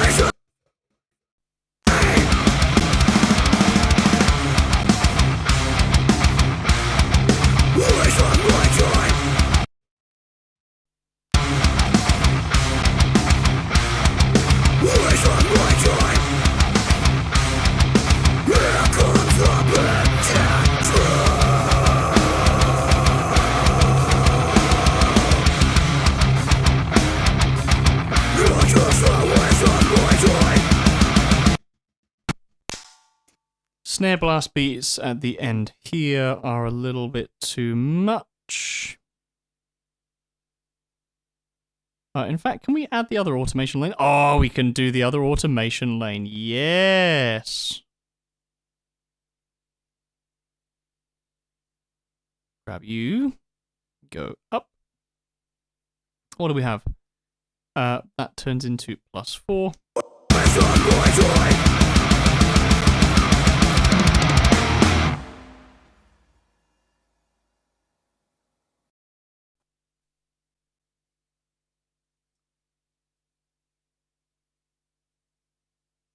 Turn them down by 1 dB for the snare blasts.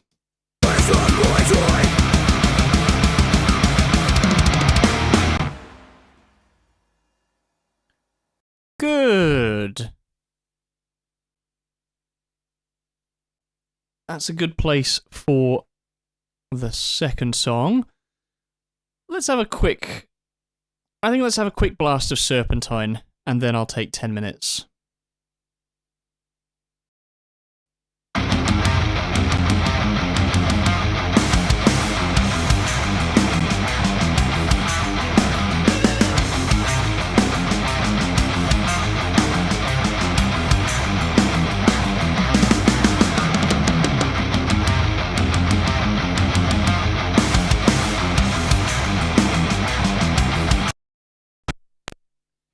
Yeah, so going to the intro of Serpentine. Do we have stuff happening before that, Mark? Not really, no. Yeah, it's a little bit too loud with those toms, isn't it?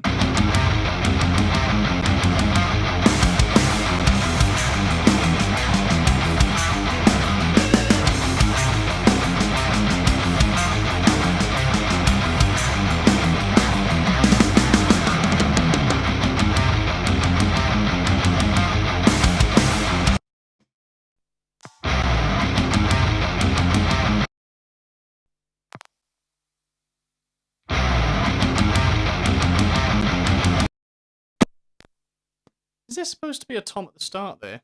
Yung dung dung dung. Yung dung dung dung.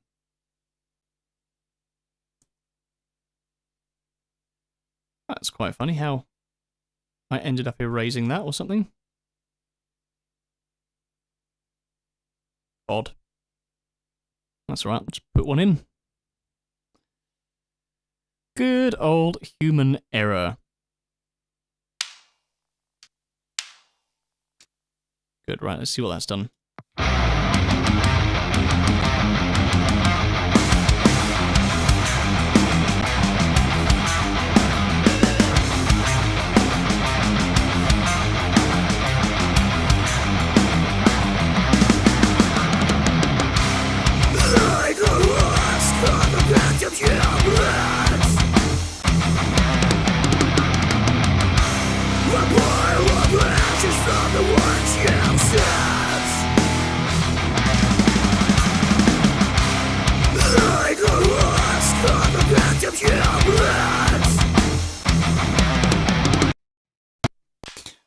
Yeah, the only thing I can think of in that verse is just to add a tiny little bit more vocals, just by 1.5 dBs.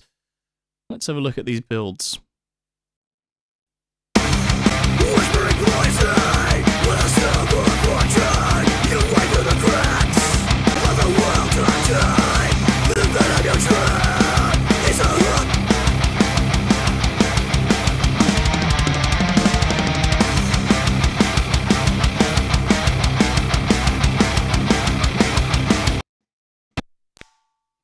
Yeah, I thought the drums just needed taming by about half a dB, something like that. Let's look for the vocals and see how they fit now.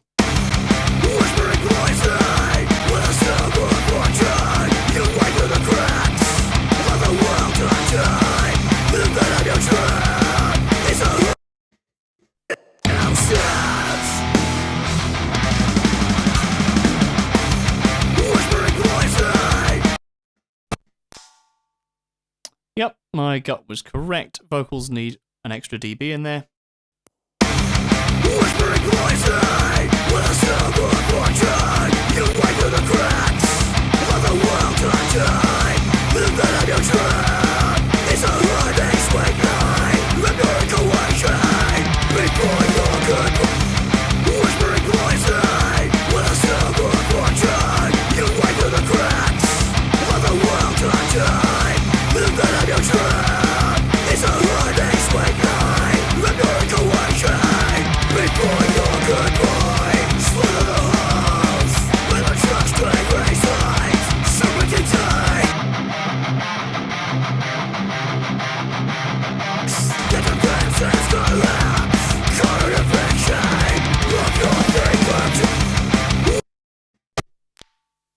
Yeah, when we get to the second half of that build, drums still need to be turned down a little bit.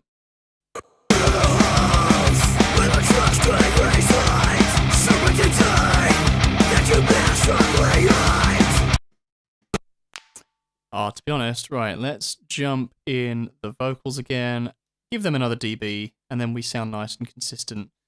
I would like to make a little more of the guitars when their harmony comes in, though. I'm not sure the best way of doing that is via doing volume automation like I am now. I don't know. Let's experiment.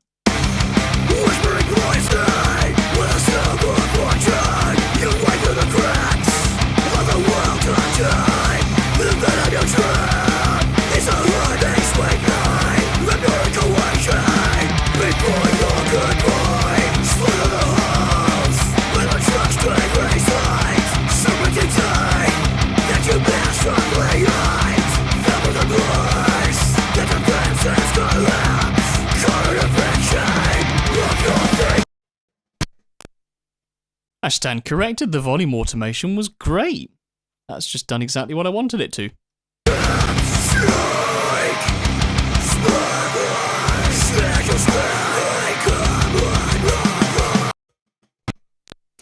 Yeah, this big bit, let's have a look and take the vocals out and see what the instrumental's doing.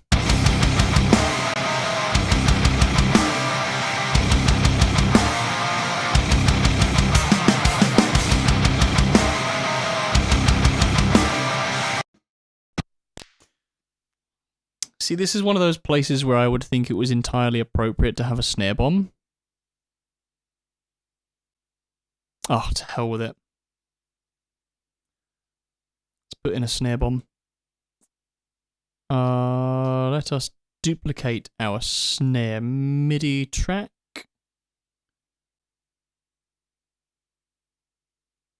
And we'll just pull you down to our effects.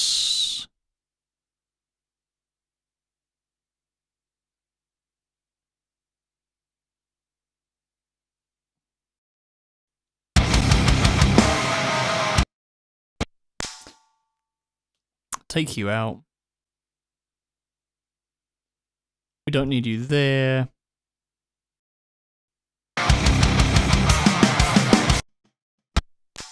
And we don't need you for those nice artsy bits. We just need you for the big rotten snare bombs.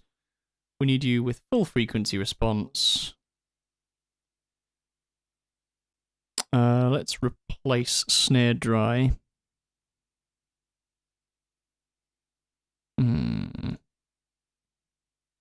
Yeah, this'll do. The mother of all snare bombs. I will layer that in very, very subtly.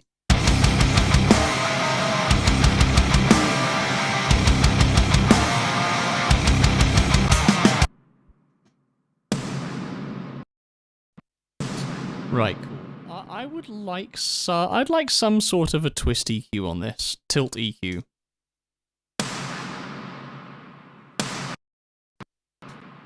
Something like that.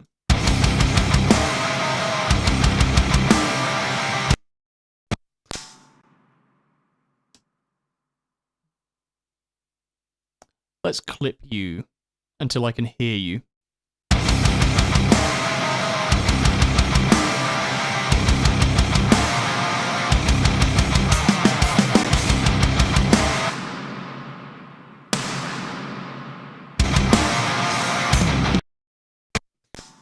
That makes it nice and smacky.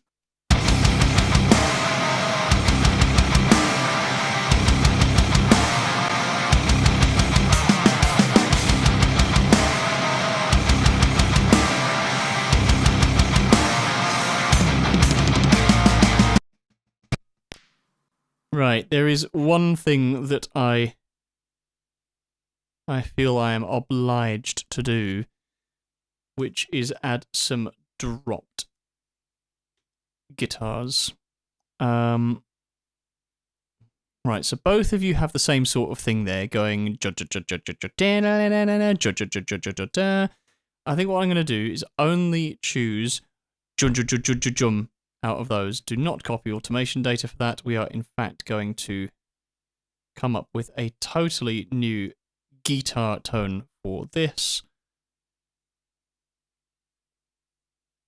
And this is not something I do lightly in terms of, I mean, everyone knows the sort of memes with how I work and trying to fit in drop tune guitars wherever I can. Sorry, let me just familiarize myself with the riff.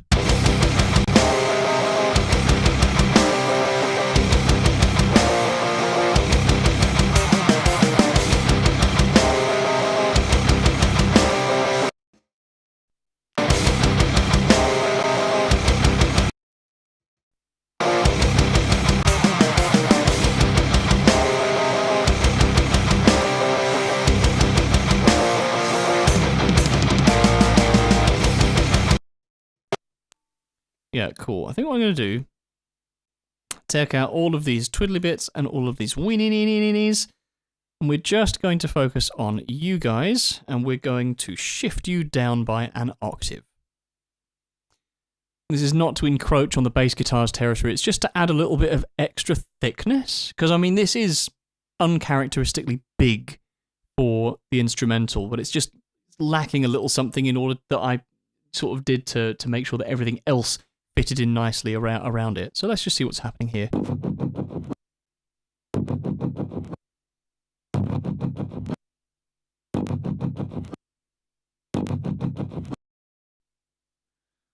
I'm not enjoying the pops and the clicks.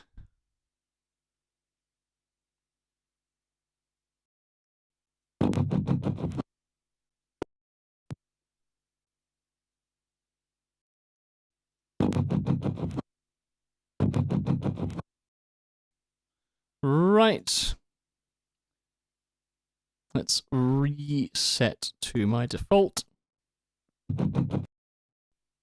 Actually, what we can also do, this is a fun thing for any kind of guitar processing before an amp sim, or before an amp in general. If you want to make it sound like you're picking harder than you are, especially when things can lose a bit of energy like this, when we transpose everything down an octave, just clip the DIs. It's great. It's a fantastic trick.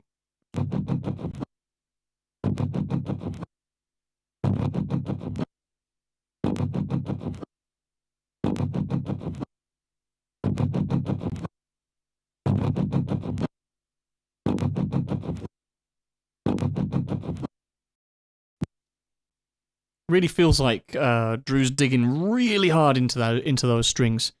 Actually, I'm interested, Drew, if you're still watching, what string gauges do you use? I'll let everyone know when he's got an answer.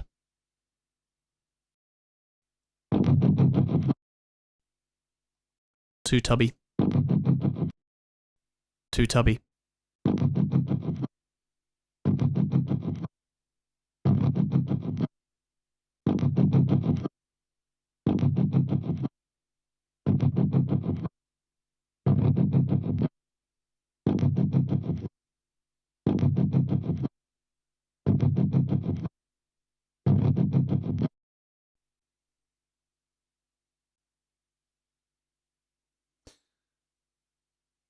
So we put microphones roughly in place where we want them to be for this particular amp tone. Let's just see how much we can destroy this DI by.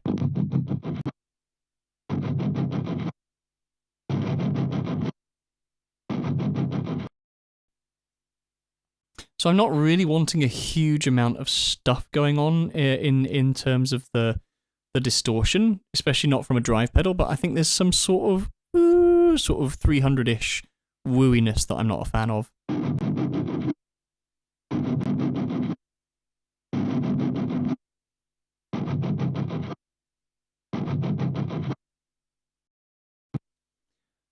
This could be a rogue idea. What happens if we put a transient shaper so that we lose a bit of that sustain, but also have a bit more pump?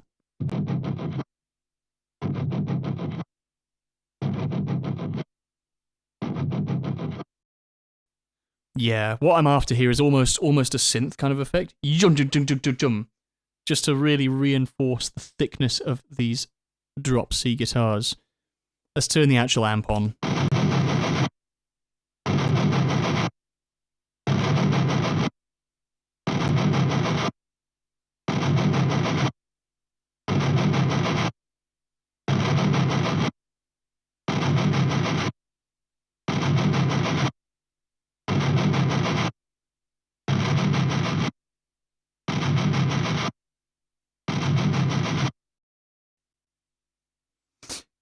Do our good old trick of a 90 Hz high pass filter on these guys, and let's just see what we can do EQ wise.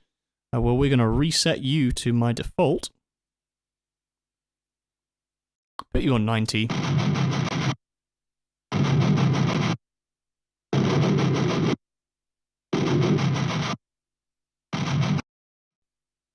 Cool, 350 over 2 is probably going to be 175, isn't it?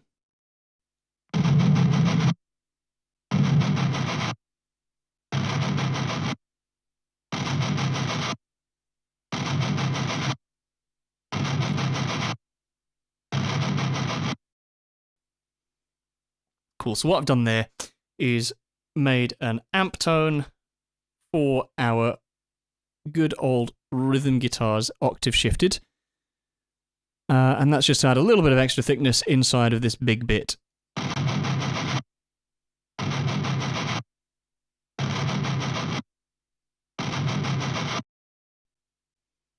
And it doesn't need more pick attack. We've got that from the other guitars.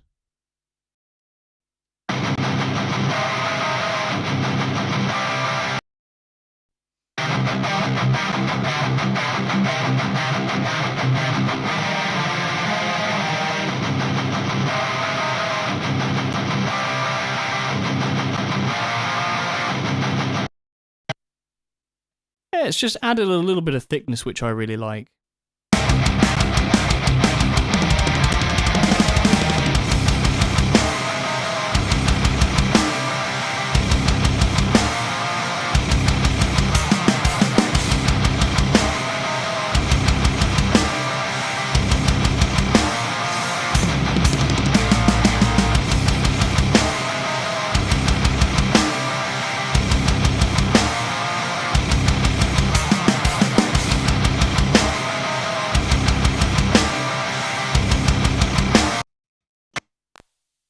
It's probably worth checking to see if there's any signal coming out of my console with the effects down here.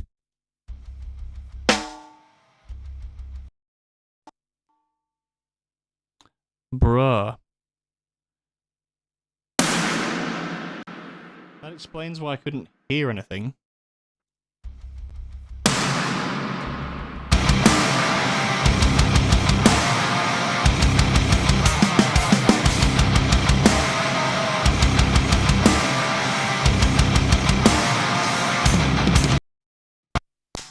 Right, big bit solved. Let's have a look at this build.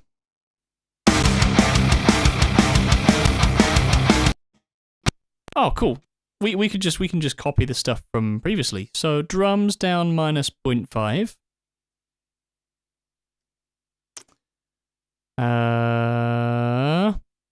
Same thing with build 2.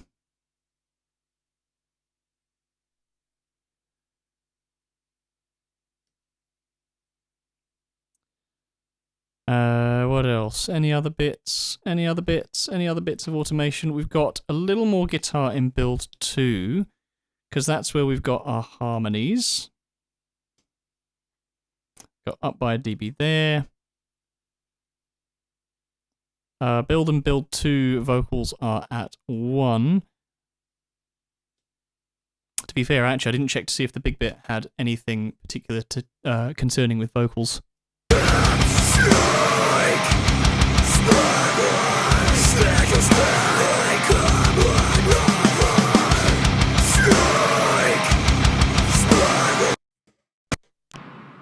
Yeah, nothing. I am happy with that. So build 2, you guys go down to 1, or up to 1. And then we have another big bit.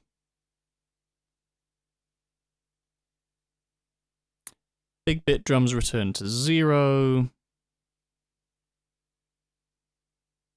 Guitars return to 0. We've got our dropped rhythm guitars. And we have our snare bomb. The mother of all snare bombs. Oh, you dick. Copied and pasted it in the wrong place.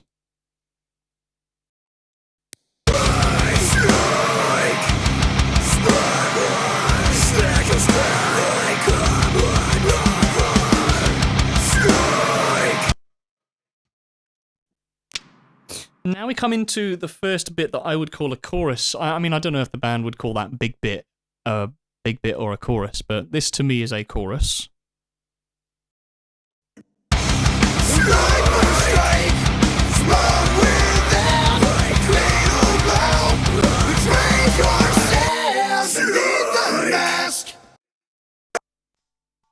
Yeah, I think vocals definitely need more reverb in this. So do we have any... We've got Sungvox delay. We've got Sungvox verb. Let's just see what these do.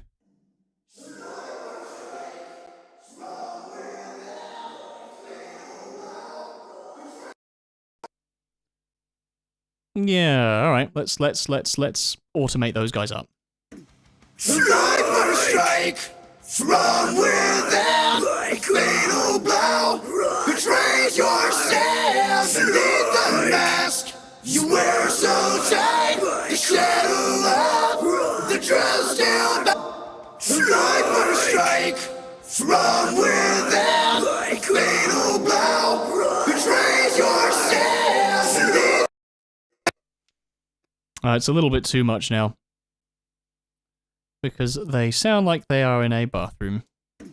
Sniper strike from within, like fatal blow, betrays yourself beneath the mask you wear so tight. I love how the vocals are sounding on their own. They're not quite gelling with the rest of the instrumental, so let's just see what happens when we solo the instrumental.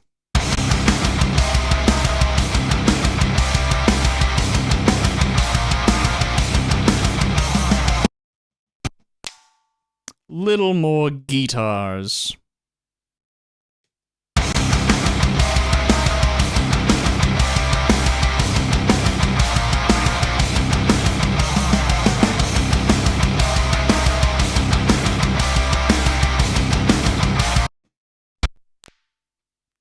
I'm also entertaining maybe like half a dB less drums just because of that incessant kick rhythm. Dot dot dot dot dot dot.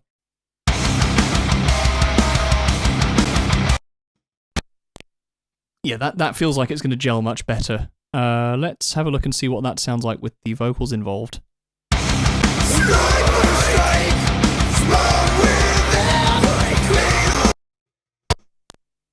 I want to hear what that sounds like from the big bit going into the chorus.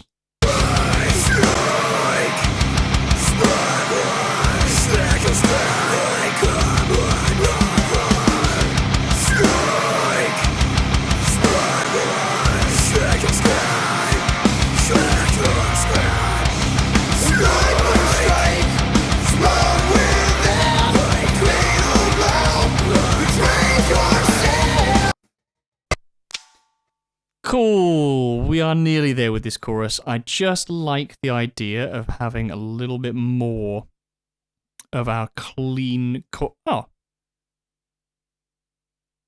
What's that? Bus 57. Why are you coming up? What the fuck? Oh no, that's Tremors. Okay, cool. Right. So I've not done one for Serpentine yet. That's coming out of bus 50, which is bus 50 there. Oh, right, okay. So what I think I might just do is automate the volume for the whole of this song. And just make sure these bad boys are boosted. The Viper strike from within, a fatal blow, betrays yourself beneath the mask you wear so. Oh, that's all it needed. That's great. All right, let's look into the post-chorus.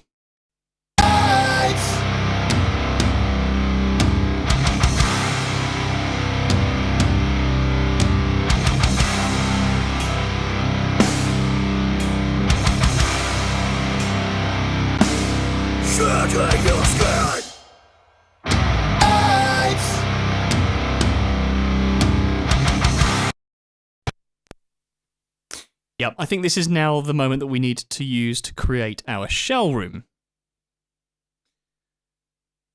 Let's have our snare and our toms get sent to another bus.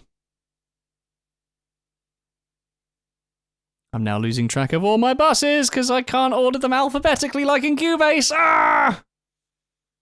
All right, you guys are gonna go. Yeah, that's also fine. That's okay. Let's rename this to shell verb. And I think I need to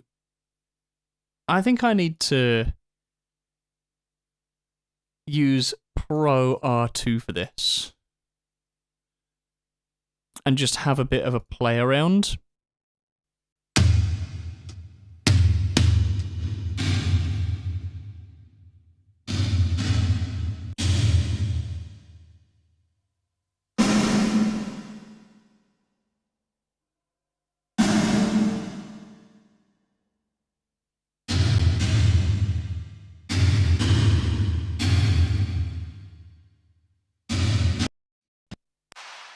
See, one of the things that I love about Pro R2 is that you have got a built-in EQ with the same sort of architecture as Pro Q3.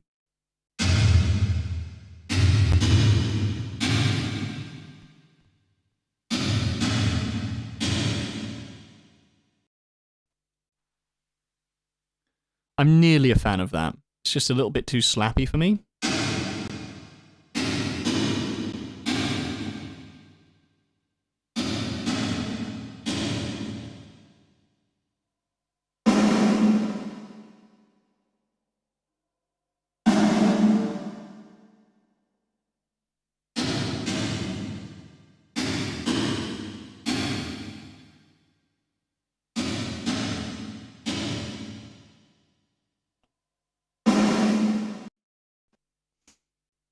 Oh, it's not quite doing what I want it to. Oh, brightness. Maybe brightness is what I can... Hang on, let's just mouse over this. In real spaces, high frequencies are easily absorbed depending on the surface of walls. The average room has a pretty dark reverb. Turning down results in a more natural, realistic sounding verb. Yeah, that's what I want.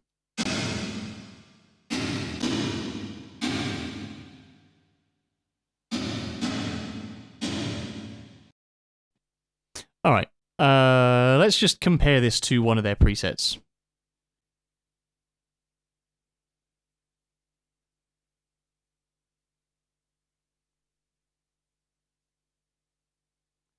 Room for tight fat. I like the sound of that.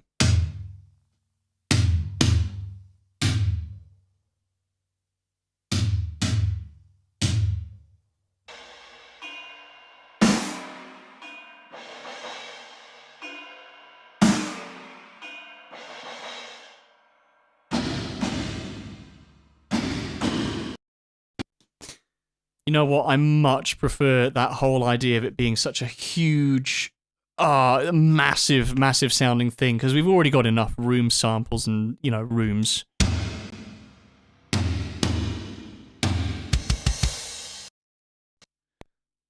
I wouldn't mind the decay time being longer.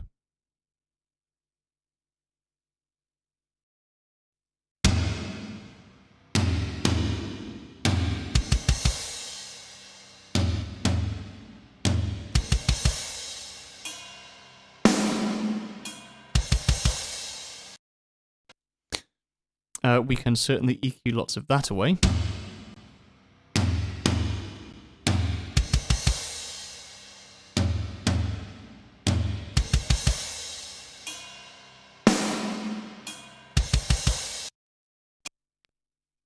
Alright, let's see what this does.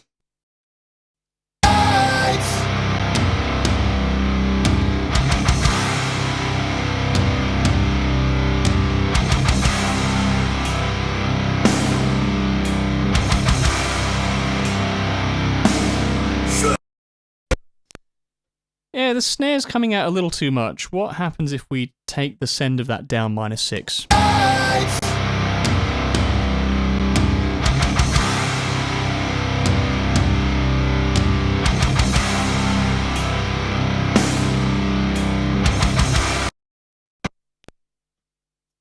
-9.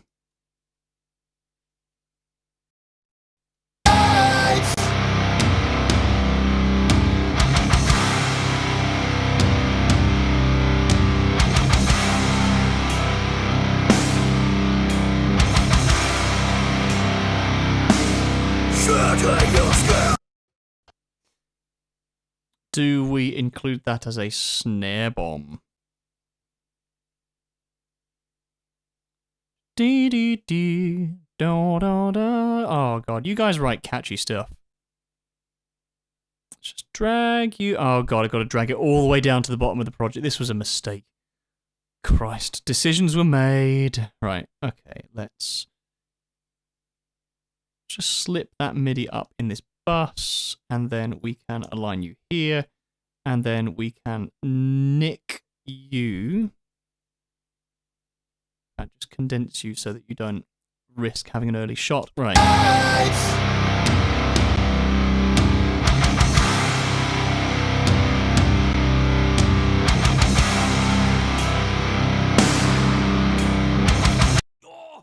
Oh, yes! That's what we needed. That's a reaction for Descript to highlight, and that's a reaction for Google AI Studio to highlight. That's also a reaction for me to highlight on my little marker video. Yeah, that was that was a well-placed snare bomb.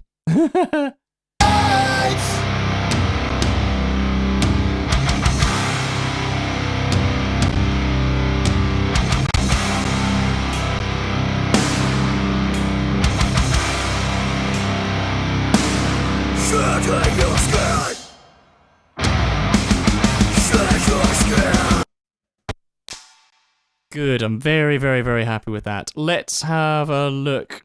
Returning to... Oh, hang on, there was a ride in there that I wanted to address.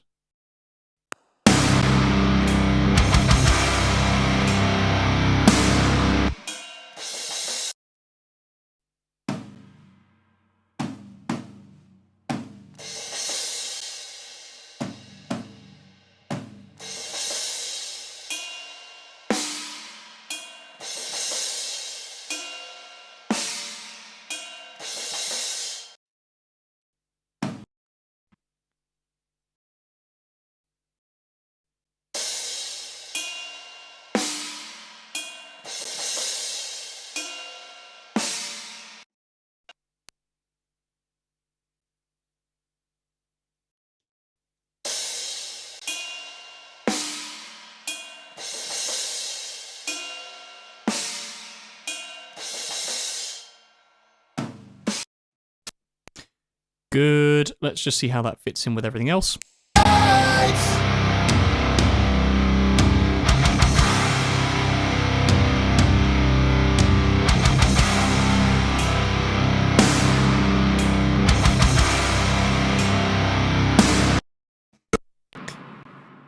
See, if I was writing myself mix feedback for that, it would be, ride sounds a little weedy in relation to massive fucking snare bomb.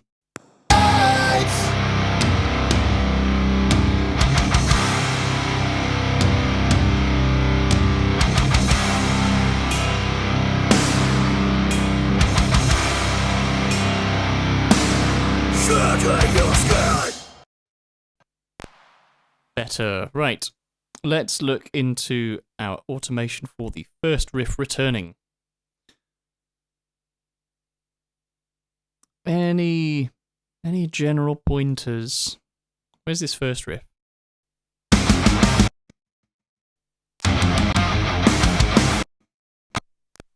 Okay, that is the first thing that we see. Ah!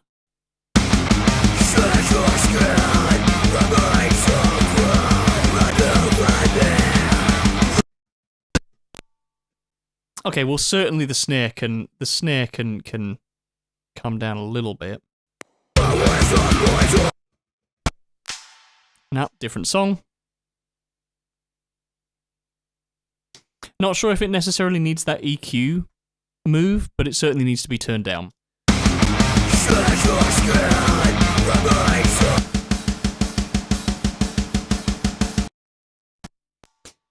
And I think generally the drums should probably come down.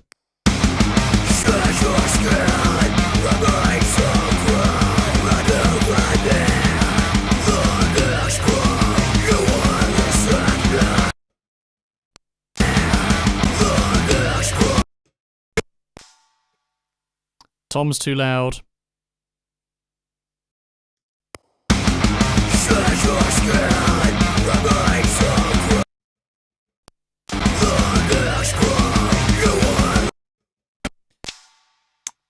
And that last pinch harmonic in the guitars needs to come up.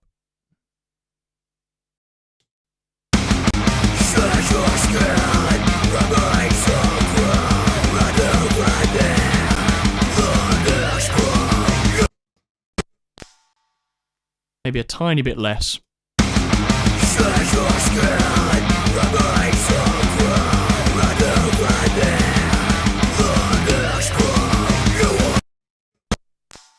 Good. Good. I'm also happy with where the vocals are sitting in this, so that's nice.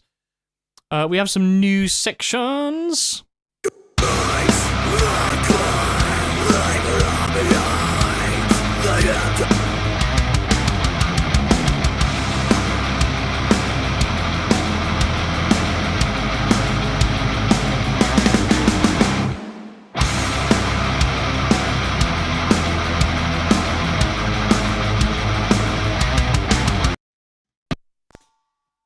I'm going to indulge my curiosity one more time and see what happens if we include a drop guitar in this.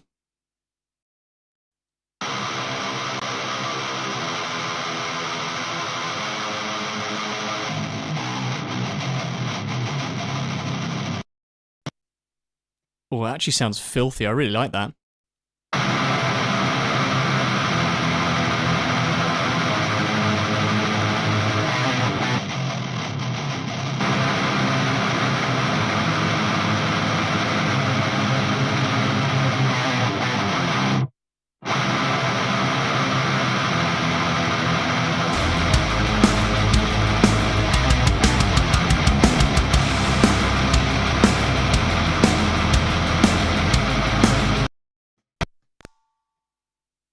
Now this is one instance where I think the drums need to come up a bit just to help drive those guitars.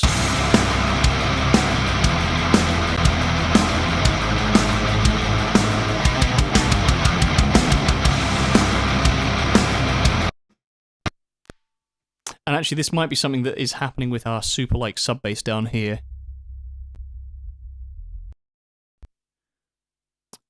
I think what I'm probably going to do,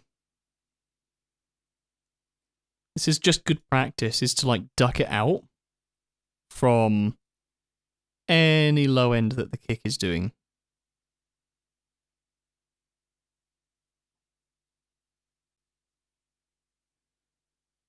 Let's just set you as a sidechain.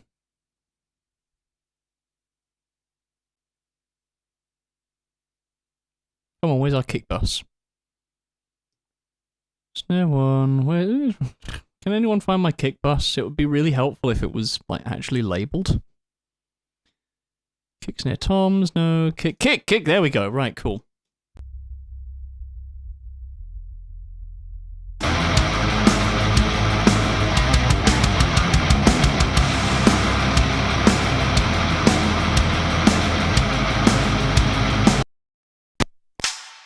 So basically what that's doing is it's allowing the low end from the kick drum to just sort of duck out all of the low end from the super sort of sub bass to allow us a bit more pump, and that's very important in. It's important in the whole scheme of the EP, but it's especially important here just so that we've got that sort of goo ga goo sort of vibe.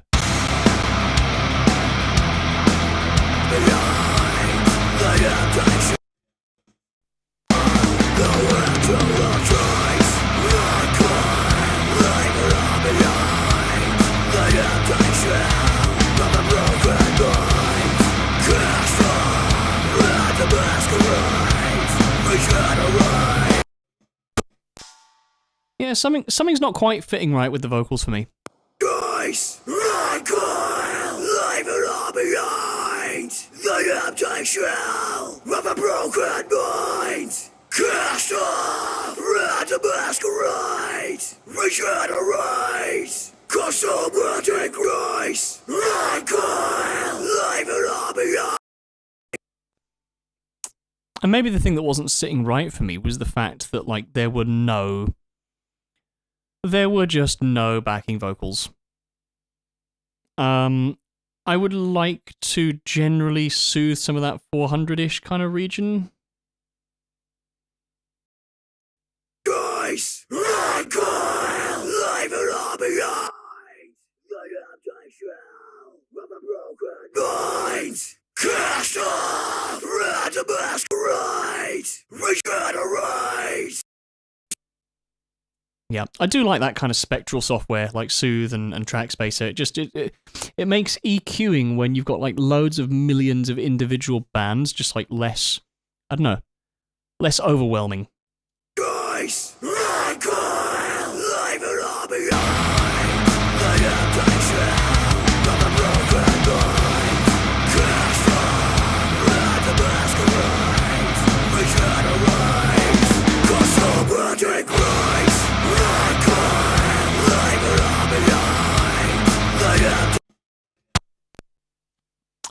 Also, part of my balancing decision here with like such a massive sort of smash up of the acapella volume is dependent on how much bus compression the vocal bus is doing.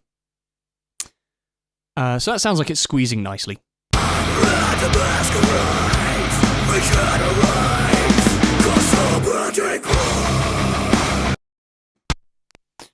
We do need that last word in there before the breakdown.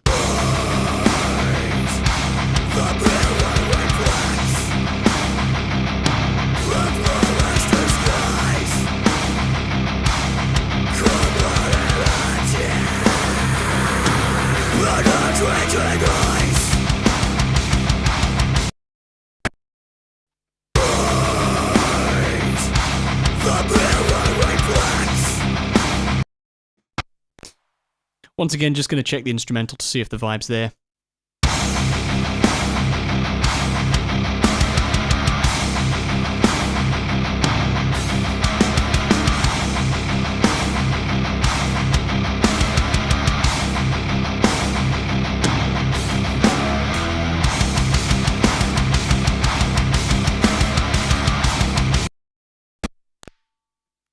Yeah, I think it is once again appropriate to be using dropped guitars. Let's see what this does. What? What? My friend. Precisely what happened. Don't copy. I assume that's just Flex being a dick.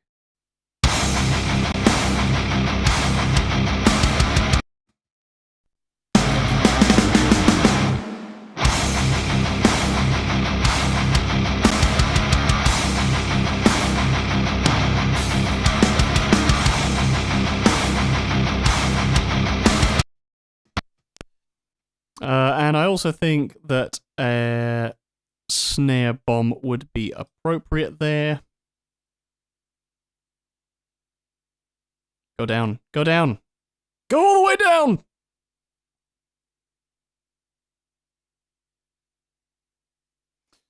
Alright, let's see how this sounds.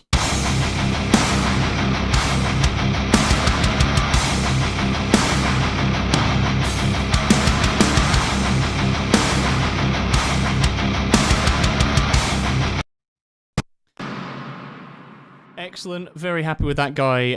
Very happy with that guy, minus those two sort of offbeat snare hits. I think we can probably afford to focus now on the... Oh no, we still have to do the...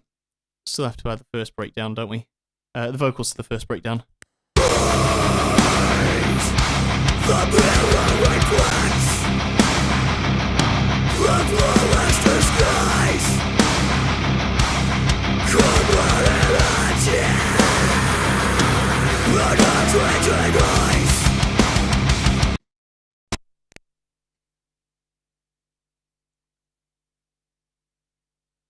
Let's erase that second hit of the what?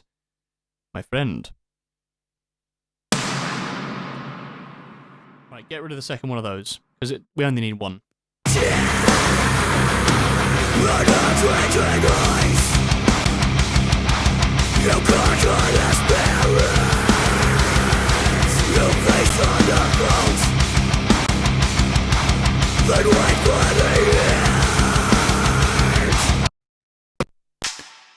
I think if we're able to kind of create a little bit of a dynamic shift between the drums and the guitars, that will allow the vocals to sort of peep through. Let's just see about if I'm right with my assumption.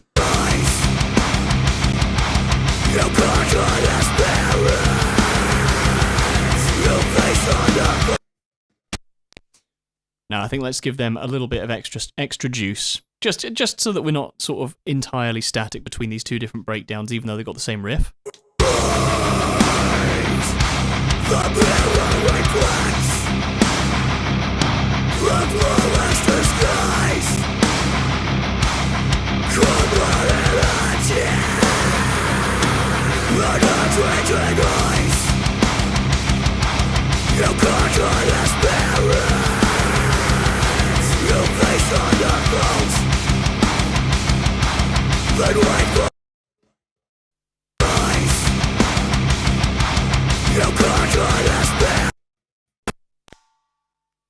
You know what's really screaming to me is I would like more cymbals in here. You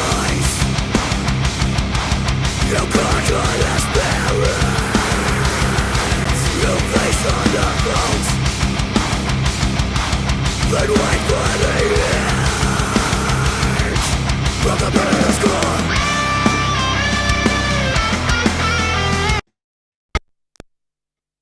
Yep, very happy with those two breakdowns. Let's move on to the solo.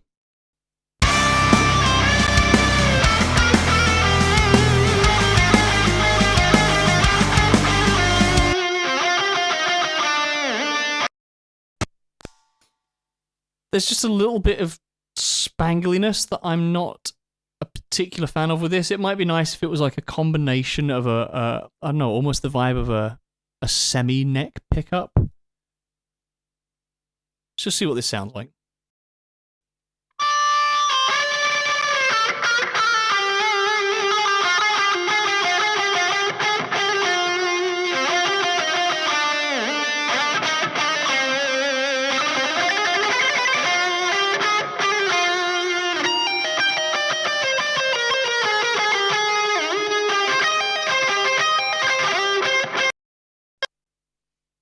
It's a very, very subtle change that I've done there, but I think it lends itself quite nicely to the rest of the song.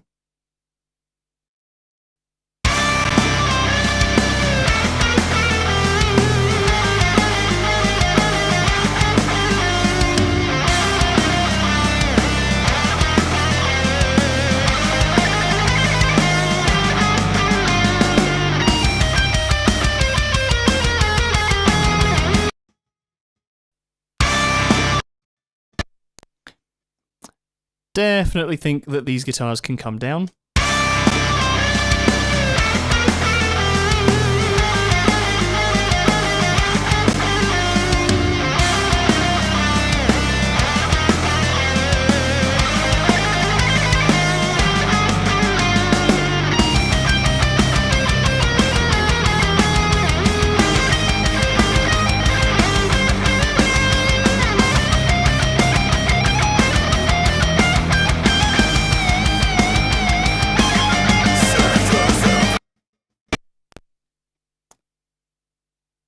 That last one bar is a little bit too much.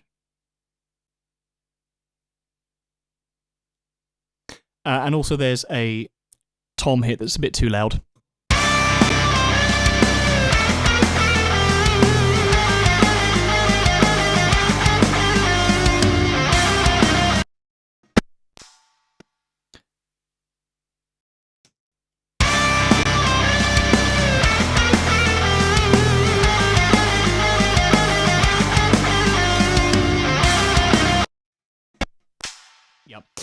I know that's going to come up later in a mix crit, but I am happy with that for now.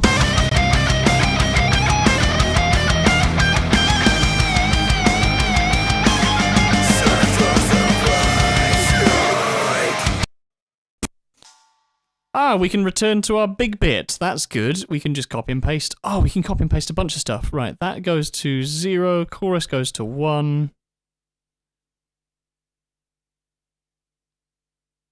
And then hopefully that should be the last of the guitar automation for this little section of Serpentine. Big bit, where's our big bit? Big bit here. Cool. Nothing else in the... drums are 0, chorus minus 0.5.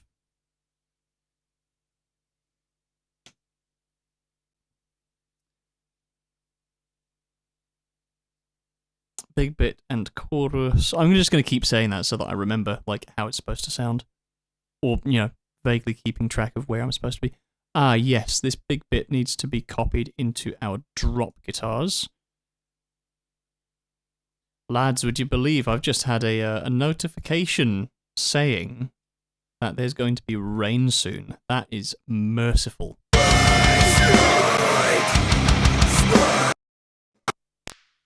Good. What other stuff have we got going on in a previous big bit? Nothing else in chorus for guitars. Vocals don't have any automation in the big bits in the chorus, so let's just see how that fits in the solo.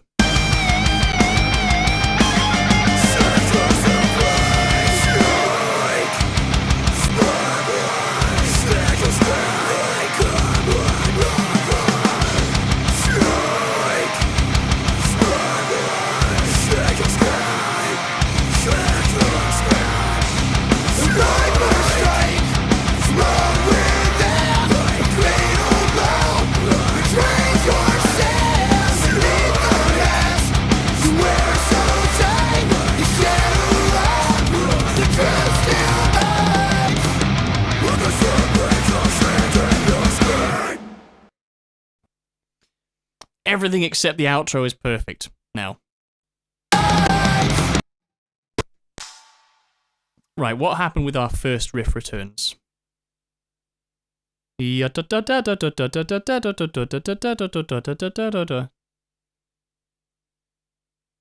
turns to 0. Fuck, where's it gone? That turns to 0. That's -1.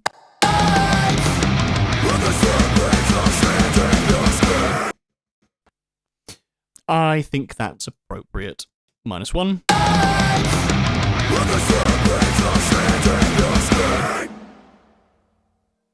But I think that's about all that is appropriate there. Nice. Cool. Now that puts us at 3 of the 5 songs gone through with section by section automation. I need a break because my eyes are like still going cross-eyed because of this damn microphone. But let me have a look to see if there are any Q&A questions from good old Instant Graham.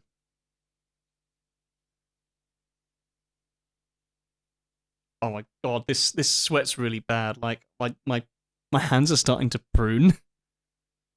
Kind of funny. Right, let us look through the Instant Graham.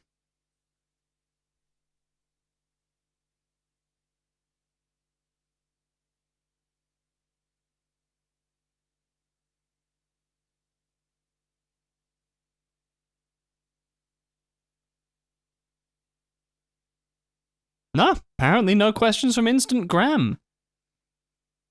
Do people just not like us?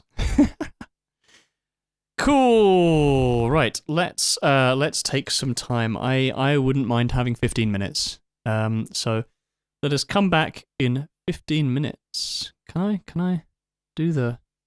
Oh, I can do a Q&A with my audience.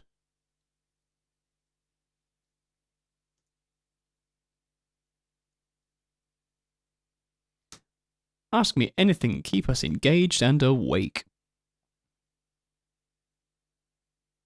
Oh, that's really, really useful. I can do all of that within OBS. Right, enough dillies-dallying. Let's have a look to see if I can do a 15-minute timer. Properties. Do I have a 15-minute countdown? No, I've only got a 1-hour countdown, so that's helpful. I suppose what I could do is tell it when to start. Can I tell it when to start?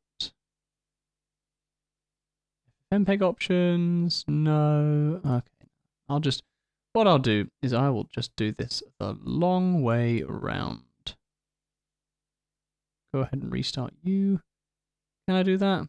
Oh, look at that. I just set that to -15.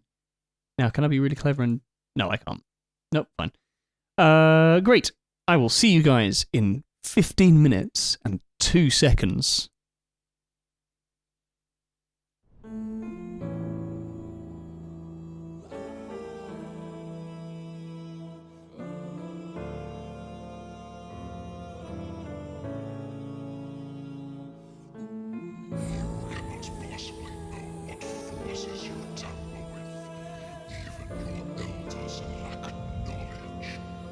I feel the ephemeral sense of time, the permanent shifting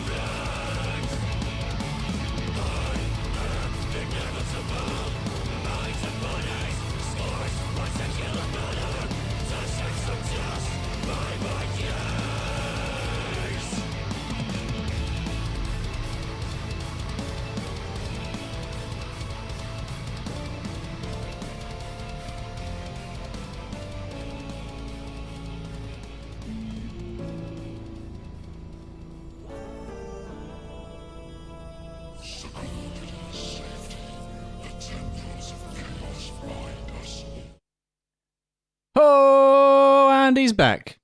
I added snacks. I added snacks to my arsenal. I just needed a box of something. Oh, hang on. You can hear me? You can hear me. Yeah, great, cool, great. There's just a different view in OBS that's a bit strange for me. Yes. Let's see if people answered any questions in the chat. Haha, no questions in the chat. That is fine. Cool. So as far as I can tell, I'm on my Larry, but that is okay. We are moving on to my favourite song out of this release, which is Damocles. Let's go through section by section for Damocles, starting with the intro. I listened to like the first 2 seconds of this, and I was like, oh my god, this is Catalysis's version of Ace of Spades.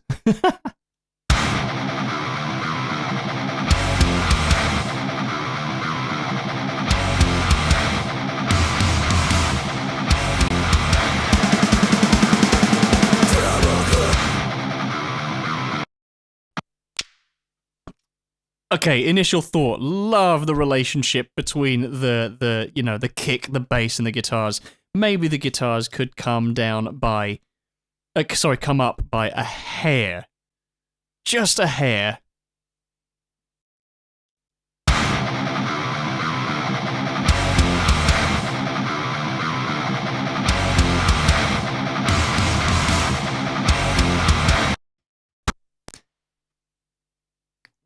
I'm not 1,000,000% on the drums, but there's very specific elements with which I'm not 100% on the drums.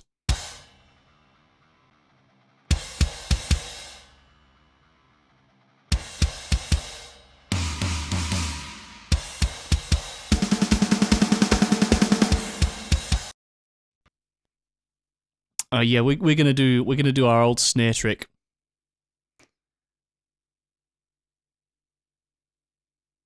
Maybe we don't need to do volume automation specifically for this.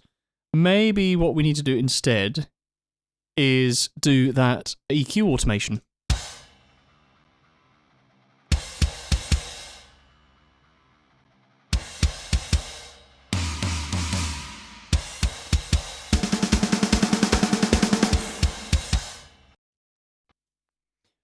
Maybe the snare can come down by 1.5 dB.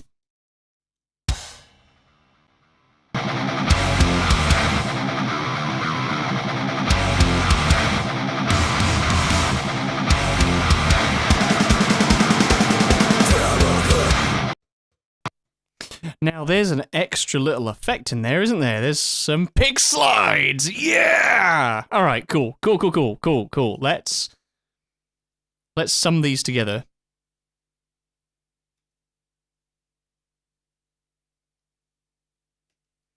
I want to do something a bit mental with these.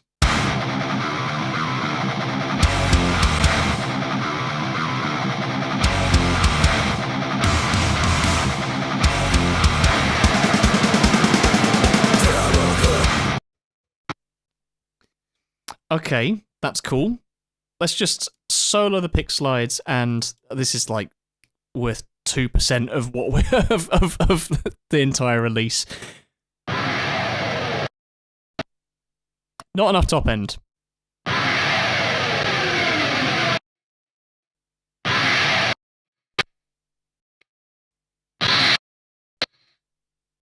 Too much 4K. Too much low end.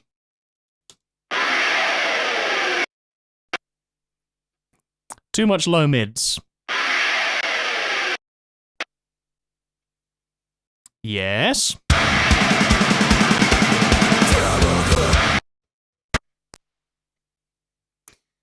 I want to do some panning.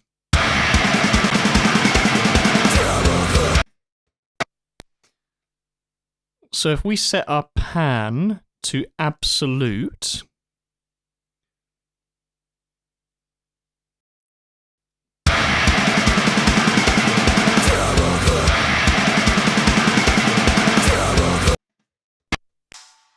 right, ending in the middle here.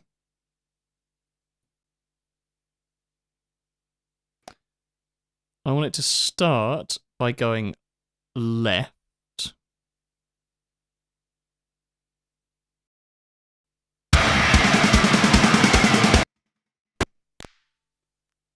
I want it to reach our left point. Bruh. Click the damn thing. There we go. Oh, that's perfect. We can automate all of this by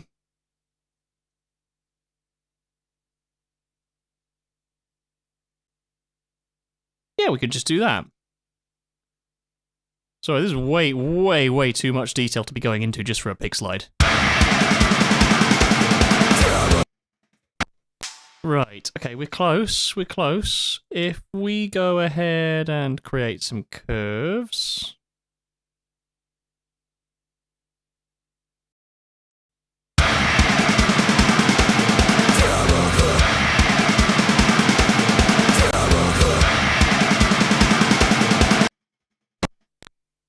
It suddenly gets a little bit too loud, so I think I should just limit those guys.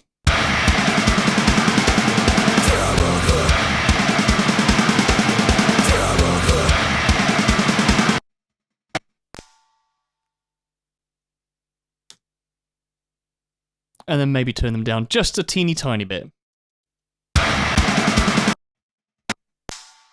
Let's see how that works for the whole section.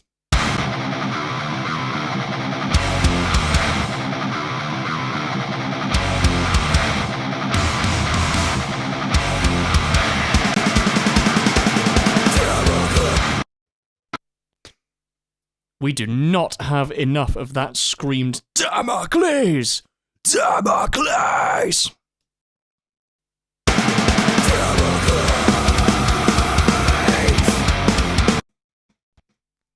Let's just see what the vocal bus sounds like on its own.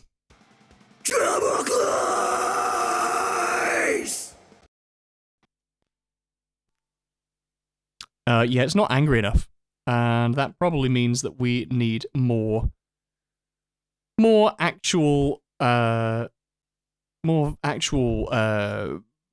gain from the fader before it hits the compressor. Let's just have a look at the different vocal stages just to see what's going on compression-wise.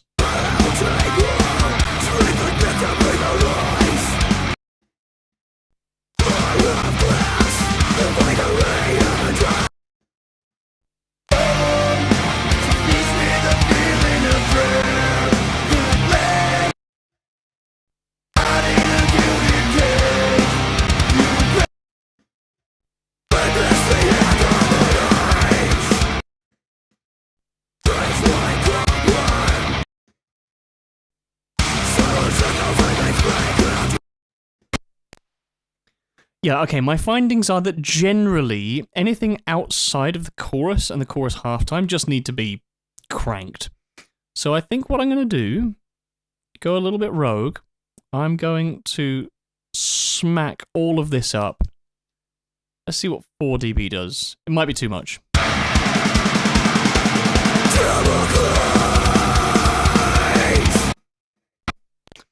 It was just a tiny bit too much.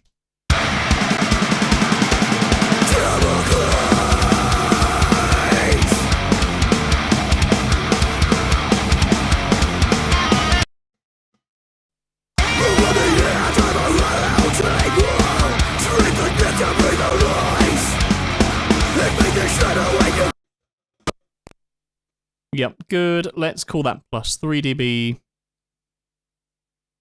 Everything else outside of this can go 3 dB. We've got a chorus halftime, chorus normal time. Oh, this is a massive assumption as well at this point, because I know that I've based so much of the balance off of this on the big like harmonic chorus or the tonal chorus that we've got. Let's just do that. Cool. And now we've got most of our placements sorted for the rest of the song. So let's do intro 2.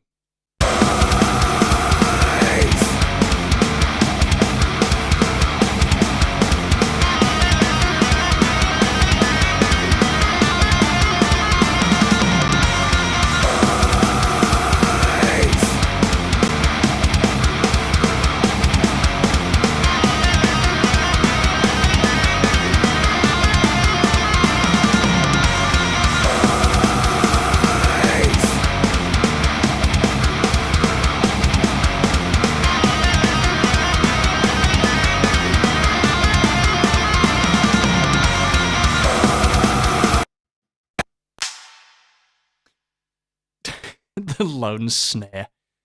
I'm not 1,000,000% sure about this solo and what its role is.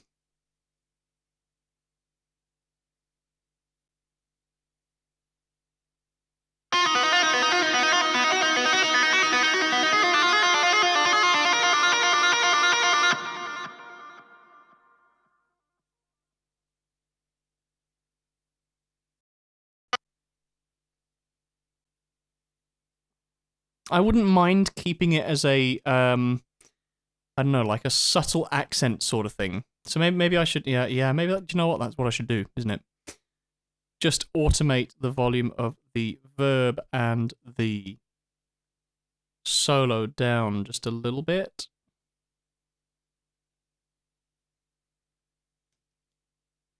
Maybe pop them both down by 3 dB. See what that does for the song.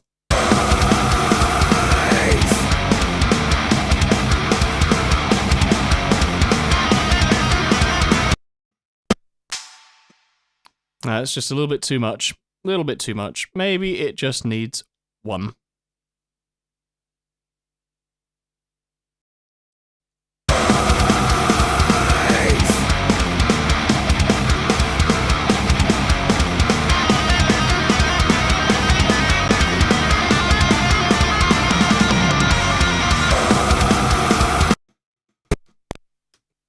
Yep, I'm happy. Let's move on to the 2 sets of verses.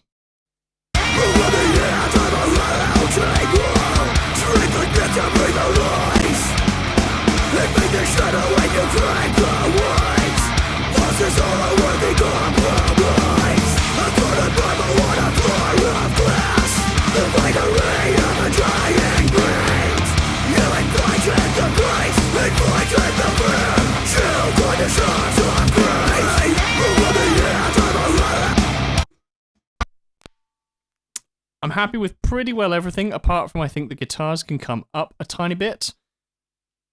I'm going to do just half a dB and see what that does.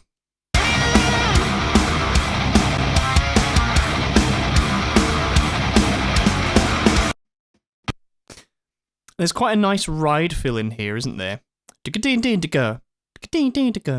And that's a hi-hat plus ride, so let's just have a little solo of this.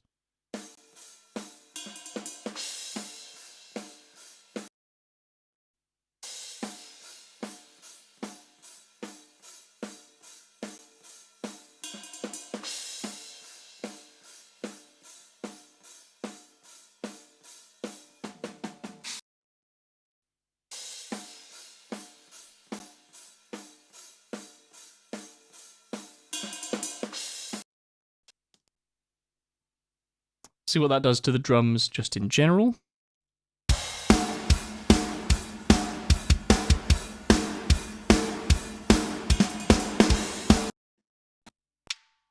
More. More.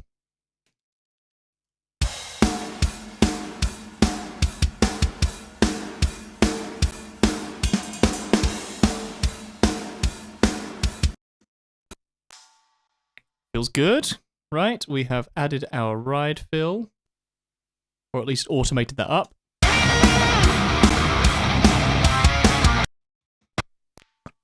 Yep, I think I'm ready to add the vocals back in now.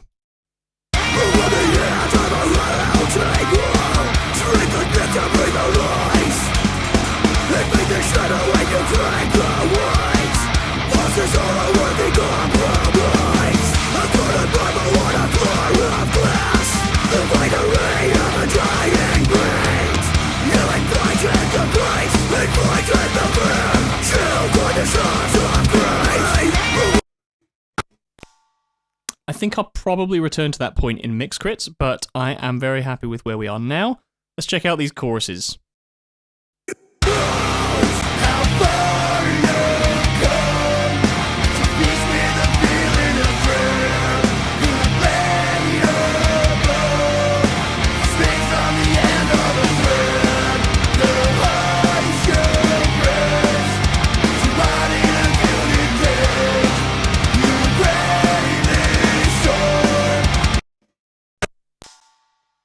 Happy with the balance of vocals here. I suspect there's some leads going on. Yeah, there are.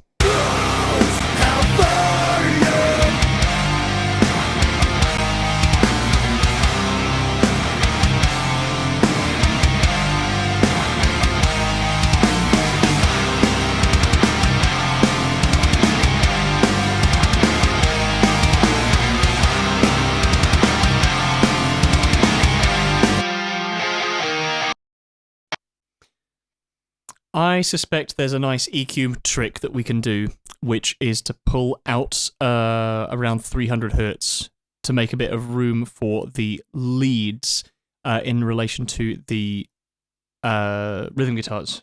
Let's just solo them out.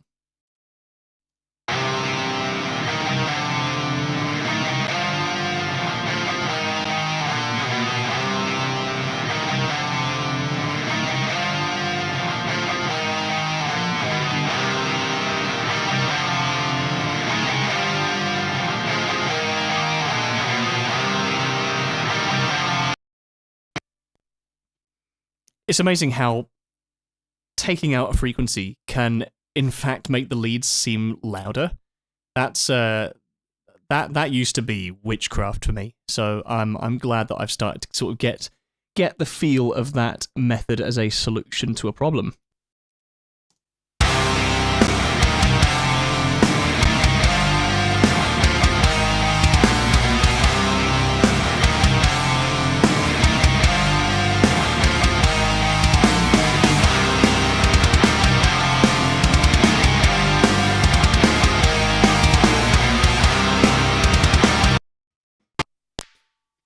Yeah, I think instrumental-wise we are fine. Let's just put the vocals back in.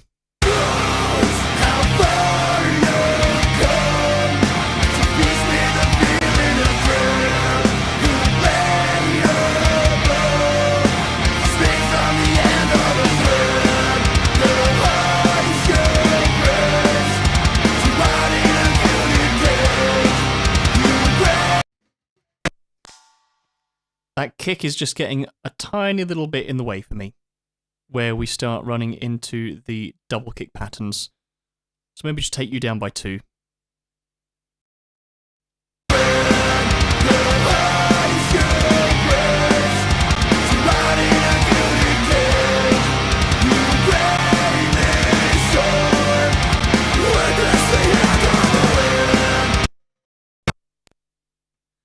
Good, happy with this. Now we've got a first riff returning.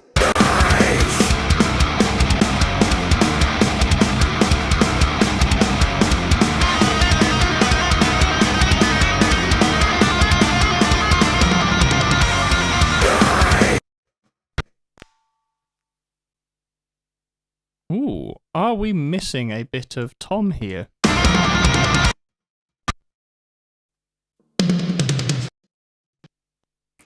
Digga digga, digga digga.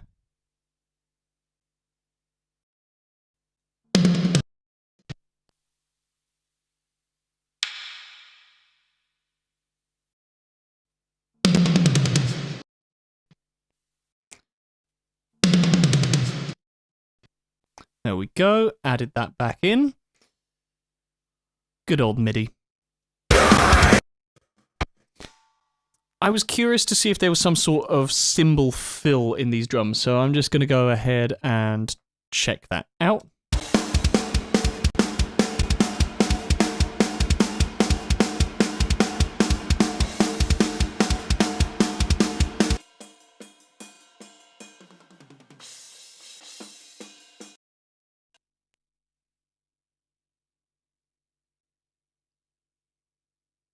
Oh, Matt. Dummy. How much did we boosted that quite a lot. We boosted that up to 3.2.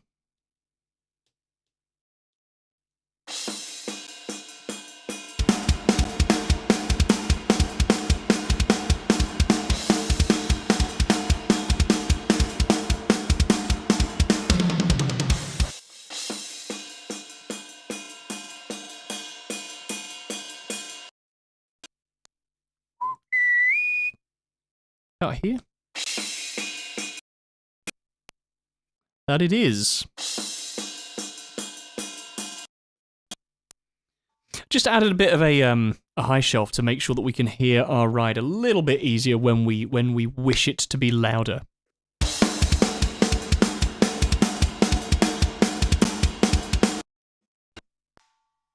Okay, maybe this calls for a little more of an extreme move on the cymbals.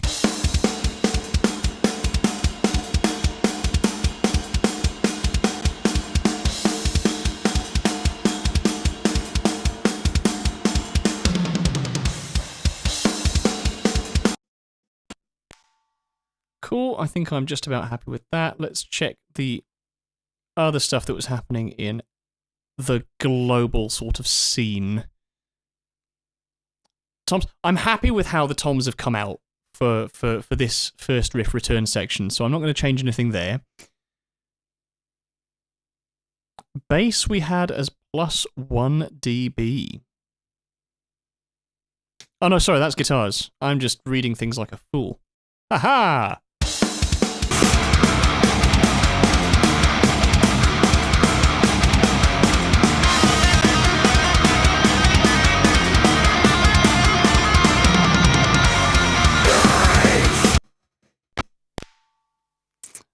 And same story with our solo guitar here, I think. -0.3, and then what happened elsewhere? That turns into -6.9. Way!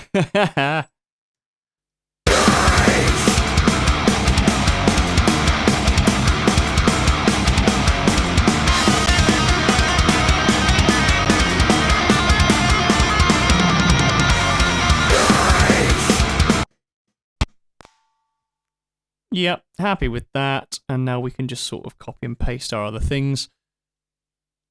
+0.5 for verse and verse 2.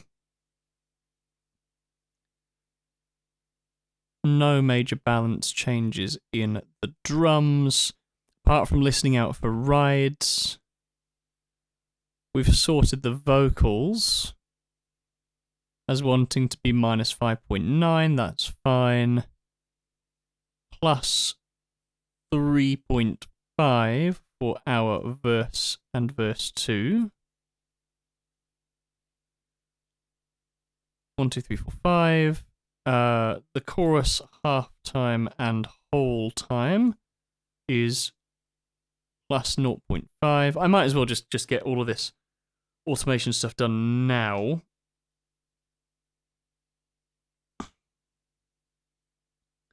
Chorus half time and whole time is 0. Chorus normal time in drums is -2 dB on the kick. Alright, let's review these verses.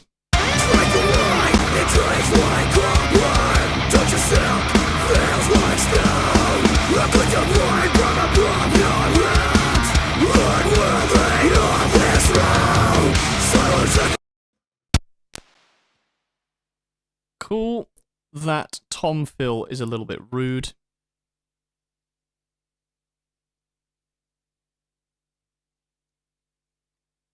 We've done this sort of thing before, haven't we? Turned into +0.2.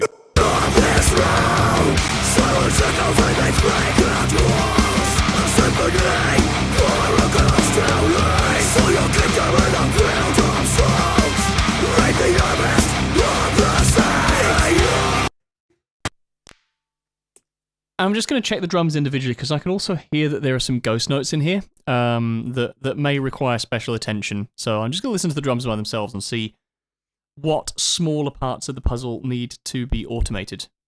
This is probably a useful point to tag for Descript, Google AI, whatever else, to say, bro, use this in your socials media.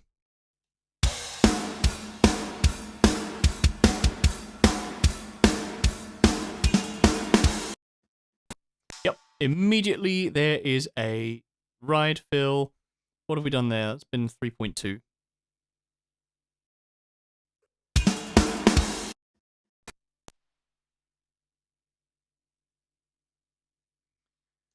Goes up to 3.2.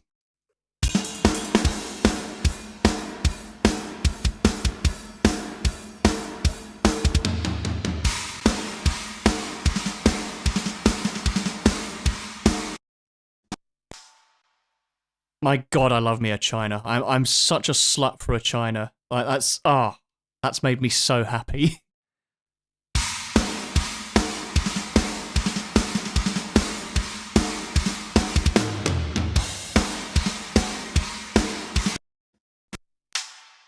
Right. I think I have to do the manual automation job of upping these ghost notes. But what's the best way of doing that within the... Do you know what? The best way of doing that within the context of everything else is just by automating up all of these bits of the snare. Manually, I dare say. What's this MIDI track? Oh, that's doing something else. Right, cool. Let's change all of these to volume. Yeah, that is fine. What happens if we up these by 3 dB for the ghost notes? Yeah, all right. I'm happy with that.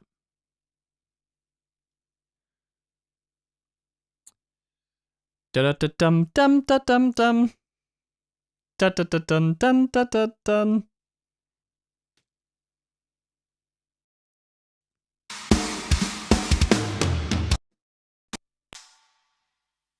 Now, yep, those are snare ghost notes there. Another one here. Ah, no, that's bleed that I'm seeing. So then that will be another guy.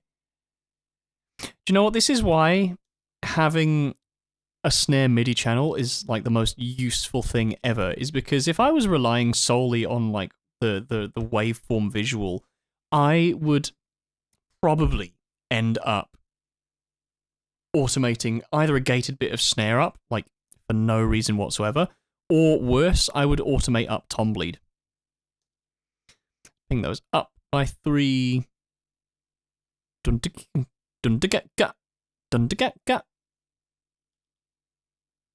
Yes, that is how I talk to myself in snare language. Don't at me. We have the same... Oh, we got the same ghost notes in verse 2. All right. Well, let's do that.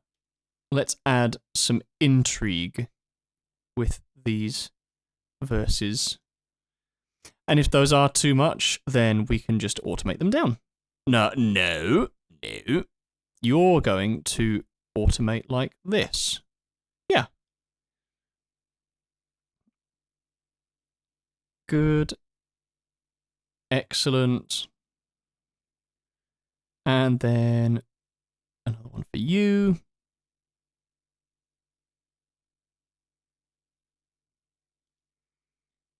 Yarp. And then another one for you.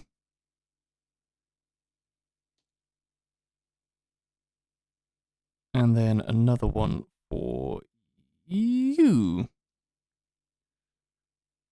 Da-dum-da-dum. And then another one for you. And then that's us done. Right, let's review that second verse.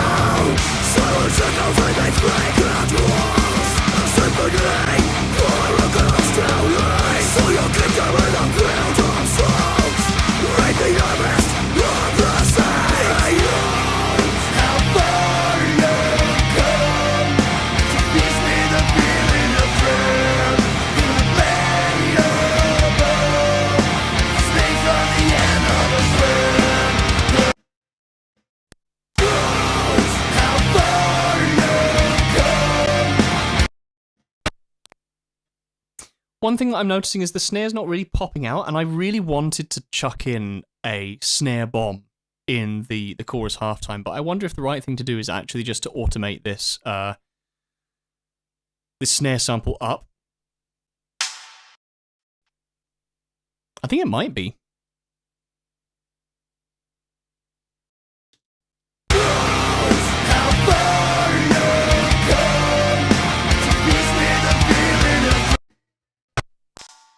Yep, just add 3 dB to that sucker. Because the musical focus is not necessarily the snare drum in the halftime section.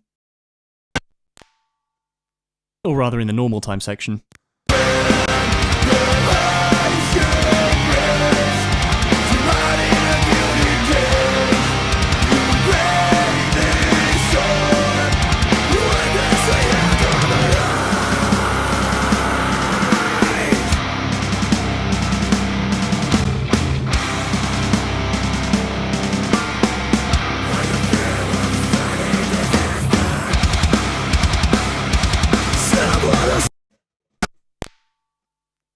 Okay, I also know that in the breakdown I definitely want more guitars, because that's kind of a musical focus. Digga-digga-daw, digga-digga-daw. But let's have a look at this snare roll section. Because the guitars, yeah, they feel like they've lost a bit of energy by this point.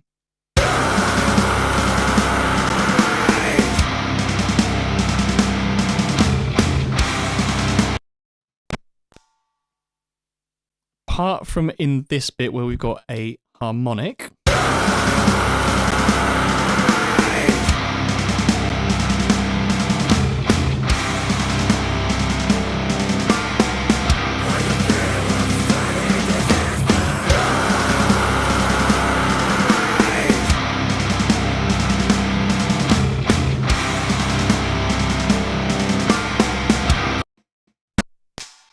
I'm really not a fan of that frequency that's coming from the like, is it a harmonic or a rake or?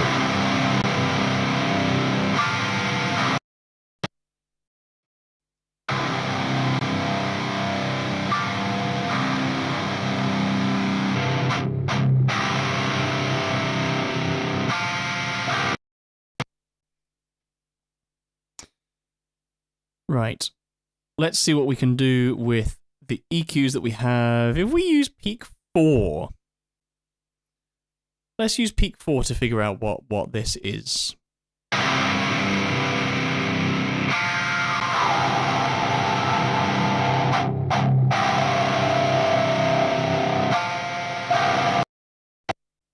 Right, 710.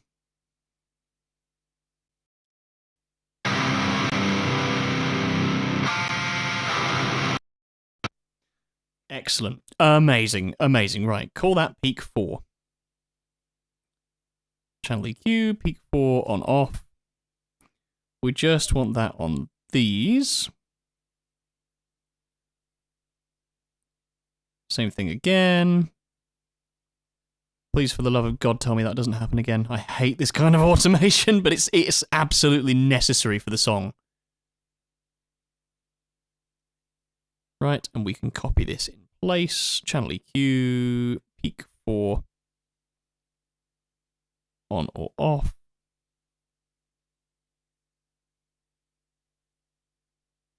Does this mean that the stuff in peak 3 is still going to work?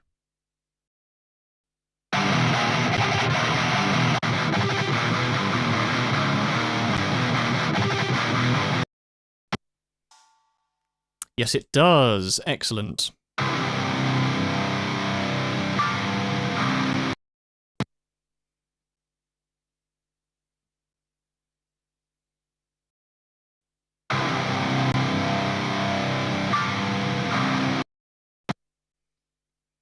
Hopefully that should be less awful to my ears.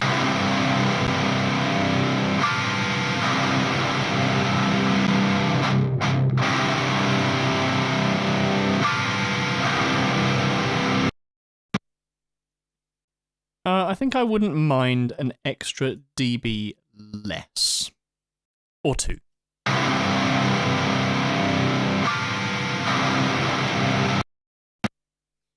Yeah, that feels better to me.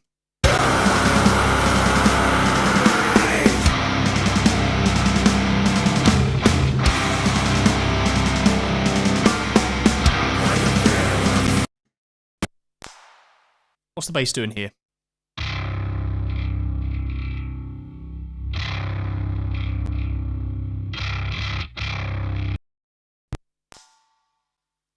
I think we could afford to have a bit of a bass boost.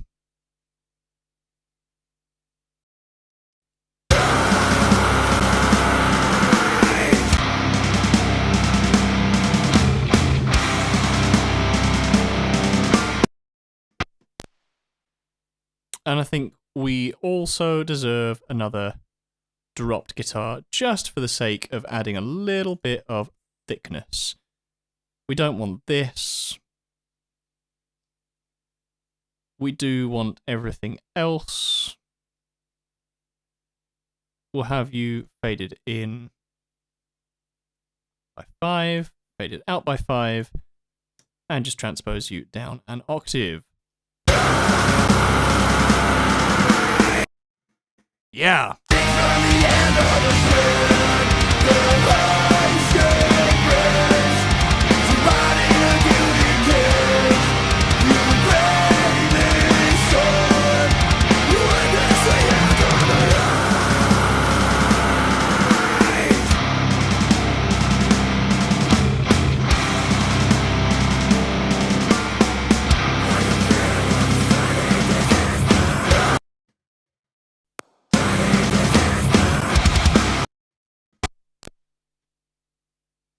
Feels like there needs to be a little addition of space in here, I think.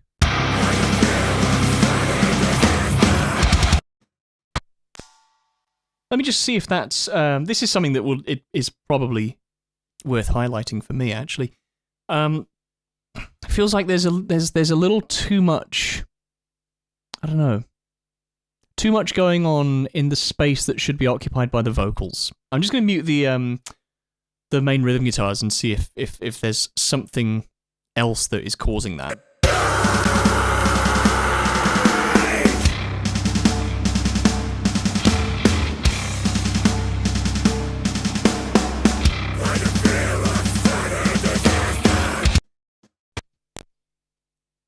Right, this would be what I would call an arrangement change from me. I think we can do away with the basses here.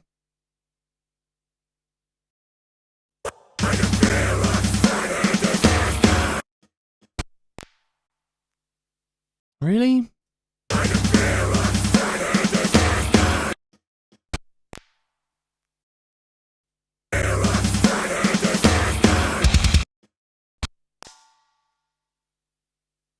Do we take out the drums?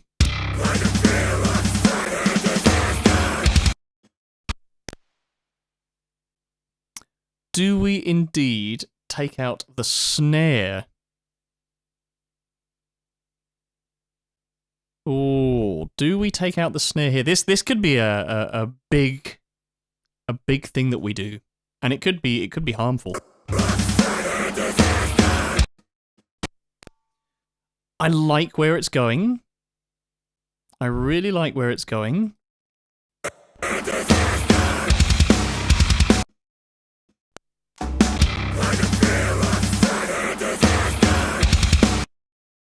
Yes. Yeah, that's done it. That's done it really nicely.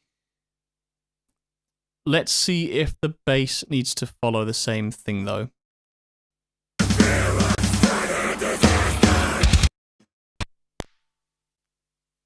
Maybe that's the solution.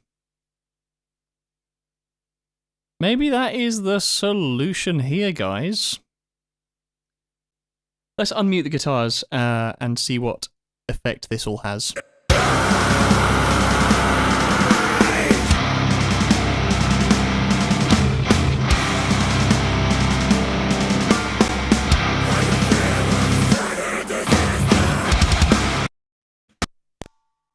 Oh, that is disrespectfully big now for the breakdown. That's great. I'm super, super, super happy with that. Let's see how that goes from the whole chorus into the breakdown.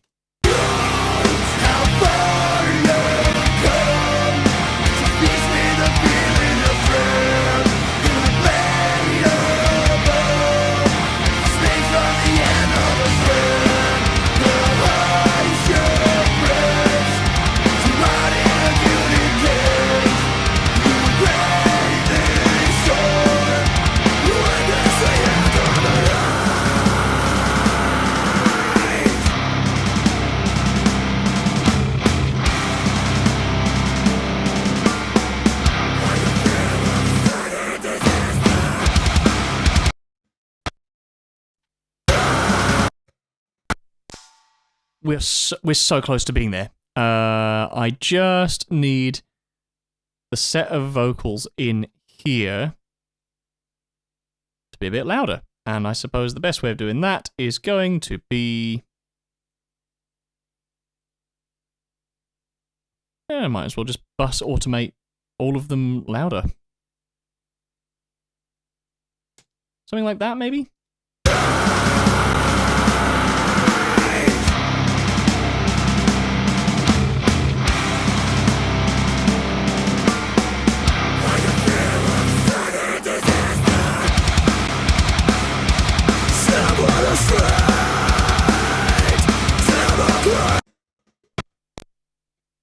Yes. Yes. Big react moment from me. That's great. Very much enjoying this.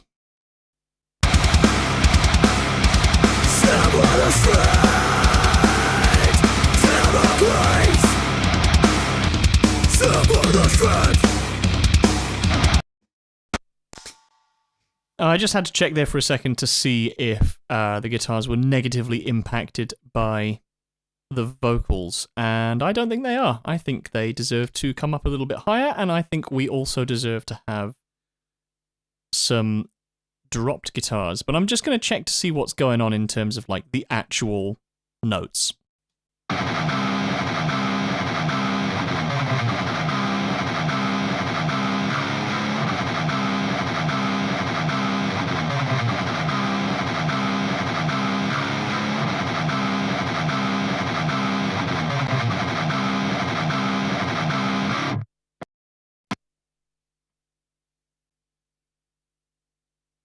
I think we can get away with that. Yes, there are a couple of chords in there, but I think slightly more importantly is we'll just have that thickness from the bottom end of the dropped guitars.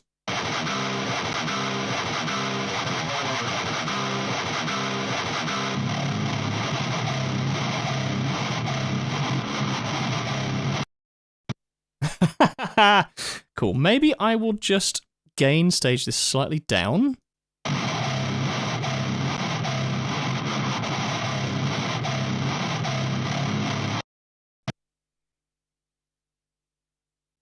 Or is that just going to make it a big old mess, and should we instead be using the bass for this? See, this is an interesting, yeah. This is why I named the sort of stream as like the synergy between mixing and music, because like this is not a mixing question, this is a musical question.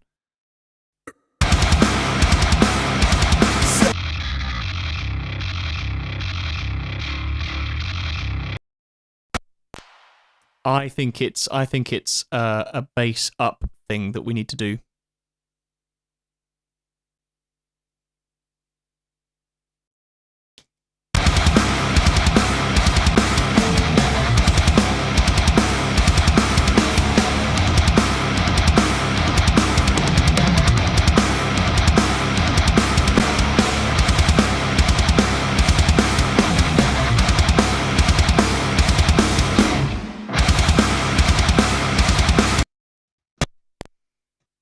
Also added a bunch of volume to the cymbals because there's a China.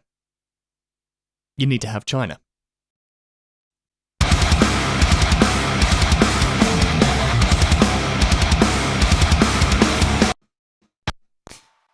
Yeah, the second half of this is not coming out how I want it to.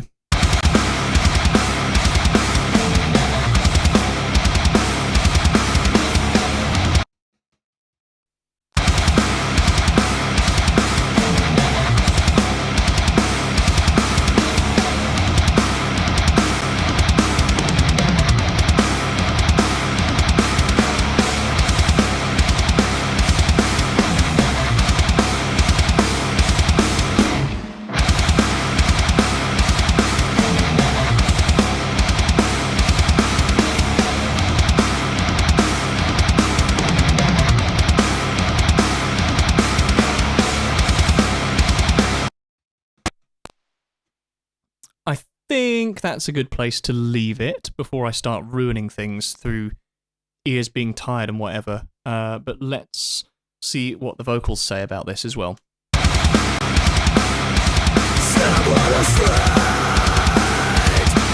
Damocles, someone to friend.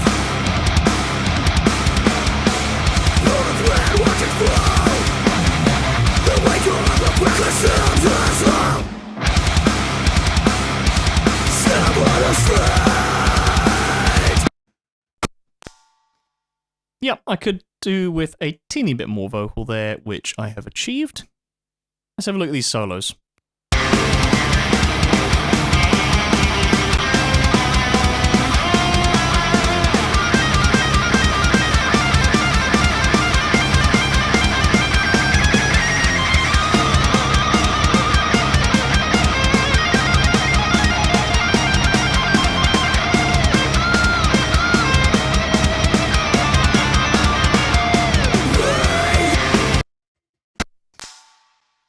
Yeah, generally just the solos are a bit too quiet.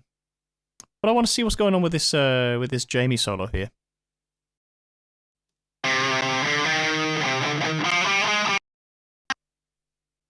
First of all, I'm not happy with the nasally element of the...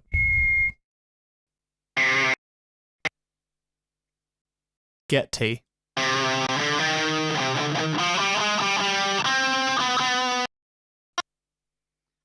Cool, I just wanted to investigate what's going on, like, pre-amp?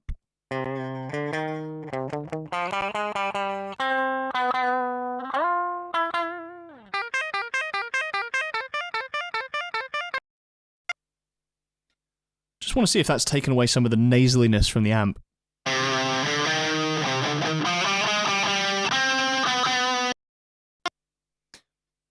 No, but there is a ton of spangliness that I want to get rid of.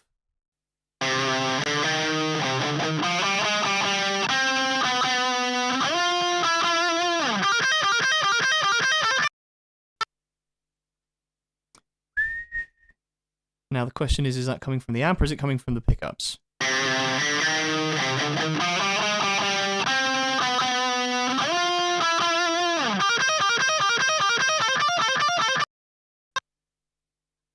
Now, this is a Soothe job, or is it? It's probably a Pro Q job.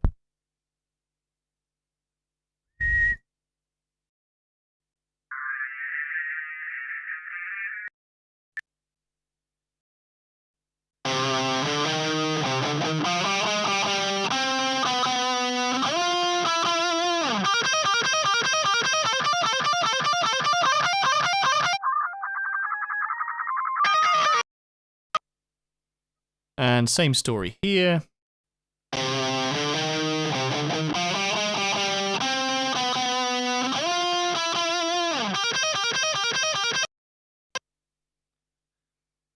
And then let's just adjust the volume of these guys.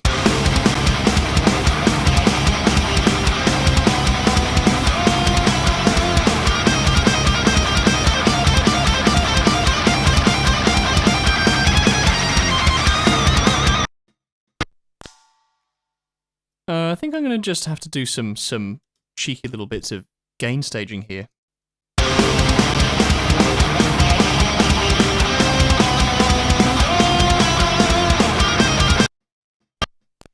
Right, maybe we don't go the approach of...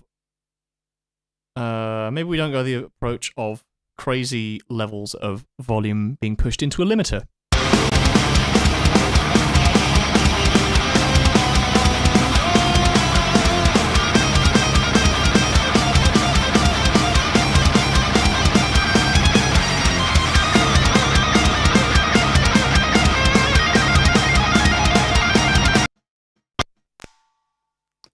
Let's see if this allows me to do both of my sets of ceilings at the same time,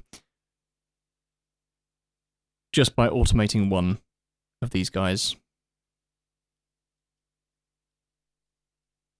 No. I think that's silly. We'll just have to automate them both together.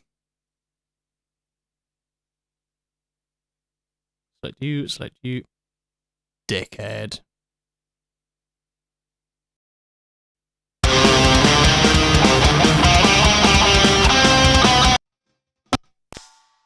Alright, it does allow me to couple them just by automating one of you dudes. That's okay. That's helpful.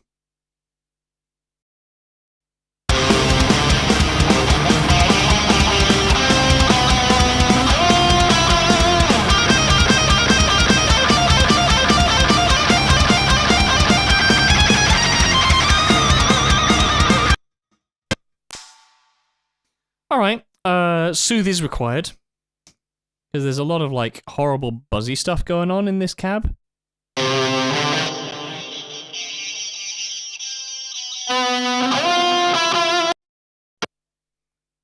Yep, that can absolutely get Tay.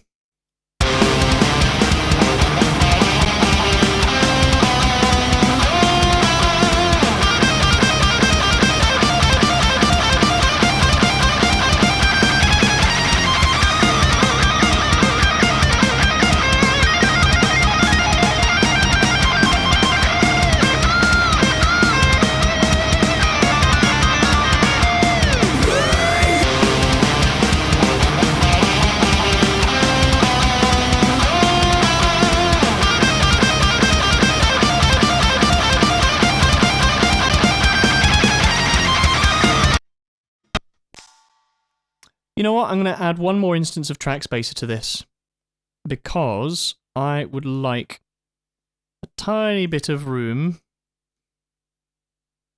to be accommodated for with the rhythm guitars. What's this guy? This is Audio 14. Yes, there we go. Cool. Yeah, just to duck out of the way a little bit in this sort of low mid area.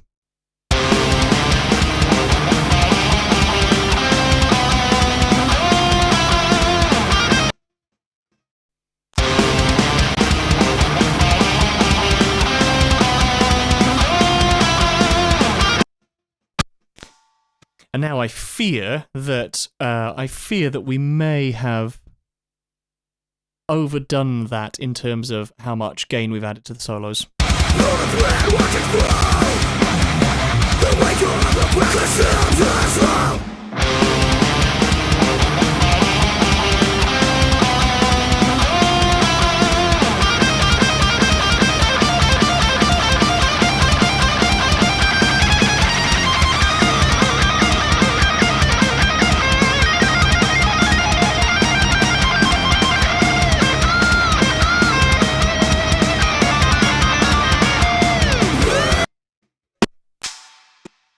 Going to add a little bit of volume automation in here, just so that we're not limiting this at the same time as the as Drew's solo.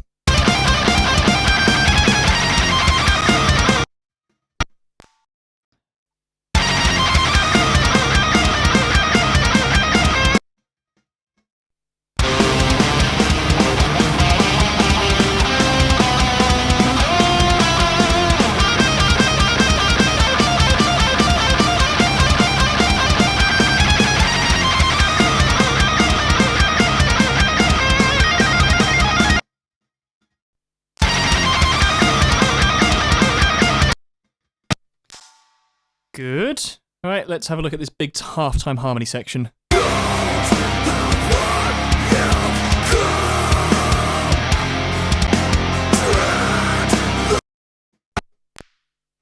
And let's just review the instrumental for that.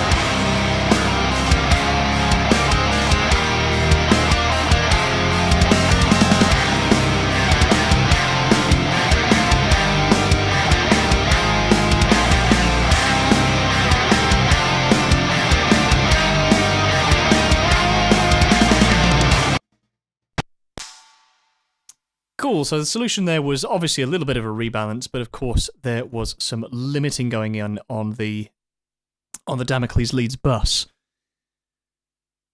So I, yeah, boosted those a little bit and let the limiter do the work, and then when I realized, oh, bro, that's not loud enough, I just add a little bit of half a dB of gain on the bus itself. Sometimes that's all you need. Let's re-review this with the vocals.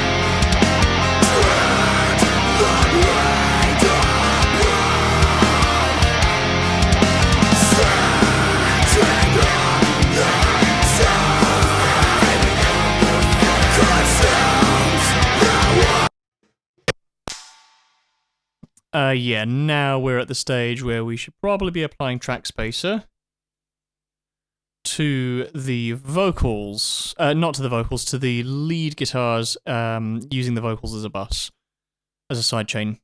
There's not a huge amount that's kind of, you know, making me think there's a lot of issues, but I don't know, it's just like the clarity of some of the words is not quite coming through.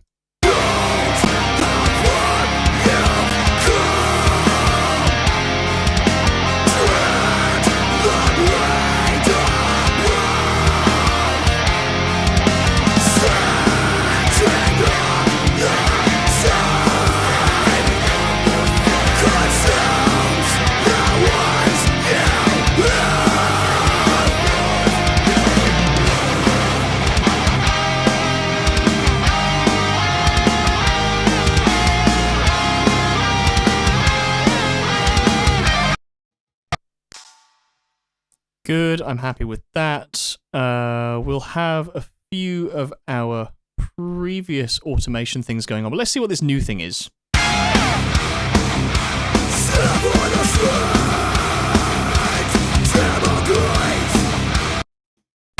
Oh, that's like a permutation of our first intro, isn't it?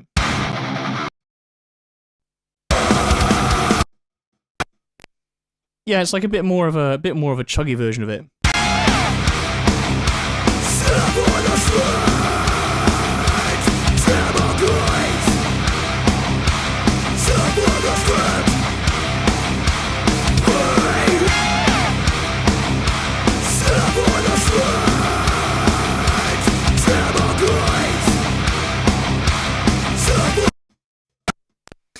We have ghost notes.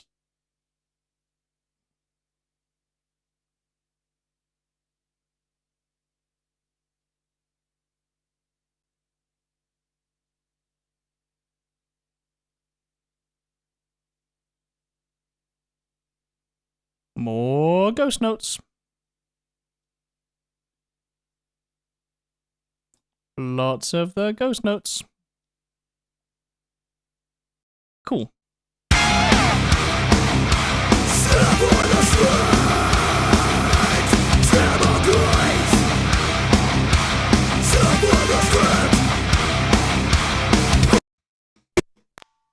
Good. Now we return to our two choruses.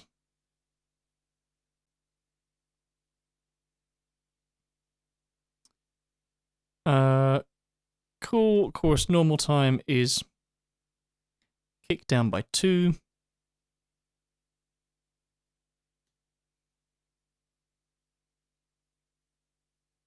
Any more things? Any more things?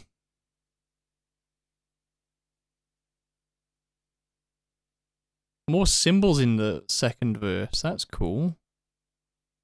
Sorry, second verse, or is that? Yeah, all right, yeah, okay, right. We're looking for choruses.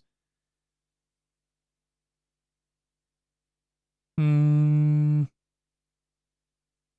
guitar's down to 0.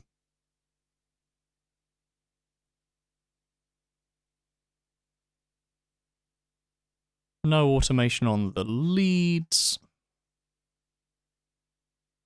No automation on the vocals. Not even anything in terms of a snare bomb. Good. All right. And then the first riff returns. Let's see.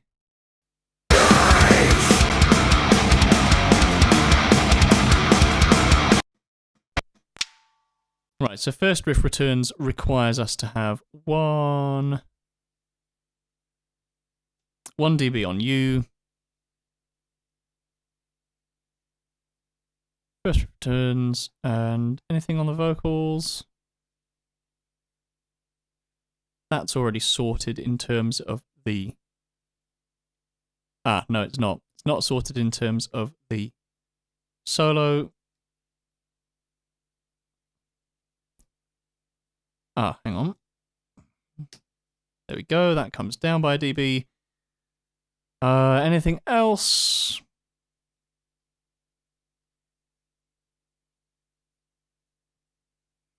That needs to go down to -6.9. Way! And then looks like you stay at +3. Good. All right. Let's have a listen to this just to check our work.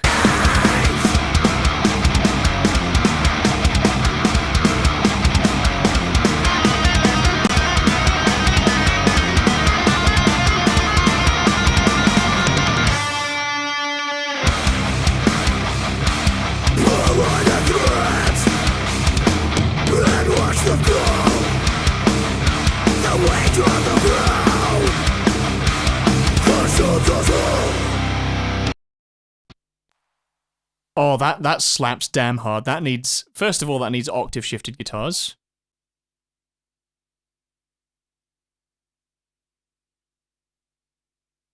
Don't copy automation data. So we need octave shifted guitars, and I just want to see what the balance is like in terms of the instrumental.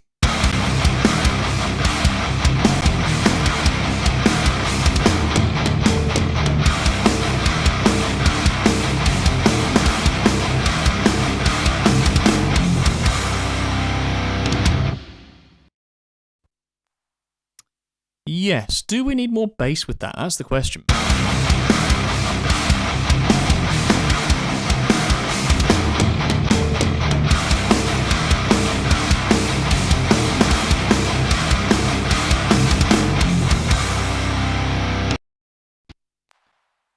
We do only for the last note.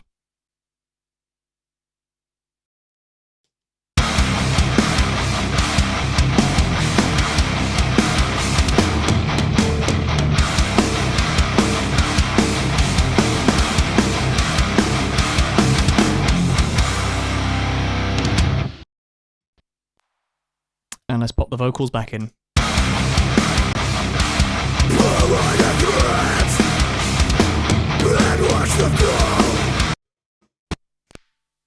I wouldn't mind having very slightly less of these.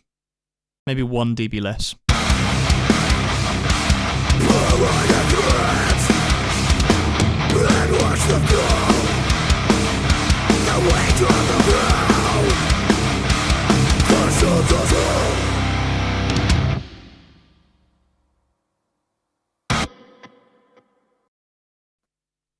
Oh, the fuck was that? Ah, that was a misaligned loop because Logic is being slow. Right. Death blow, section by section, and then I think generate a quick master based off of Damocles. Let me have a quick stretch first, though.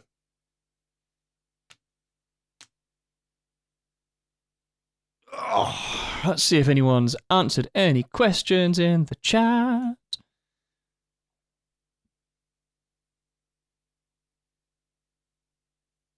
Q&A. No Q&As. Anything from the Instantgram?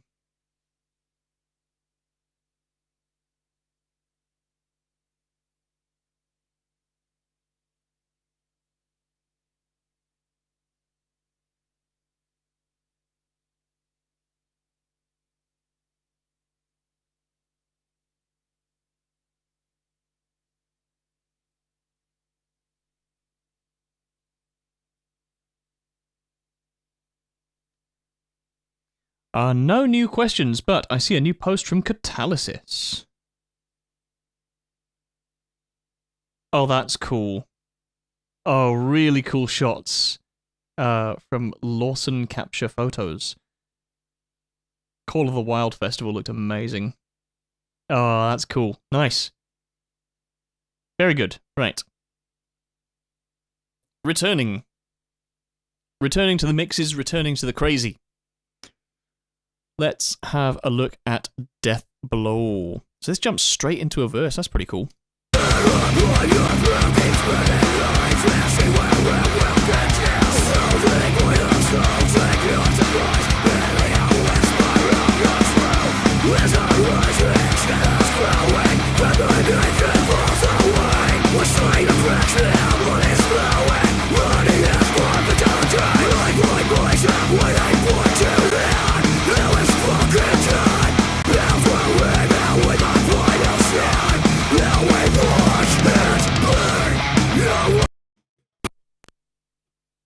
The only thing I want a little more of is this little snare roll at the end here.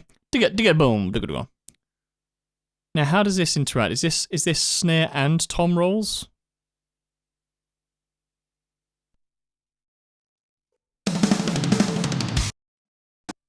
Ah, okay. So I certainly want more of these snares.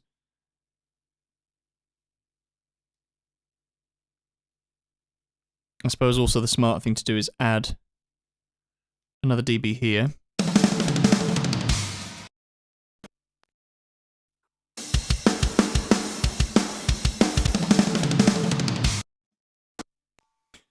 And then we can just add another dB or two of toms.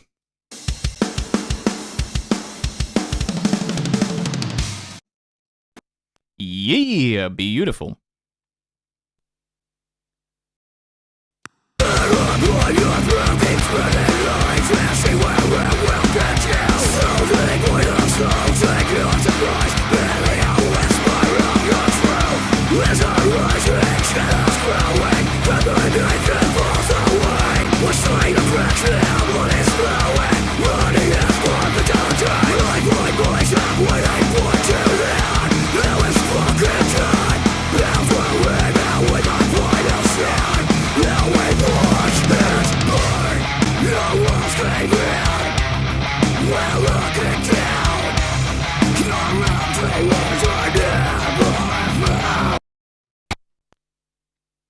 Yeah, alright, this is a bit of an interesting one. So, how... let me just figure out the instrumental first before I distract myself with vocals.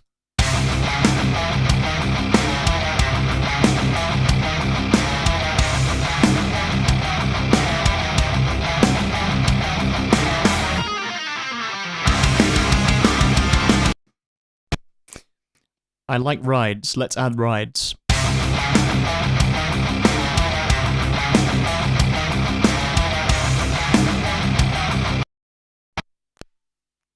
Why not more splat? Actually, wait, no, that's bleed from another cymbal.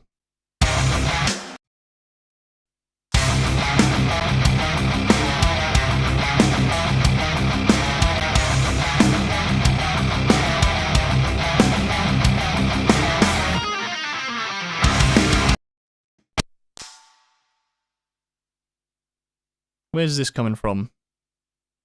Wouldn't mind just a tiny little bit more of these guys.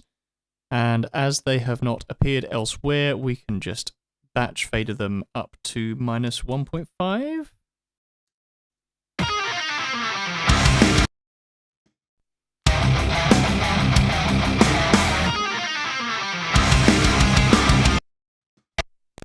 Sounds good, sounds good, sounds huge as well. Let's put the vocals back in.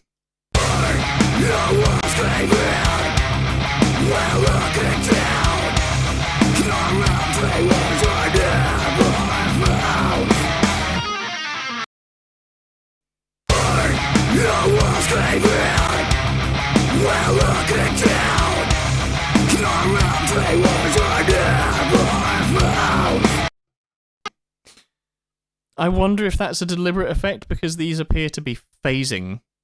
And I remember thinking that when I first looked at the multis. Because that's very much not an extra double. What's this new thing? Does it happen again? But that sounds like it's a different performance compared to the first muting. So why don't I just... Because, I mean, that phasing is going to just ruin my entire day.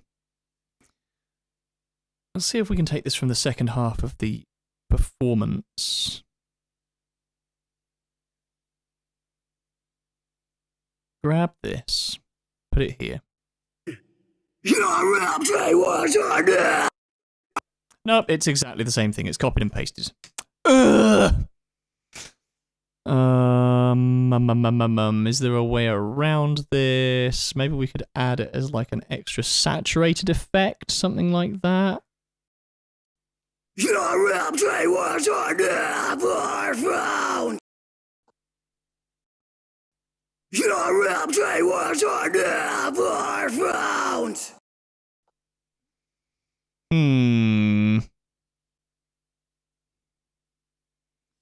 Let's...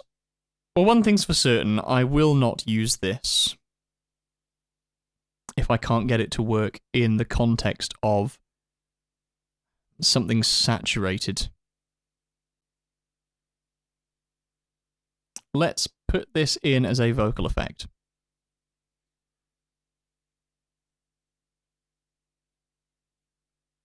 Why don't we do something really jail and put it through an amp? Do we have anything by Audio Assault? Ooh, yes. We can use Black Sun and make it sound like total shit.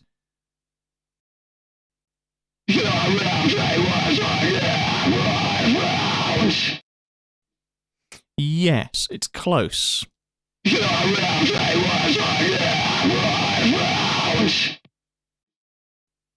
Yes, we're close.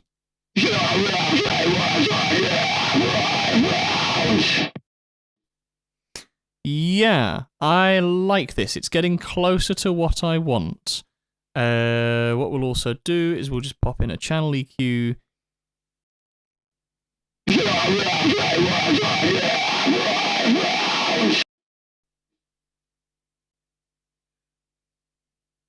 I'm not entirely sure what I don't like about it, but there's something fatiguing happening.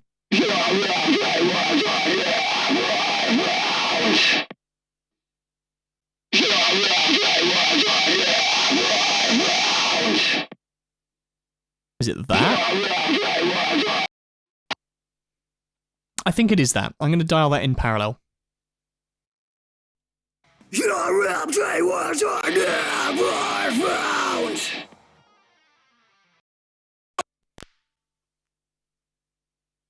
Alright, let's see how that works in context.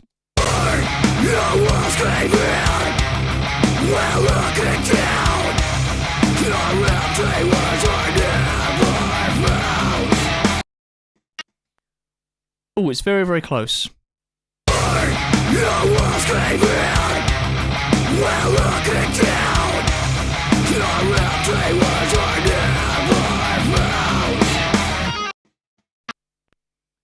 Yeah. You know, given the limitations of not having multiple takes and access to those multiple takes, I will go with that. So what we're going to do, we're going to pop you down here, and then drag you over here, and then do that. Cool.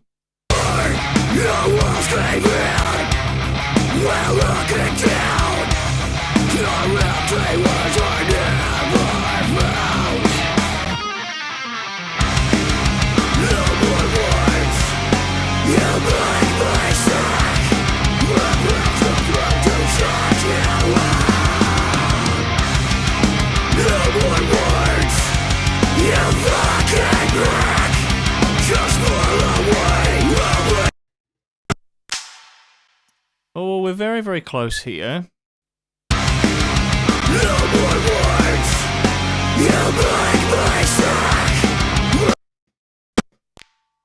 Just going to see if what is affecting... I want these leads to pop out. but I want to do it in such a way that it doesn't fuck off the vocals.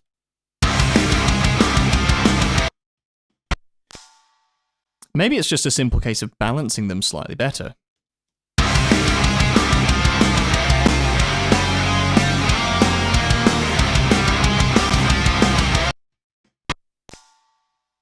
That's nice from the instrumental perspective, but let's see what's going on in the vocals.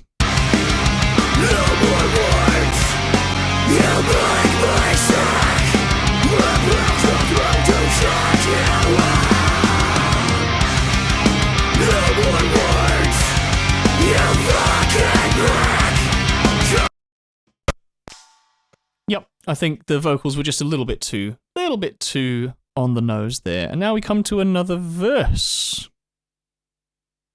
Let's go along here. You go up to 2.5. Neuting also comes along again, so we're going to do the same thing there. We have another chorus. That's right, that's a multiple of 8, that's fine. Go 2 there. Chorus, we want you guys to go up 2.5.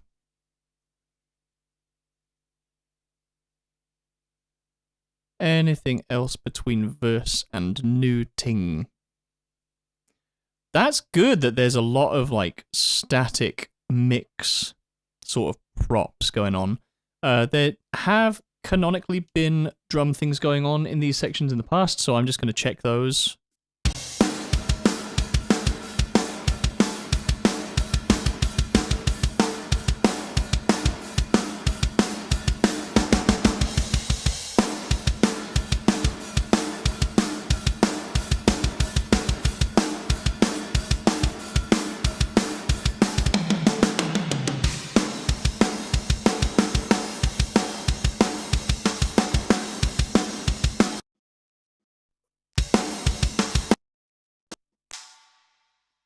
Slightly weak snare hit there, which would have been picked up in editing.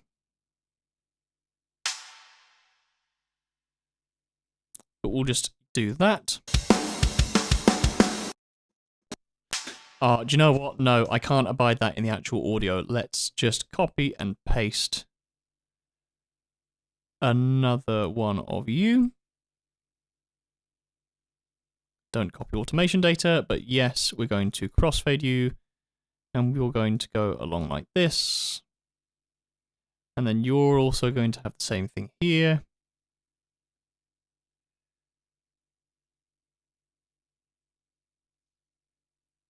Crossfade that.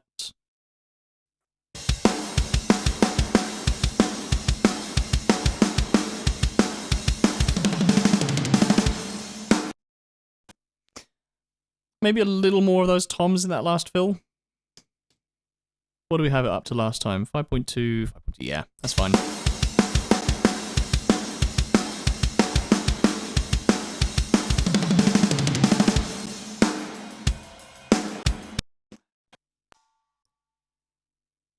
Yes, our ride returns in the neuting. I like the neuting. What do we put you up to? 2.8.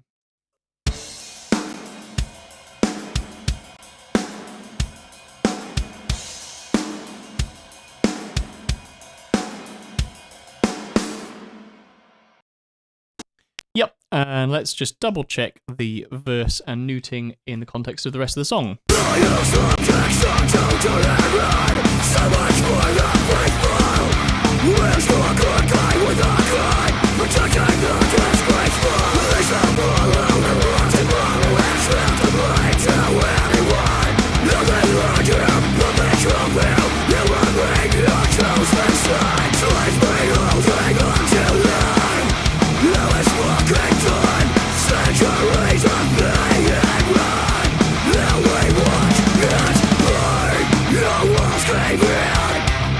We're looking down.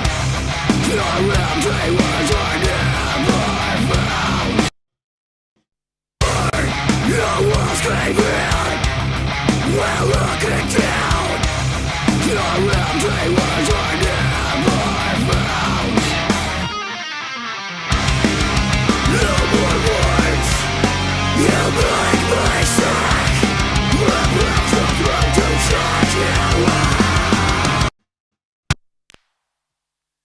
Good. Let's move on to the second chorus.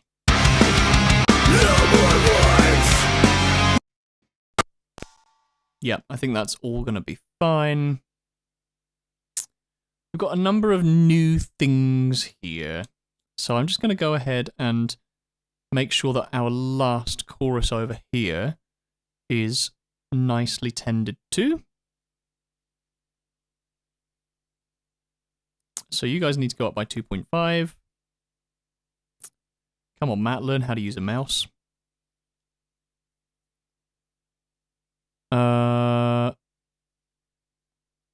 the verse, you guys are up 2.5, and the chorus you're up 2, aren't you?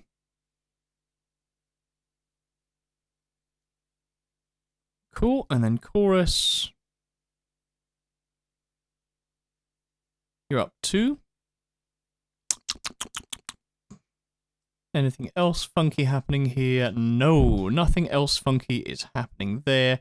So we can now look at our new sections we've got to build.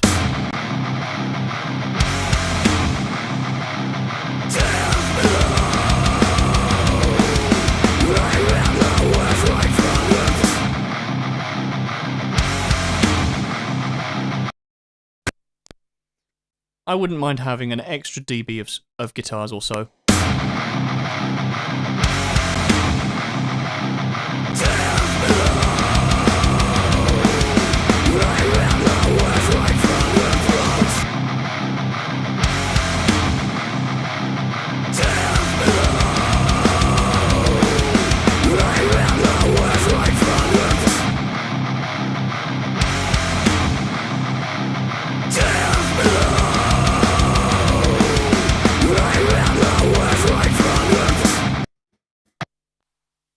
Yeah, good.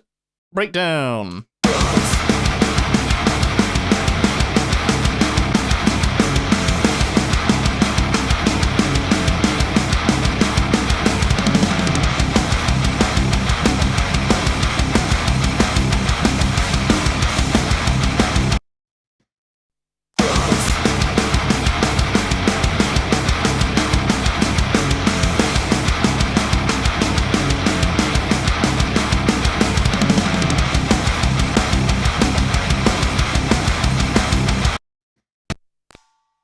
And I just noticed the snare was a little bit overbearing in the first part of that breakdown.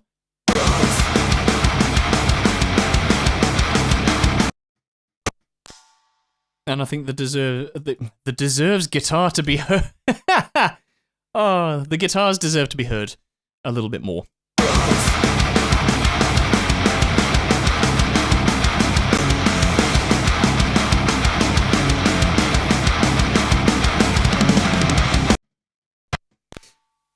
And we got a nice tom fill in here, haven't we?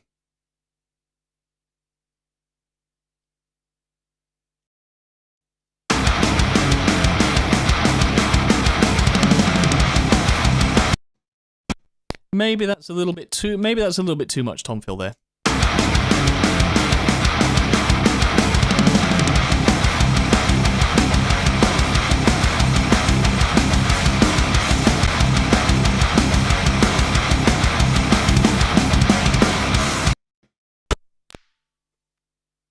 Great, I hear chinas.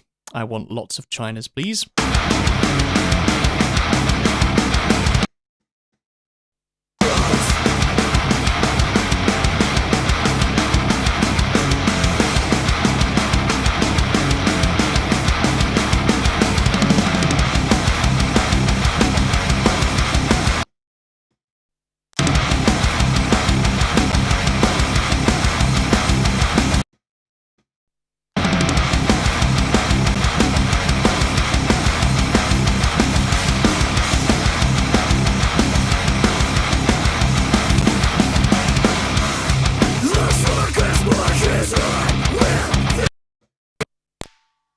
Yeah, cool. And the post breakdown, the vocals are sounding a little bit weedy, so I would like to make sure that they sound a bit more beefy. And I think the best way of doing that is probably just to pump all of them up by 2.5 dB. I'm very curious. I'm very, very curious to see, did Catalysis did they record all of these at the same time? Did they record them all in the same place, same circumstances? Obviously, same people, but was there a certain amount of time between the recording of each of these songs? I think that's probably. You know what? I'm going to message them.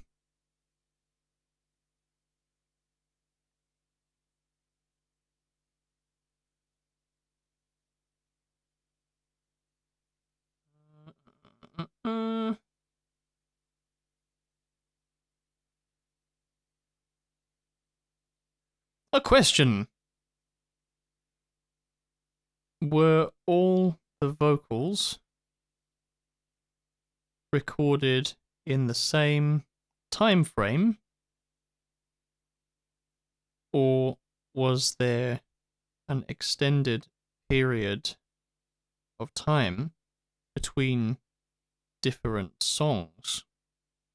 So yes, were all the vocals recorded in the same time frame, or was there an extended period of time between different songs? The reason I asked that is because, for instance, Aquila, my band, we are not known to the world yet, and that is because we have put off releasing our first 2 singles, just because there were up to 3 years between the guitars and vocals recorded for each song. Nothing sounded consistent between the different songs. So I wonder, it sounds like that's a reasonably common thing to happen in bands, but yeah, I'm just curious to see what happened with Catalysis on that front. The circus marches on within there. The tears of crocodiles and serpents flow. How dare you make the beast the monster? One solution is clear. Tears blow. I ram the words right from your throat. Yeah, I'm pretty happy with that post breakdown actually, just with that vocal move. It's added a lot of beef to the sort of, I don't know, the space and emptiness that I thought there was. Just want to see if there's an editing thing in the cymbals.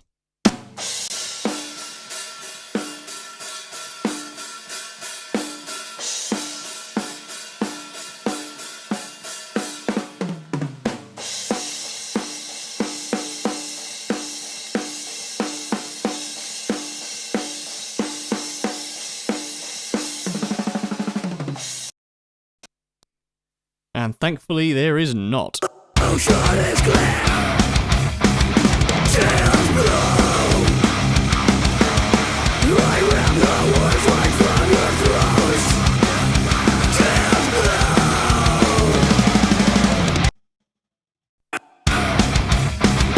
Tears blow. I ram the words right from your throat. Tears blow.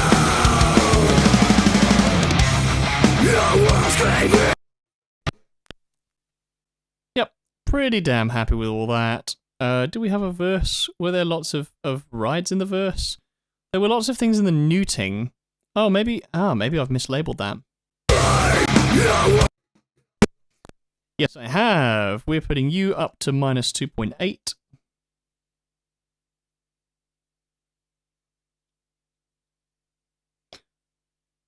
And we're also adding you going up to 2.7. Lovely. So neuting is where we're at. No other bits of automation out of that, which is good, other than vocals 2.5. Yeah, but I've already done that. Yeah, nice. Let's listen to this. Your walls cave in. We're looking down. Your round tables are dead. Yes, neuting has the vocal thing, where you've used the same take and added some weird phasey shit in there for some reason. You go down to vocal effects. You go here. Your round tables are never found. No more words. You break my sack. My blows will throw to shut you out.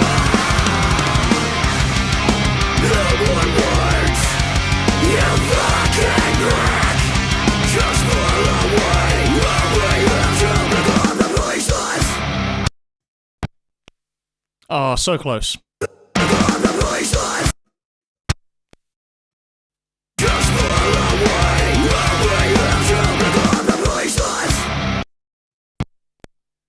Just want a little more of that snare finish. Let's just add 1 dB to all of these constituent parts.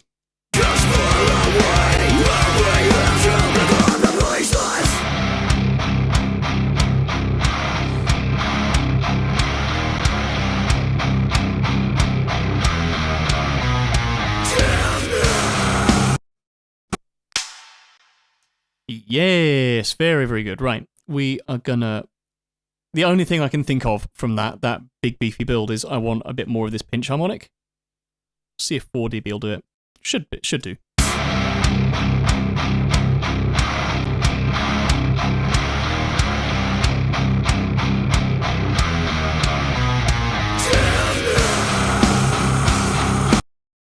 Ugh, nasty. All right, cool.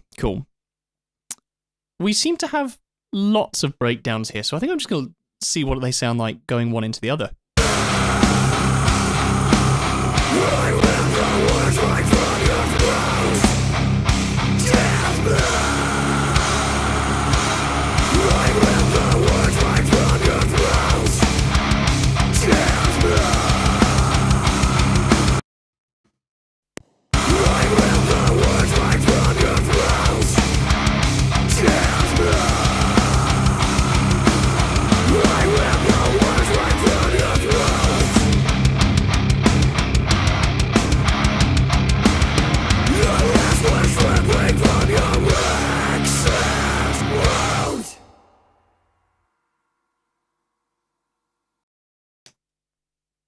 And that's it, right? Okay. Let's see what more color I can add to this. I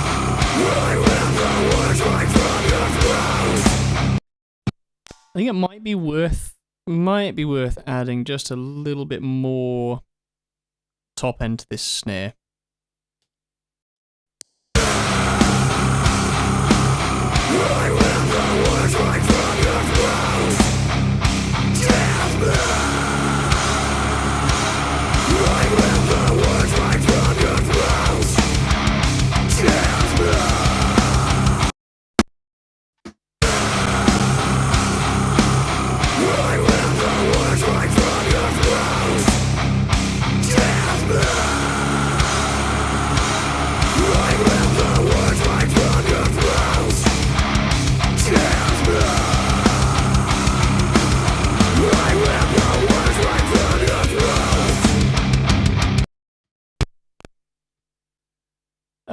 Yeah, why not? It does feel like there's something missing, and I think the thing that's missing is a fucking giant drop guitar.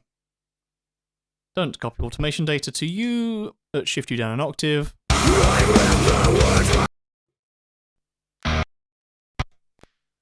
Let's just see if that agrees with the instrumental.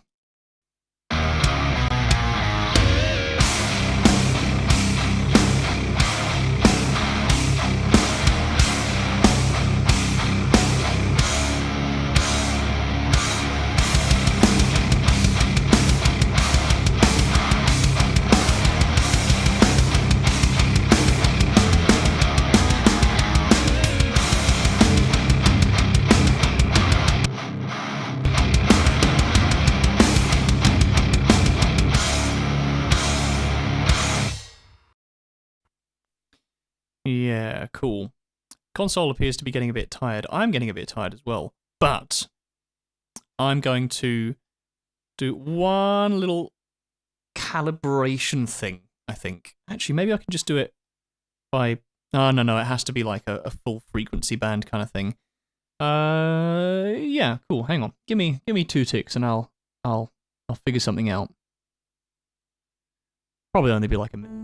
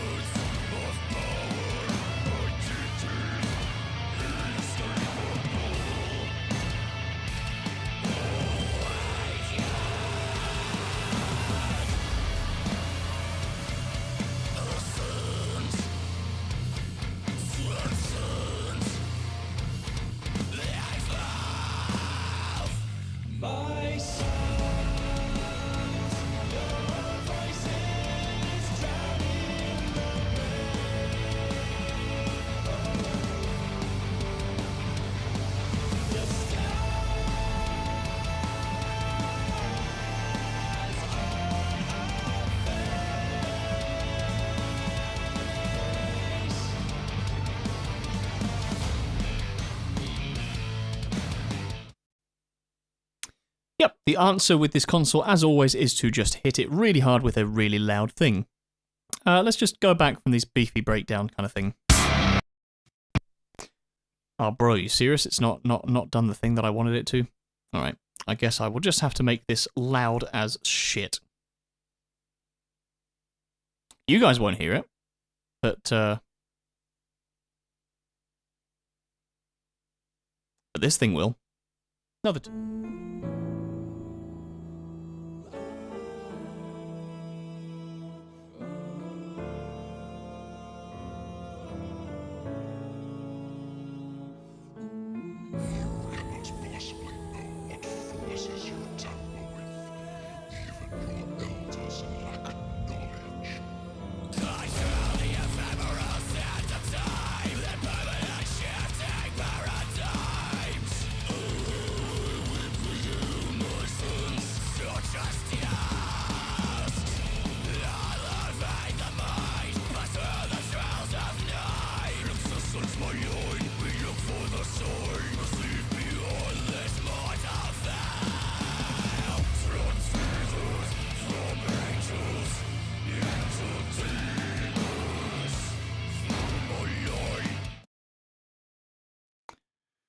There we go. Right, let's go back to our beefy preview breakdown.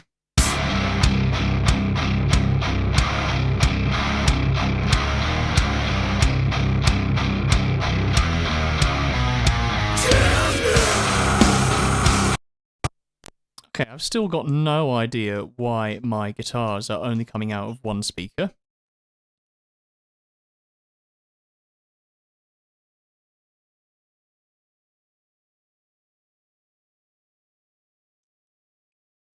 See what this does.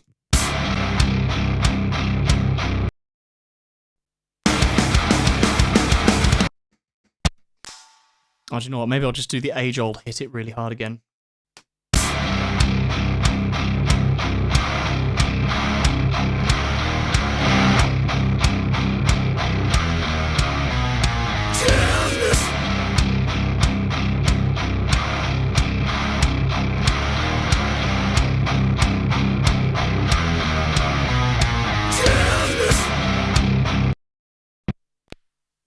Odd. Odd. Right. Let's listen from the beefy breakdown.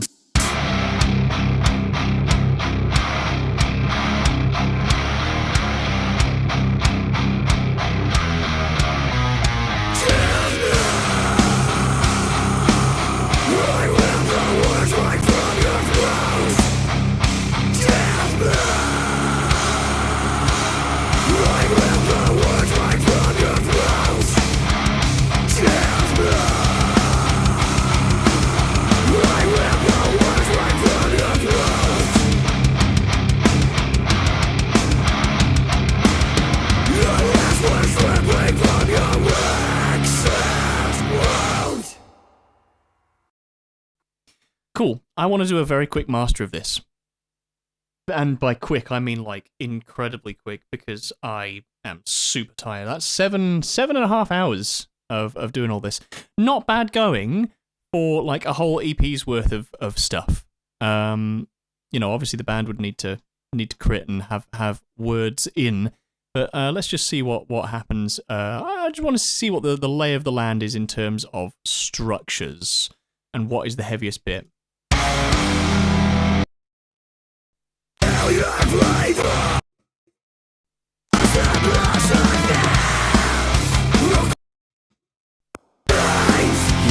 Finally see the light.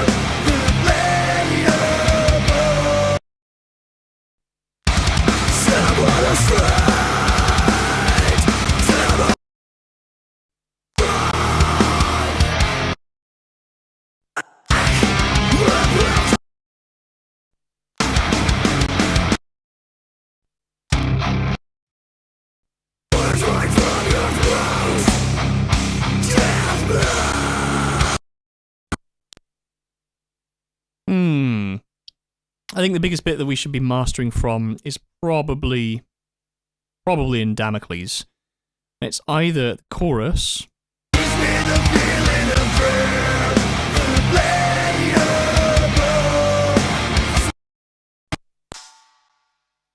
or it's going to be the big halftime harmony or the breakdown.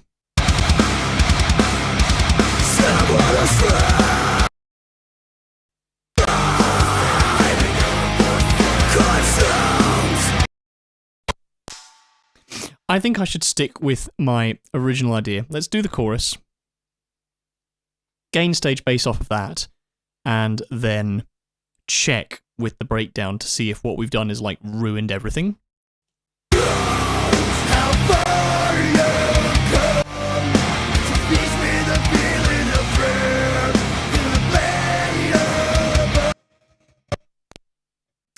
Cool, so we added a lot of gain based presumably off of like the sheer amount of volume automation that we did to make sure that everything was balanced nicely.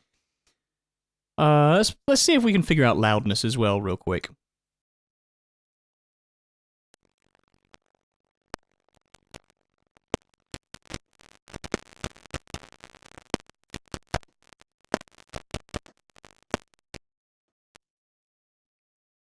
Ha! Nice.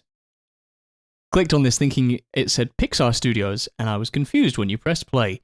I am not Pixar Studios, I'm not that big, but I am glad that I am held in the same sort of echelons as Pixar Studios. We do not work on friendly music here, we work on big sounding stuff. Cool. Loudness warning for everyone in headphones and stuff like that. Turn it down, it's about to get very loud.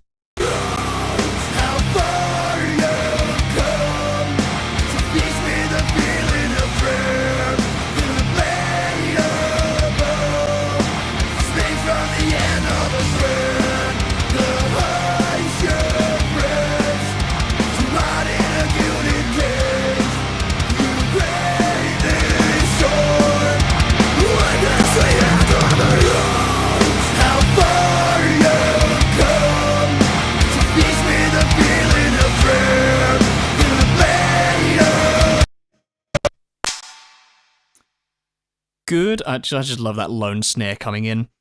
Dither, 24 bits. True peak limiting off. I had a nice conversation with Sam Chassis of Mind's Eye Mastering, and he told me about true peak limiting versus non-true peak limiting, and that was cool. I enjoyed the conversation. I've not noticed a massive difference in terms of the sound. But that's because the number of mixes that I've done without true peak limiting versus with true peak limiting is like vastly outweighed. Anyway, let's have a look at the rest of the mastering chain. How far you come to teach me the feeling of prayer. Speak from the end of a prayer. Mongoose just adding a little bit of size and width, as well as adding a massive kind of low-end summing into mono. Let's have a listen to the mids and the sides, because I've not done anything to do with that yet.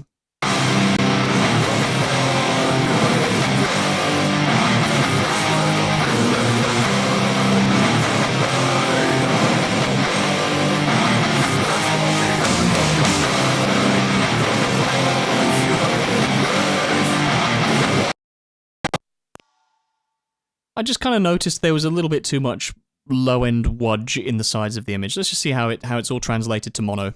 How far you come to teach me the feeling of prayer.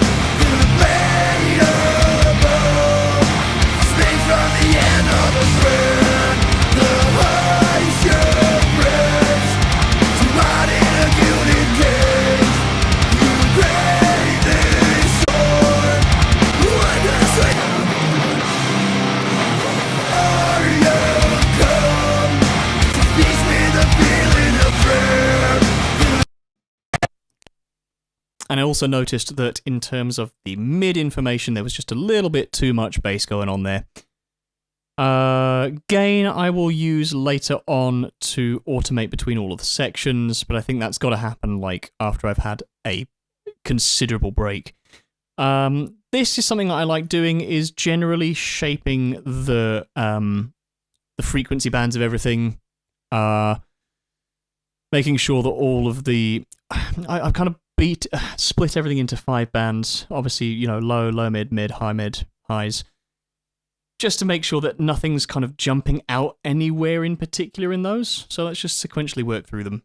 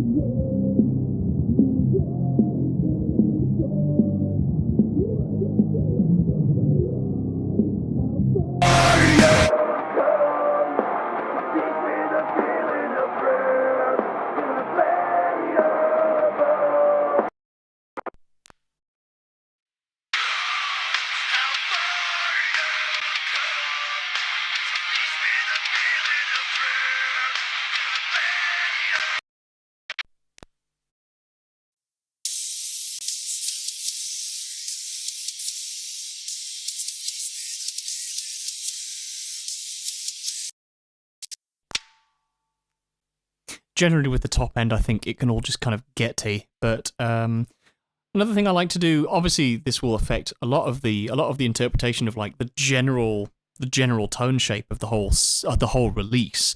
So I'm just going to make sure that these sort of 3 mid bands are kind of okay.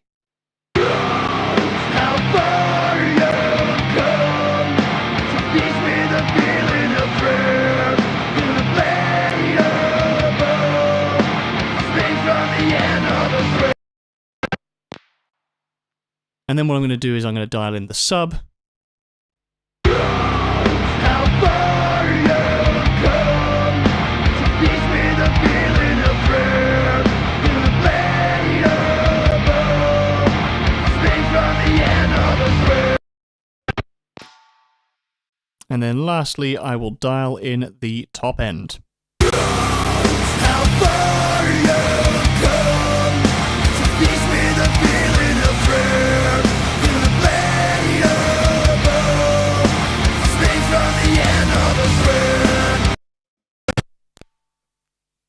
I generally like warmer mixes now. I used to have all of my mixes like super hissy, and I've gone completely to the other end of that spectrum. Let's see what the alpha compressor is doing. We need the V2 for this.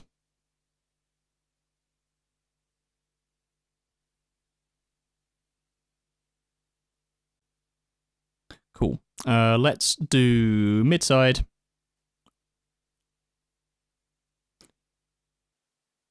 Cool. Let's see what's happening with the sides.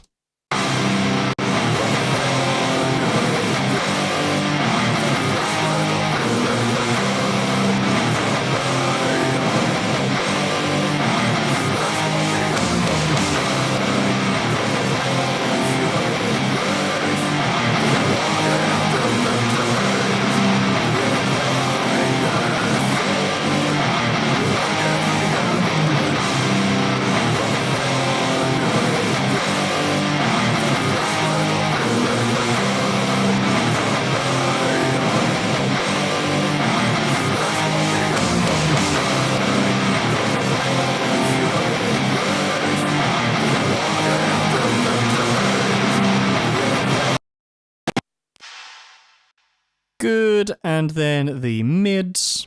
How far you come to teach me the feeling of prayer to the play above, straight from the end of the prayer. The heights you press to ride in a gilded cage. You brave this soul. Good, and then my favourite part of this is the A/B test. How far you come to teach me the feeling of prayer to the play above, straight from the. Whatever this setting is, I really like it.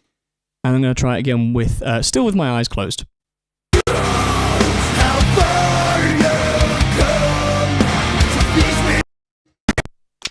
Yeah, it's like a no-brainer. There's like a lot more attack with this particular setting, and I think that's with the compressor on. Yeah, there we go. Elysia Alpha Compressor strikes again. Okay.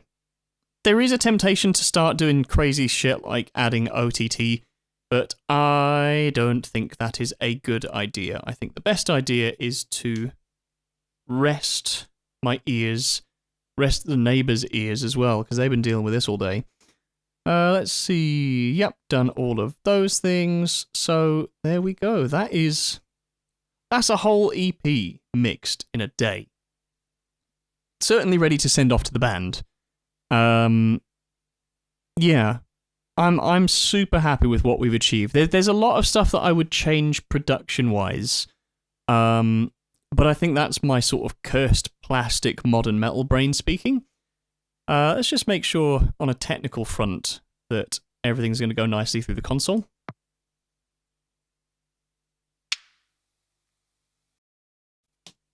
I mean, we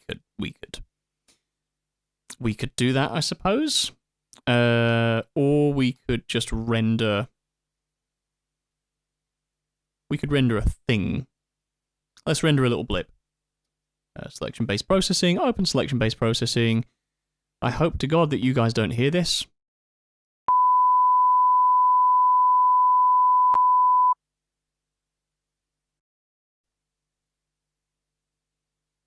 Oh, bless you. Cheers so much for the 7+ hours of work on this. Thanks, Downey. I mean, to be honest, managing this in 7+ hours is not bad at all. Considering that's like a whole EP's worth of stuff. That's yeah, being able to do that in a day is a skill that has been learned over quite a long time, and I'm very glad that I have learned it. Let's do... Oh, let's put this on the kick, because the kick's not going to any sort of reverb. Don't move automation data. Yeah, that's nice and loud. Good. So the only thing that remains for me to say is massive thanks to Catalysis. This has been a wonderful ride, a wonderful exploration into their music, a wonderful exercise in like how much detail is necessary for me to get the most out of a song. And to have done that for like 5 songs today is like mental. The room is disgustingly sweaty. It smells like man. It smells like, you know, lots and lots of music. But like, if that's even a smell. It sounds like insanity at the moment because I'm a bit loopy now. But yeah, this has been a fantastic, a wonderful day. I've had a lot of fun mixing all this stuff. I've had a lot of fun answering questions. Oh, there was an answer from Drew about the vocals, yeah. So, let's find this answer. So, in response to my question of were all the vocals recorded in the same time frame, or was there an extended period of time between different songs, Drew says Tremors was done first, and then he thinks Deathblow and Serpentine, and a few weeks later, Damocles and Futile. So everything was sort of done in different sort of dribs and drabs, which may well have affected gain staging. So cool, that explains why there were a lot of sort of workarounds and a huge amount of vocal automation going on, and not necessarily the same amount in the instrumental. So that's great. Let's have one more look at questions from the Instantgram. None from that story. None from that story. And I will quadruple check the YouTube Q&A. And absolutely nothing from that. Hooray, let's end that Q&A. Oh, wonderful. All that remains to be said is I hope you guys enjoyed that. Thank you to Catalysis for having me mix this stuff for them. What a privilege to work with, you know, really renowned Scottish legends. Best of luck to them who are playing at Metal to the Masses in Coventry. That's happening on Saturday. So, and also best of luck to the bands that are performing in that. So, yeah. Thanks for a fun day. I'm gonna have lunch. It's gonna turn into dinner. But fantastic. Thank you all so much for watching. And yeah, I will sleep bloody well tonight. Great. I will leave you to enjoy the rendering process of Catalysis's Serpentine EP. Thanks very much, guys.